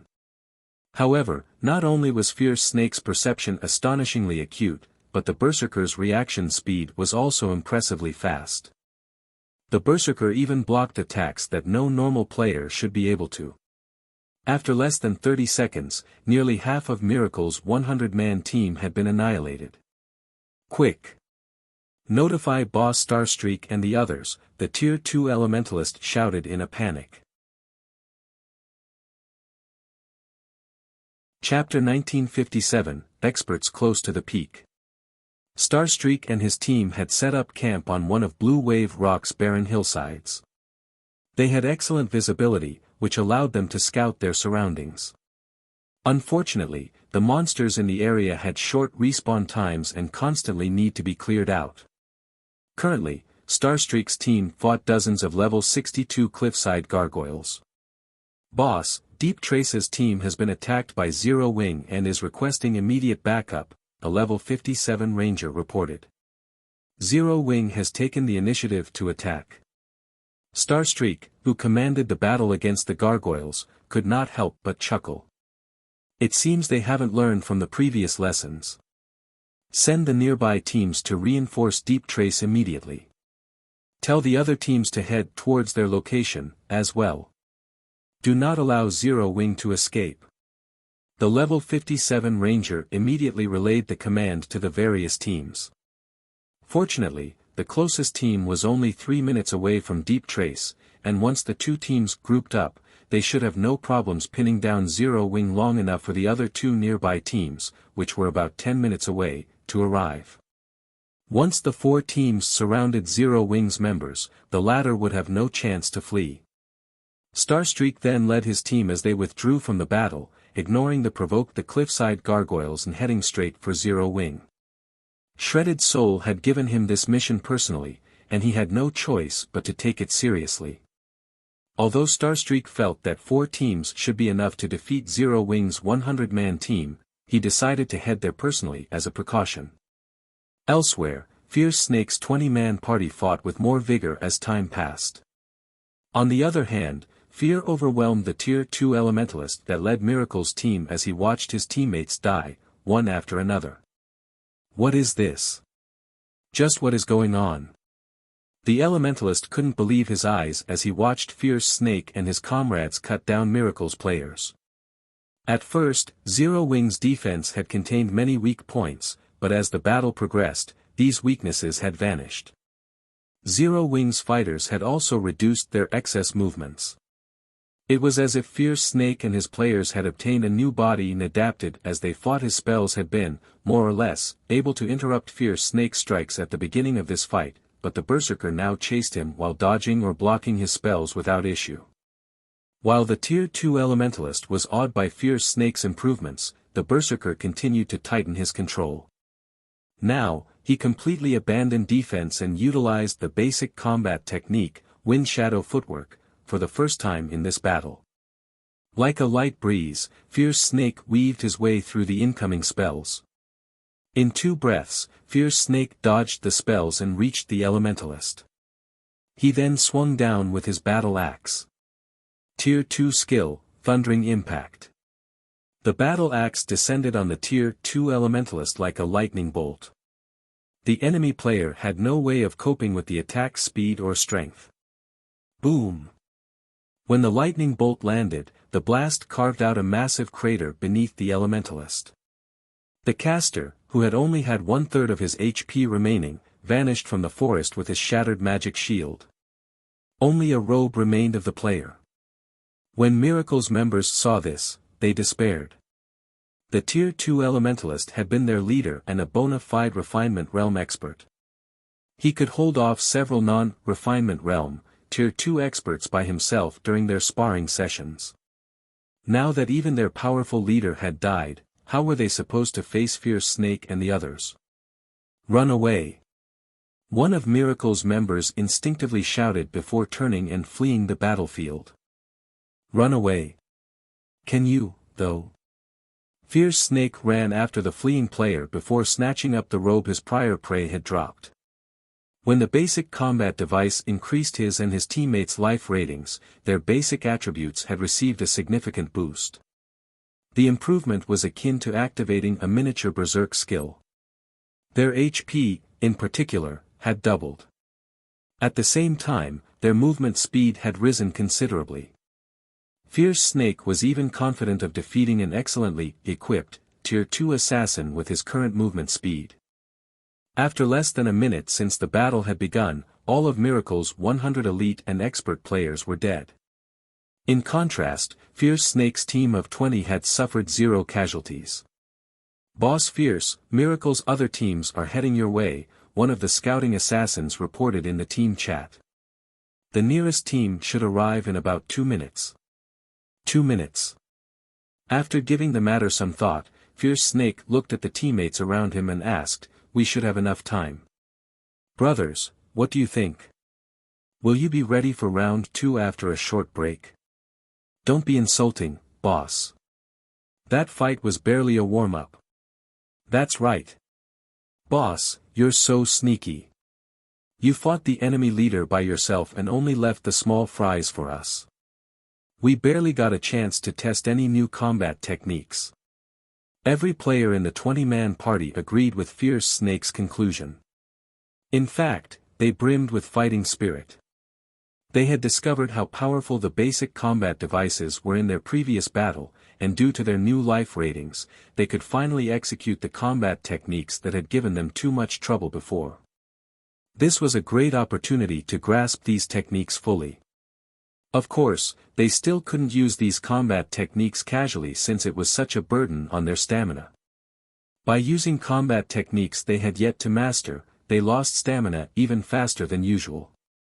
Hence, they only used the techniques when they fought powerful enemies. Tier 1 experts simply weren't worth the effort. "Good. I'll leave the big ones to you in the next battle," Fierce Snake said, laughing. After resting for a short time, another team from Miracle stumbled on Fierce Snake's party. However, before the new arrivals could get a grasp of the situation, Fierce Snake and his players charged toward them. Fierce Snake's party had already adapted to the basic combat device's effects, so they eliminated the second Miracle team with far more efficiency. Once their enemies were dead, they retreated from the battlefield. By the time the third and fourth Miracle teams arrived, only an empty battlefield was there to greet them. "What did you say?" Zero Wing killed 2 teams with just 20 people. Starstreak paled when he heard his subordinates report. After calming his burning rage, he continued coldly, "Send me the battle videos. From now on, I want all teams to move in pairs." Starstreak examined the battle videos he had received after disconnecting the call. "How is this possible? Since when has Zero Wing had so many powerful experts?" Starstreak's anger vanished when he saw the fight between his guildmates and Fierce Snake's group, his expression hardening.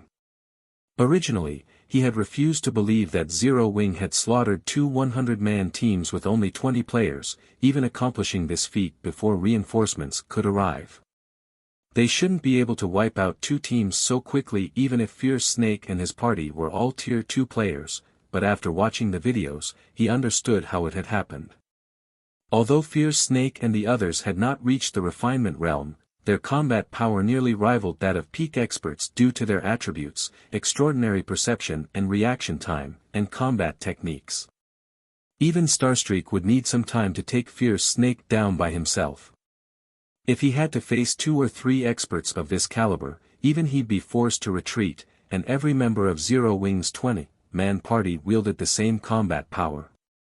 Even his 100-man team might lose against such a monstrous party, much less the other teams patrolling Blue Wave Rock.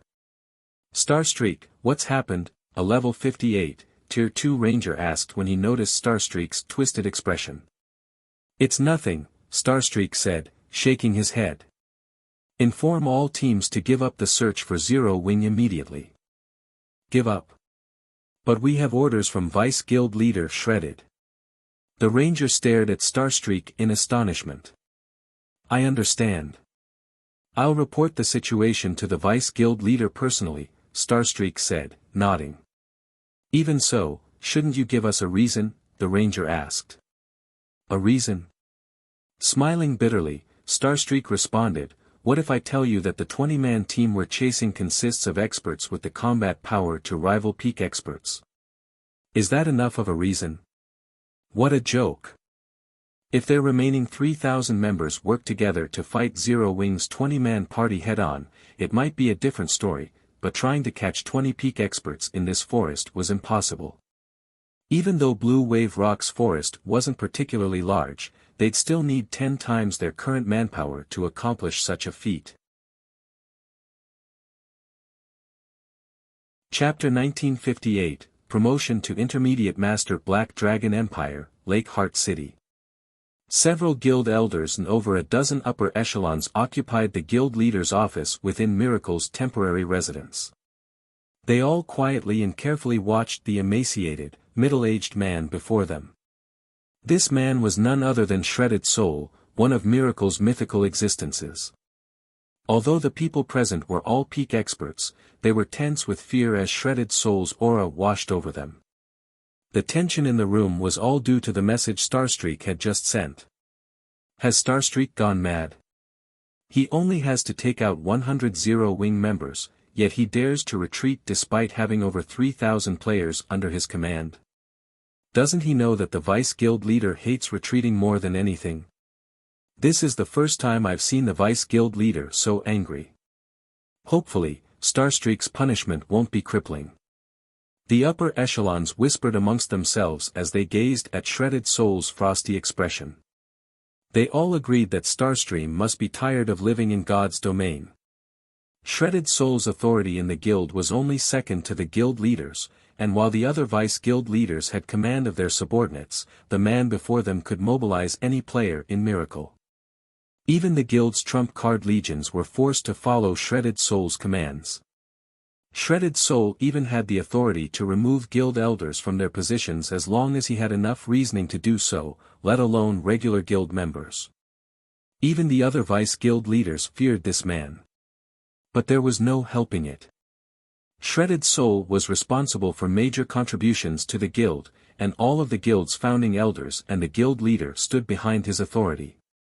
A chill ran down the various upper echelon spines as they thought about Starstreak's opposition to Shredded Soul's command.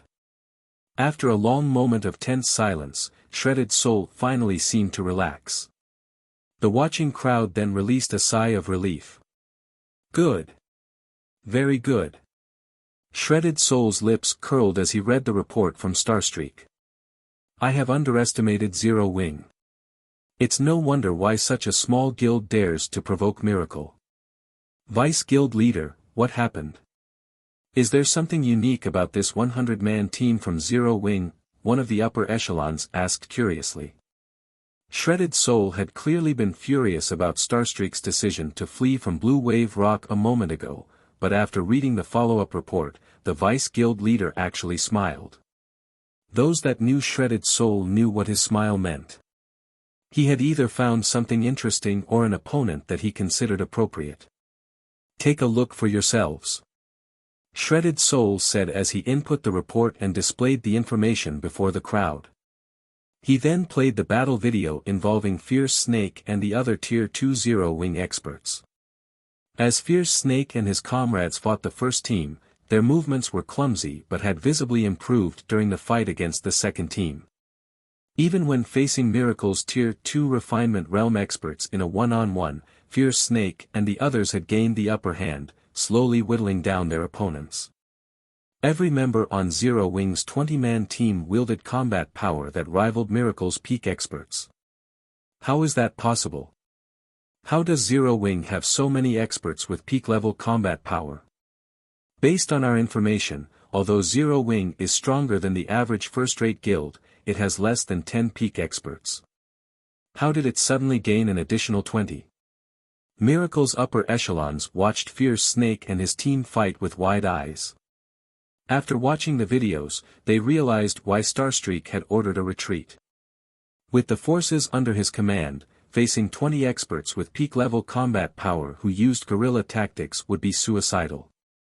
Even a team of several hundred players would be helpless against 20 peak experts.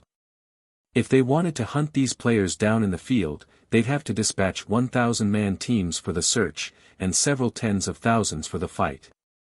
Notify Starstreak that his forces are allowed to retreat, Shredded Soul said calmly. Vice Guild Leader, Zero Wing is clearly trying to put on a show. Are we just going to let them get away with this? One of Miracle's upper echelons asked. With the forces Miracle had sent to the Black Dragon Empire, cordoning off Blue Wave Rock and hunting down Zero Wing's team was entirely possible. We are Miracle. We do not need such wasteful tactics to eliminate Zero Wing. Since the guild wants to show off its abilities in guerrilla warfare, we'll do the same. Shredded Soul snapped, smiling. Split up our forces and have them deal with Zero Wing's members. Rather than focusing on the areas around Lake Heart City, we'll target every Zero Wing player in the Black Dragon Empire. I want to see who can rack up the most kills. When they heard Shredded Soul's command, realization dawned on the crowd. So what if Zero Wing had a party of peak combatants? Zero Wing's overall strength was nothing compared to Miracle's. If Miracle scattered its forces and attacked multiple locations at once, how many areas could Zero Wing keep safe? Although doing so would incur losses, Zero Wing's suffering would be much greater. After Starstreak received the command to retreat, he led his forces away from Blue Wave Rock. Meanwhile, news of this situation quickly spread to the various superpowers. Miracle has retreated? What happened at Blue Wave Rock? Miracle's retreat surprised the various superpowers, and they immediately ordered infestations on the battle at Blue Wave Rock. However, when the reports came in, the superpowers that had been watching the war between Zero Wing and Miracle were astonished. They had never considered that Zero Wing had such a sturdy foundation. They also marveled at Zero Wing's performance. They hadn't expected Shredded Soul to suffer such a loss, albeit a minor one, at Zero Wing's hands. It had been a long time since a non-superpower had accomplished such a feat. When Phoenix Rain, who was busy on Thunder Island, received the news, she was stunned.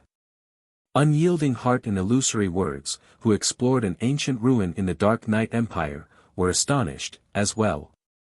However, Feng, who toiled in Zero Wing City's candlelight trading firm, remained wholly ignorant of the matter, thoroughly absorbed in forging basic combat devices. After over a day of work, Feng received a system notification. System, strengthened basic combat device has been successfully manufactured. Forging proficiency increased by 5 points. Obtained 368,000 EXP. System, congratulations. You have been promoted to an intermediate master forger. Chapter 1959, Forging Treasure Chest. Finally. Feng cried out when he heard the system notification. Intermediate Master Forger. This was a huge threshold for forgers to cross. Although it was extremely difficult to become a Master Forger, with how many players God's Domain had, quite a few were capable of reaching the Master rank. However, the majority of these Master Forgers would grind to a halt at the basic Master rank. A forger would only receive the various superpowers' attention after becoming an intermediate master. Meanwhile, to the various superpowers, basic master forgers were simply qualified to join them. Only by becoming an intermediate master forger could players craft truly powerful war weapons. In addition, only intermediate master forgers and above could producing top-tier dark gold weapons and equipment for expert players. After all, even among dark gold weapons and equipment, there was a considerable difference between the basic attributes and additional effects they provided. Take the level 55 to 60 dark gold equipment he forged using the standardized designs he had acquired from Titan City, for example. Despite being at the dark gold rank, those pieces were nothing compared to ordinary dark gold equipment of the same level that dropped from bosses. They were only slightly stronger than fine gold equipment of the same level. Moreover, a forger qualified to produce epic weapons and equipment after becoming an intermediate master. In contrast, basic master forgers could only produce dark gold weapons and equipment, at best.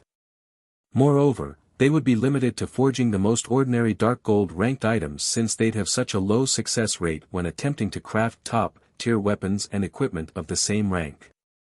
While a basic master had a chance of successfully producing epic weapons and equipment, in theory, not even the various superpowers would be willing to front the production costs. They'd only tolerate an intermediate master forger success rates. Now that Feng was an intermediate master forger, he could finally begin production for the Guardian puppet. Now, all he needed to do was to stockpile the necessary materials to mass-produce it. Once he had amassed enough Guardian puppets, not only would Zero Wing be capable of defending its territories, but it could also afford to relax its guard. The guild would be able to fight the evil god's temple in the fields.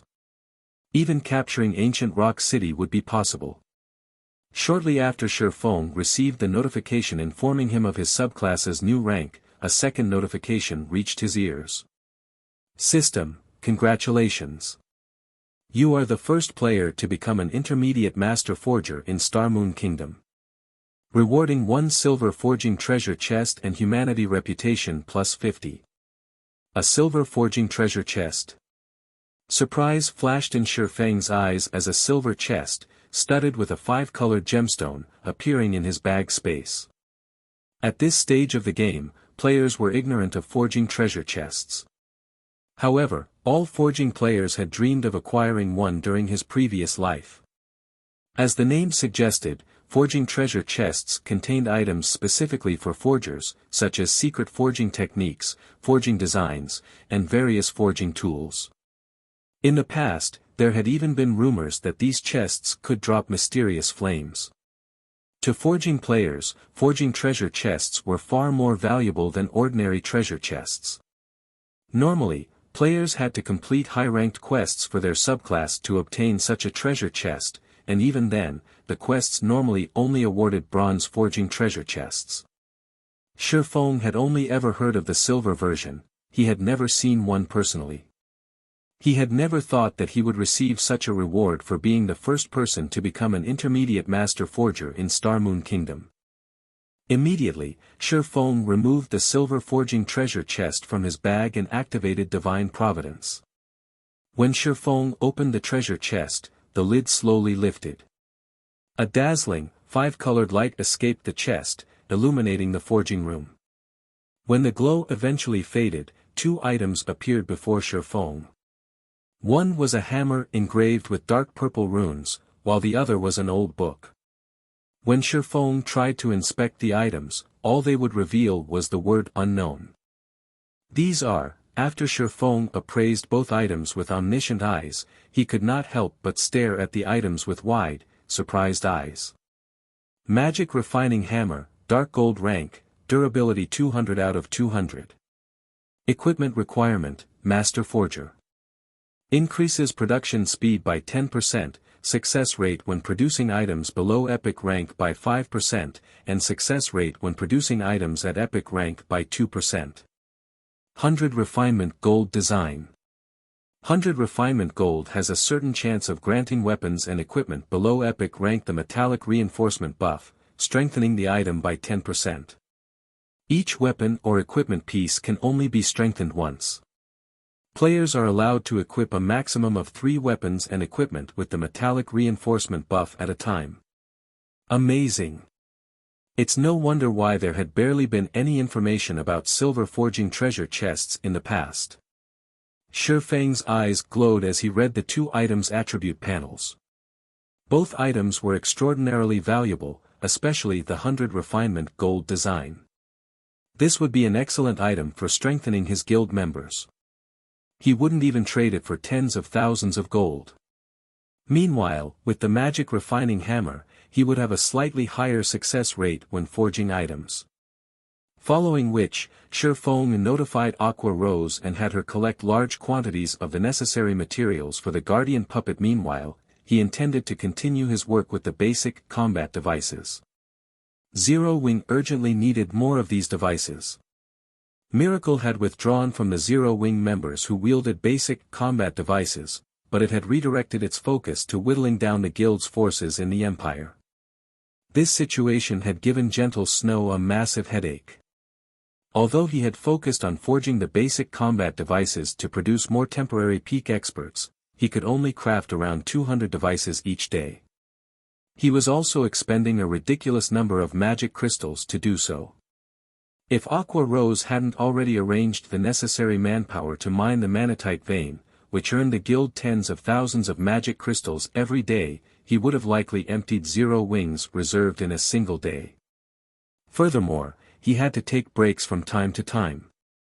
He couldn't perform such high-intensity work without rest. Unfortunately, each basic combat device could only last 12 hours. If he wanted to ensure the safety of Zero Wings members during the day, he'd need to equip each Tier 2 expert with 2 or 3 devices. In other words, Zero Wing could only maintain around 100 peak experts in the fields. With how large the Black Dragon Empire was, it was impossible to safeguard all of Zero Wing's members as they operated in various locations. As a result, they had to prioritize a few important leveling maps. Sadly, it was no longer possible to gather Zero Wing's members in a select few maps. Due to Zero Wing's constant expansion, the branch guild had too many members. Meanwhile, each map could only accommodate a limited number of players. Overly saturating a map would only impede the guild members' development. Hence, Zero Wing sustained significant losses. The guild's foundation wasn't strong enough, and there was no comparison between the number of experts in Zero Wing and those in Miracle. Zero Wing had already suffered over 10,000 casualties. In contrast, Miracle had suffered less than 2,000 casualties. The difference was clear. Although Feng had considered sending Fire Dance and the other main force members as reinforcements, Silverwing Town's defenses also required a large number of experts. This put the guild in an awkward position. Fortunately, things had taken a turn for the better. Even with the various support tools at his disposal, he had only pushed his forging success rate to around 50%, but now that he was an intermediate master forger and had the magic refining hammer, his success rate had risen to 70%. Moreover, his production speed had increased by at least 25%. Overall, he could forge nearly twice as many basic combat devices in the same amount of time. In other words, he could craft around 400 devices each day, which would allow him to double the patrols in the Black Dragon Empire. Time passed quickly. After working for an entire day, Feng had finally produced 400 basic combat devices. Among them, 21 were strengthened basic combat devices. Suddenly, Gentle Snow contacted Feng, asking, "Guild leader, have you finished forging the basic combat devices yet? Our current device's duration is almost up. If we can't restock, our operations will crumble." The war with Miracle hadn't been particularly tense, at first, but as time passed, Miracle had dispatched more experts to the Empire, becoming a far more formidable foe. Now, Zero Wing was at a complete disadvantage. If the guild's experts lost the basic combat devices, as well, Miracle would quickly crush them. "They're done. I'll deliver them to you in a moment," Feng said, chuckling. "They're done." Gentle Snow breathed a sigh of relief. I recall the patrols now, then. After Gentle Snow disconnected the call, she contacted the Tier 2 players fighting Miracle's forces and ordered their return. As for Feng, he finished organizing the new devices and called Melancholic Smile. Melancholic, how are things on your side? Feng asked when he saw Melancholic Smile's tired expression. Guild leader, this magic-breaking crossbow is too hard to produce. We've only completed 60 crossbows thus far, Melancholic Smile reported, slightly ashamed of her progress. 60. After giving the matter some thought, Feng said, that should be enough. Send them to me. Chapter 1960, Send them on their way. Black Dragon Empire, Lake Heart City, Zero Wings residence. Due to the war against Miracle, an awkward atmosphere had infiltrated the residence. While they rested, Zero Wings members felt an invisible noose slowly tightening around their necks, capable of stealing their lives at any moment. Snow, this is bad. We've already suffered over 35,000 casualties. Although the majority of the victims are normal members, everyone is afraid for their lives. Moreover, Miracle has deliberately announced the number of slain Zero Wing members, scaring away potential recruits. Many of our guild members are considering moving to another country to level up. At this rate, the Black Dragon Empire's branch guild will be finished, sooner or later, Zhao Yueru worriedly reported to Gentle Snow. The strength Miracle had displayed thus far was utterly beyond what they had imagined. Miracle had already dispatched over 100,000 members to the Black Dragon Empire. Among them, over 20,000 were confirmed expert players. This was simply ridiculous. The average first-rate guild only had several thousand expert players in total, yet Miracle had sent over 20,000 to harass Zero Wing. That was nearly triple the number of experts in Zero Wing. To make matters worse, Miracle had rapidly improved the quality of its forces. In the last 2 days alone, the enemy guild had dispatched more than 1,000 Tier 2 players to the Empire. In contrast, Zero Wing had only slightly increased the number of Tier 2 players under its command. Furthermore, Miracle had bolstered its forces with plenty of refinement realm experts, dispatching more of these players than the number of experts Zero Wing had equipped with basic combat devices. In addition, Miracle still had various guild elders, none of which had made a move yet. No matter how she looked at it, this difference between them and their enemy was impossible to overcome. None of those factors are our main problem right now. I've just received a report stating that Miracle's performance has encouraged a number of the Empire's powers, and they've begun to move against us, Gentle Snow said, a cold glint flashing in her eyes. These little powers are normally neutral, but now that they realize that we are slowly losing to Miracle, they are taking advantage of the situation to kick us while we're down. Some have even started to mock us on the forums, demanding a decisive battle in the Ice Jade Forest. They wouldn't have been forced into such a passive state if their only enemy had been Miracle. While it was true that Miracle had sent over 100,000 players to the Black Dragon Empire, Zero Wing's branch guild still had the numerical advantage. However, Miracle wasn't the only power to target Zero Wing. Many of the Empire's large guilds had pegged them as an enemy as well, boosting Miracle's momentum in this war. Upon hearing this, Zhao Yueru's expression darkened. If this were true, Zero Wing's branch guild in the Black Dragon Empire was on the path to destruction. The other guilds are kicking us while we're down.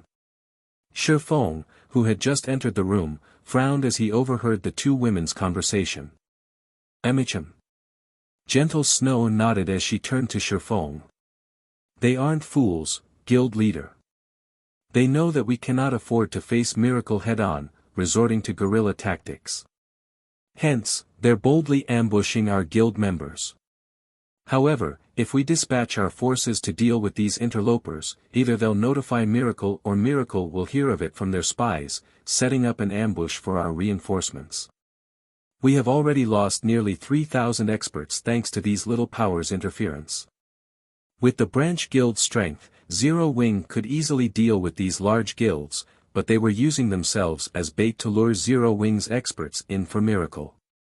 Zero Wing couldn't simply dispatch a small group of experts as reinforcements since these large guilds employed 1,000-man teams for their ambushes, yet if their guild dispatched an equally large force, Miracle would discover their movements immediately and use the opportunity to cripple Zero Wing. This was the cause of her current headache. Whether Zero Wing fought or not, it would suffer. Snow, gather 1,000 experts in the residence. Smiling, Feng continued, since Miracle wants a frontal confrontation and we have enemies who want to act like bait, we'll fulfill their wishes. But Gentle Snow wondered if Feng truly understood Miracle's situation when he issued his command, but before she could dissuade him, he sent her a trade request, dropping a large number of basic combat devices and magic-breaking crossbows into the trade window. After taking a look at the total numbers, Gentle Snow was dazed. She couldn't believe her eyes. 400 basic combat devices. They could dispatch 200 peak experts to the Black Dragon Empire's various maps for an entire day with so many devices. There were also the magic-breaking crossbows to consider. The crossbow's attacks had the power of Tier 3 attacks. A direct hit would guarantee an instant kill. Even if the target blocked the attack, the impact would still be significant. Most importantly, the magic-breaking crossbows could easily be carried and used. Players with these crossbows would be akin to miniature defense turrets. Understood. I'll see to it immediately. Gentle Snow abandoned all thoughts of opposing Feng's commands. A seed of anticipation even began to sprout in her heart. She immediately recalled the Tier 1 and 2 experts operating near Lake Heart. Over the past 2 days, quite a few Tier 1 experts had completed their Tier 2 promotion quests. Since the branch guild in Lake Heart City urgently needed experts, the new Tier 2 players were sent here. As a result, more than 500 Tier 2 experts operated around Lake Heart City right now. Even after deducting the Tier 2 experts that had been sent to protect the guild's leveling maps, gathering 200 of these experts on short notice wouldn't be a problem. In no time at all, 200 Tier 2 experts and 800 Tier 1 experts had gathered in Zero Wing's residence in Lake Heart City. Feng gave each of the Tier 2 experts a basic combat device and distributed the 60 magic-breaking crossbows amongst the Tier 1 rangers, who were particularly skilled with long-ranged attacks. Once the team was prepared, Feng boldly led his 1,000-man force out of Lake Heart City, heading for the Ice Jade Forest, a resource-rich, level 60 to 75 map. This was also where Zero Wing's members encountered miracles most often. Meanwhile, in one of the high-class restaurants around Lake Heart City's Central Plaza. Just what is Black Flame thinking? He's actually sending a 1,000-man team to Ice Jade Forest.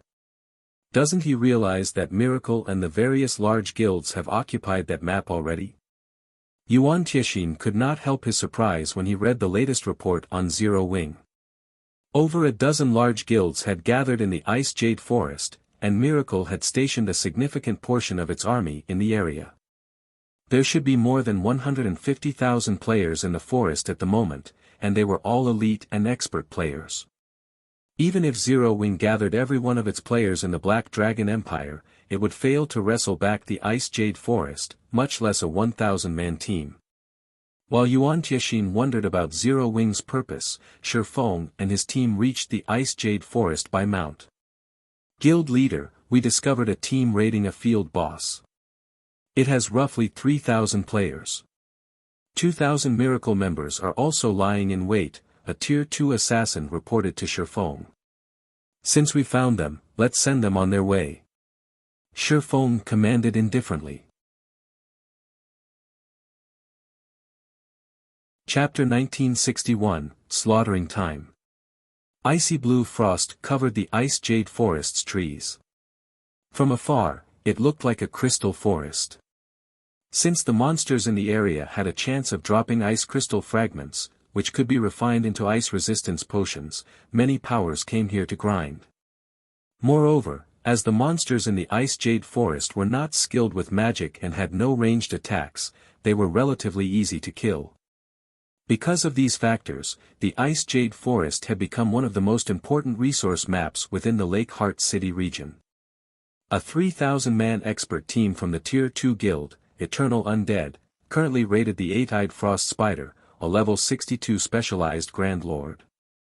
The team had split into 3 groups of 1,000 and took turns tanking the Grand Lord and its 100+ Guardian Frost Spiders. When a group was near its breaking point, it would swiftly retreat, switching places with one of the other 2 groups and ensuring that only 1,000 players remained within the boss's sphere of influence. This prevented the boss from receiving an attribute boost. The boss is going to enter its berserk state soon. MTs, use your life-saving skills. Healer unit, switch with the reserve unit. Miserly Wind, one of Eternal Undead's Vice Guild leaders, hurriedly ordered as the Eight-Eyed Frost Spider's HP was about to fall to 30%. The guild's members followed the orders seamlessly as the MTs activated their life-saving skills and the healers gradually retreated from the battlefield. At the same time, the waiting healers switched places with their comrades before they ran out of mana. When the Eight-Eyed Frost Spider went berserk, the team's level 58, Tier 2 MTs rapidly lost HP. Seeing this, the rear-line healers cast one healing spell after another without paying heed to their mana consumption. This prevented the MT's HPs from falling below a safe limit. In the meantime, the Eight-Eyed Frost Spider's HP steadily dropped. Boss Wind, this place is awesome. Not only is our leveling speed here so fast, but we've also collected a ton of ice resistance resources. We should have partnered with Miracle sooner. The guild might have given us a spot in the inner region, a level 58, Tier 2 Oracle said excitedly as he watched the near-dead Eight-Eyed Frost Spider. The guild leader has his own concerns. We weren't sure how serious Miracle was about eliminating Zero Wing, and we couldn't recklessly provoke Zero Wing, Miserly Wind said, smiling. But now that we know how furious Miracle is with the guild and that it fully intends to annihilate Zero Wing, we don't have to worry about them.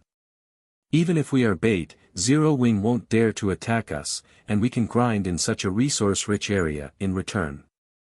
I actually hope that Zero Wing comes looking for a fight.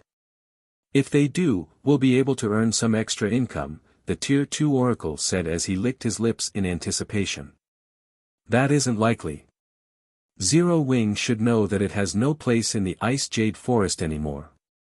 Of course, Miracle has cut the guild off from every map in the Lake Heart City region, not just the Ice Jade Forest. If Zero Wing dares to dispatch a force to any of these maps, Miracle will destroy it. However, Zero Wing will crumble, sooner or later, regardless of what it does. Now that the various large guilds are provoking Zero Wing on the official forums, its reputation will suffer if it refuses to respond. If the situation drags on, no player will want to be a member of the guild, Miserly Wind said, chuckling.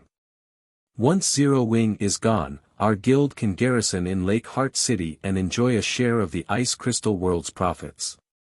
Just as the Eight-Eyed Frost Spider was about to die, Feng's 1,000-man team had sneaked within 2,000 yards of Eternal Undead's army. The team's 200 Tier 2 experts led the charge against Eternal Undead on their mounts, while the remaining 800 experts followed on foot. Eternal Undead's scouting rangers immediately noticed the commotion and reported back to the team.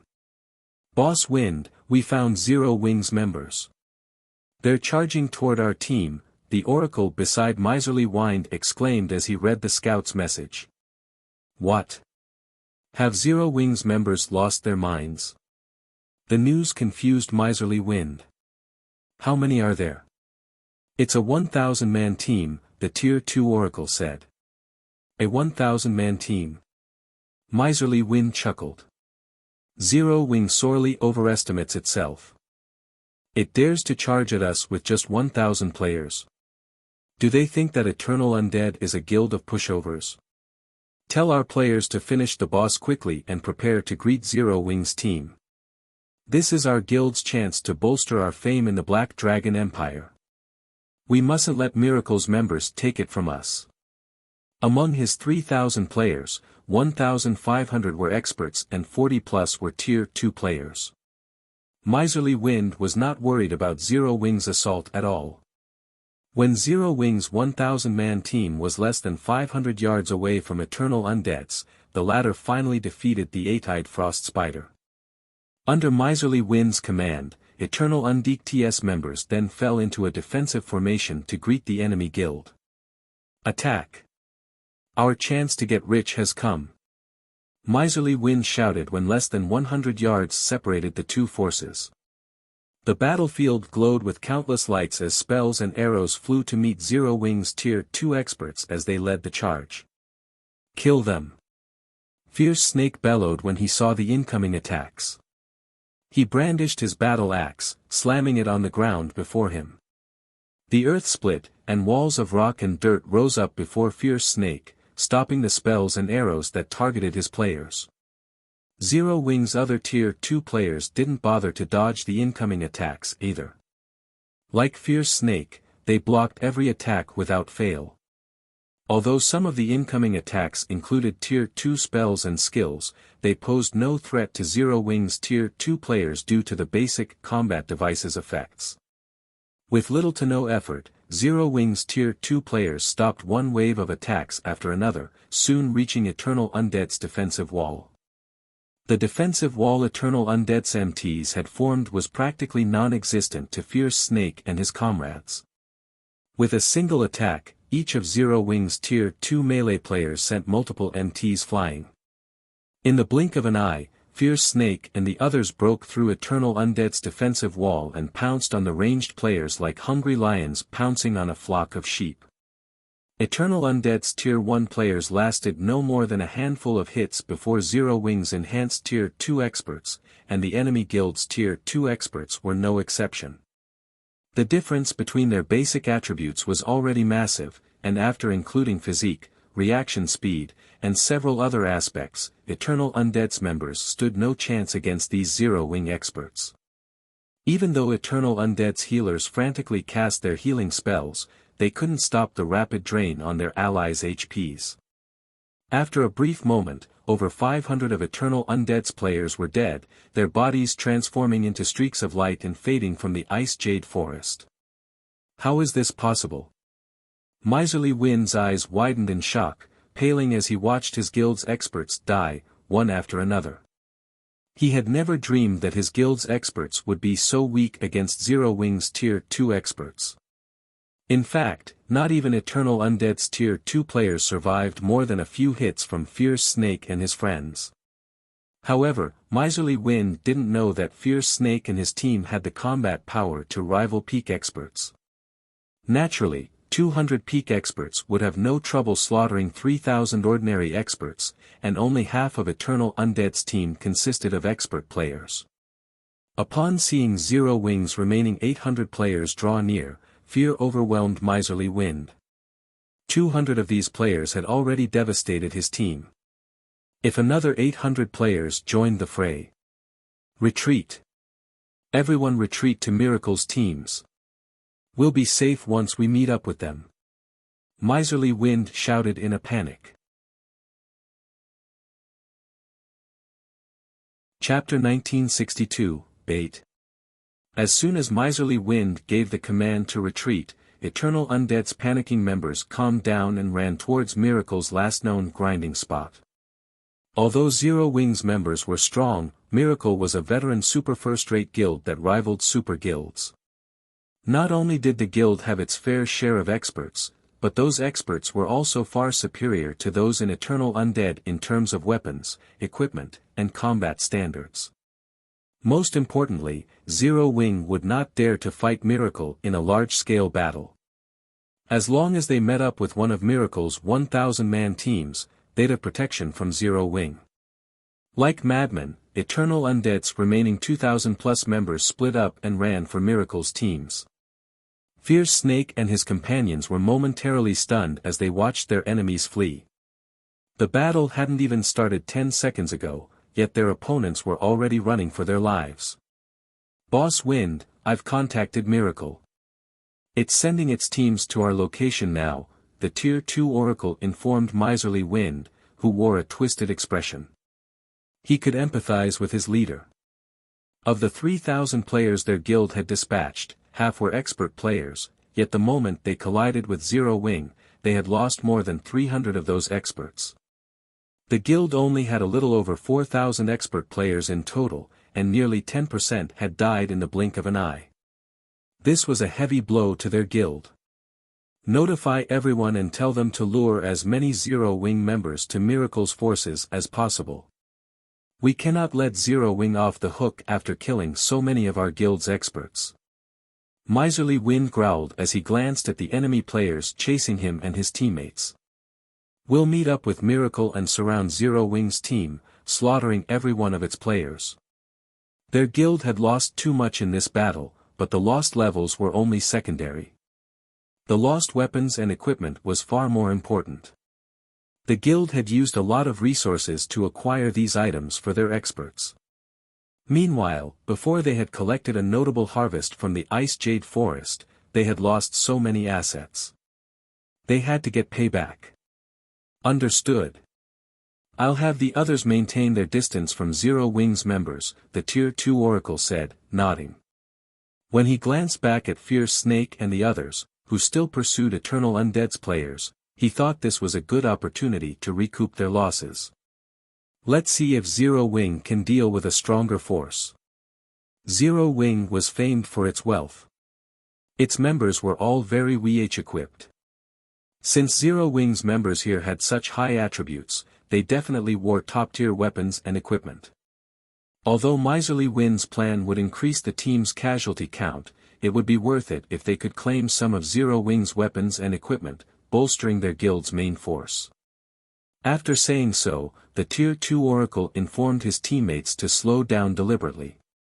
By doing so, they would ensure that Zero Wing's members, who were forced to stop whenever they killed someone, could catch up. This would create the illusion that Zero Wing's members would eventually catch and kill every Eternal Undead member, encouraging Fierce Snake and his team to continue the chase. After another 1,000 yards or so, Eternal Undead had a little more than 1,600 surviving members. Miserly Wind's face contorted, he hadn't expected Zero Wing's members to be so ferocious. Boss Wind, look, the Tier 2 Oracle shouted excitedly as he pointed toward the large group of players in the forest ahead.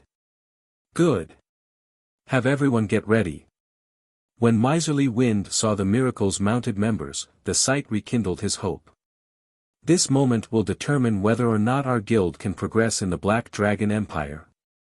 When Eternal Undead's members saw Miracle's players, they stopped holding back and ran toward Miracle's forces at full power. As if they had prepared for this moment, Miracle's 2,000-man team split into two groups, one moving towards Fierce Snake and his companions, while the other moved to intercept Feng's 800 players. Guild leader, Miracle's members have arrived, Fierce Snake, who led the charge, informed Feng when he saw Miracle's members emerge from the forest ahead. They're finally here. Calmly, Feng ordered, in that case, let's get started. We can finally get to work. Fierce Snake's eyes glowed with excitement. He then shouted through the team chat, brothers, it's time to earn our keep. Wonderful. I can finally get serious. This game of cat and mouse is over. Hey, leave some for me. I want to experiment with some basic combat techniques. Excitement shot through Zero Wing's members as they watched the fleeing Eternal Undead team. Suddenly, their movement speed skyrocketed, and they instantly closed the distance between them and their prey. They then used one skill after another. For a time, bright lights and explosions filled the forest. Zero Wing's Tier 2 experts instantly slew the enemy Tier 1 experts that had lasted a few moves against them previously. 200 of the 1,600 plus fleeing players fell in the blink of an eye. Despite fleeing with all of their power, Fierce Snake's team caught up with Eternal Undead's players in seconds. Following which, Eternal Undead's team member count decreased with lightning speed. After a short moment, less than 100 players remained alive from Eternal Undead. Due to this abrupt change, Miserly Wind, who had prepared to celebrate his plan's success, was dazed. However, Miserly Wind didn't know that Fierce Snake and his men had nearly as much combat power as peak experts because of their extraordinary basic attributes and physiques. Killing inferior players was a piece of cake. Fierce Snake and his team were even more efficient at hunting down and killing ordinary experts than true peak experts. How is this possible? How are they suddenly so strong? Miserly Wind was bewildered as he watched his guildmates fall, one after another, behind him. He didn't understand what was happening. Fierce Snake's team was superior to his in terms of combat methods, attack power, and movement speed. They fought like completely different people than they had in the earlier battle. As Miracle's members drew nearer, Miserly Wind thought of a possibility. Could it be? Have they been using us as bait to lure Miracle's members all this time? You're tuning into the Han Lee's Wuxia Chronicles YouTube channel. We're so grateful for your support, and don't forget to subscribe to join us on this incredible journey through captivating stories. Your generosity through donations truly makes a world of difference, as it's the primary source of revenue that allows me to expand and enhance this channel for you. Thank you from the bottom of my heart for being a part of this adventure.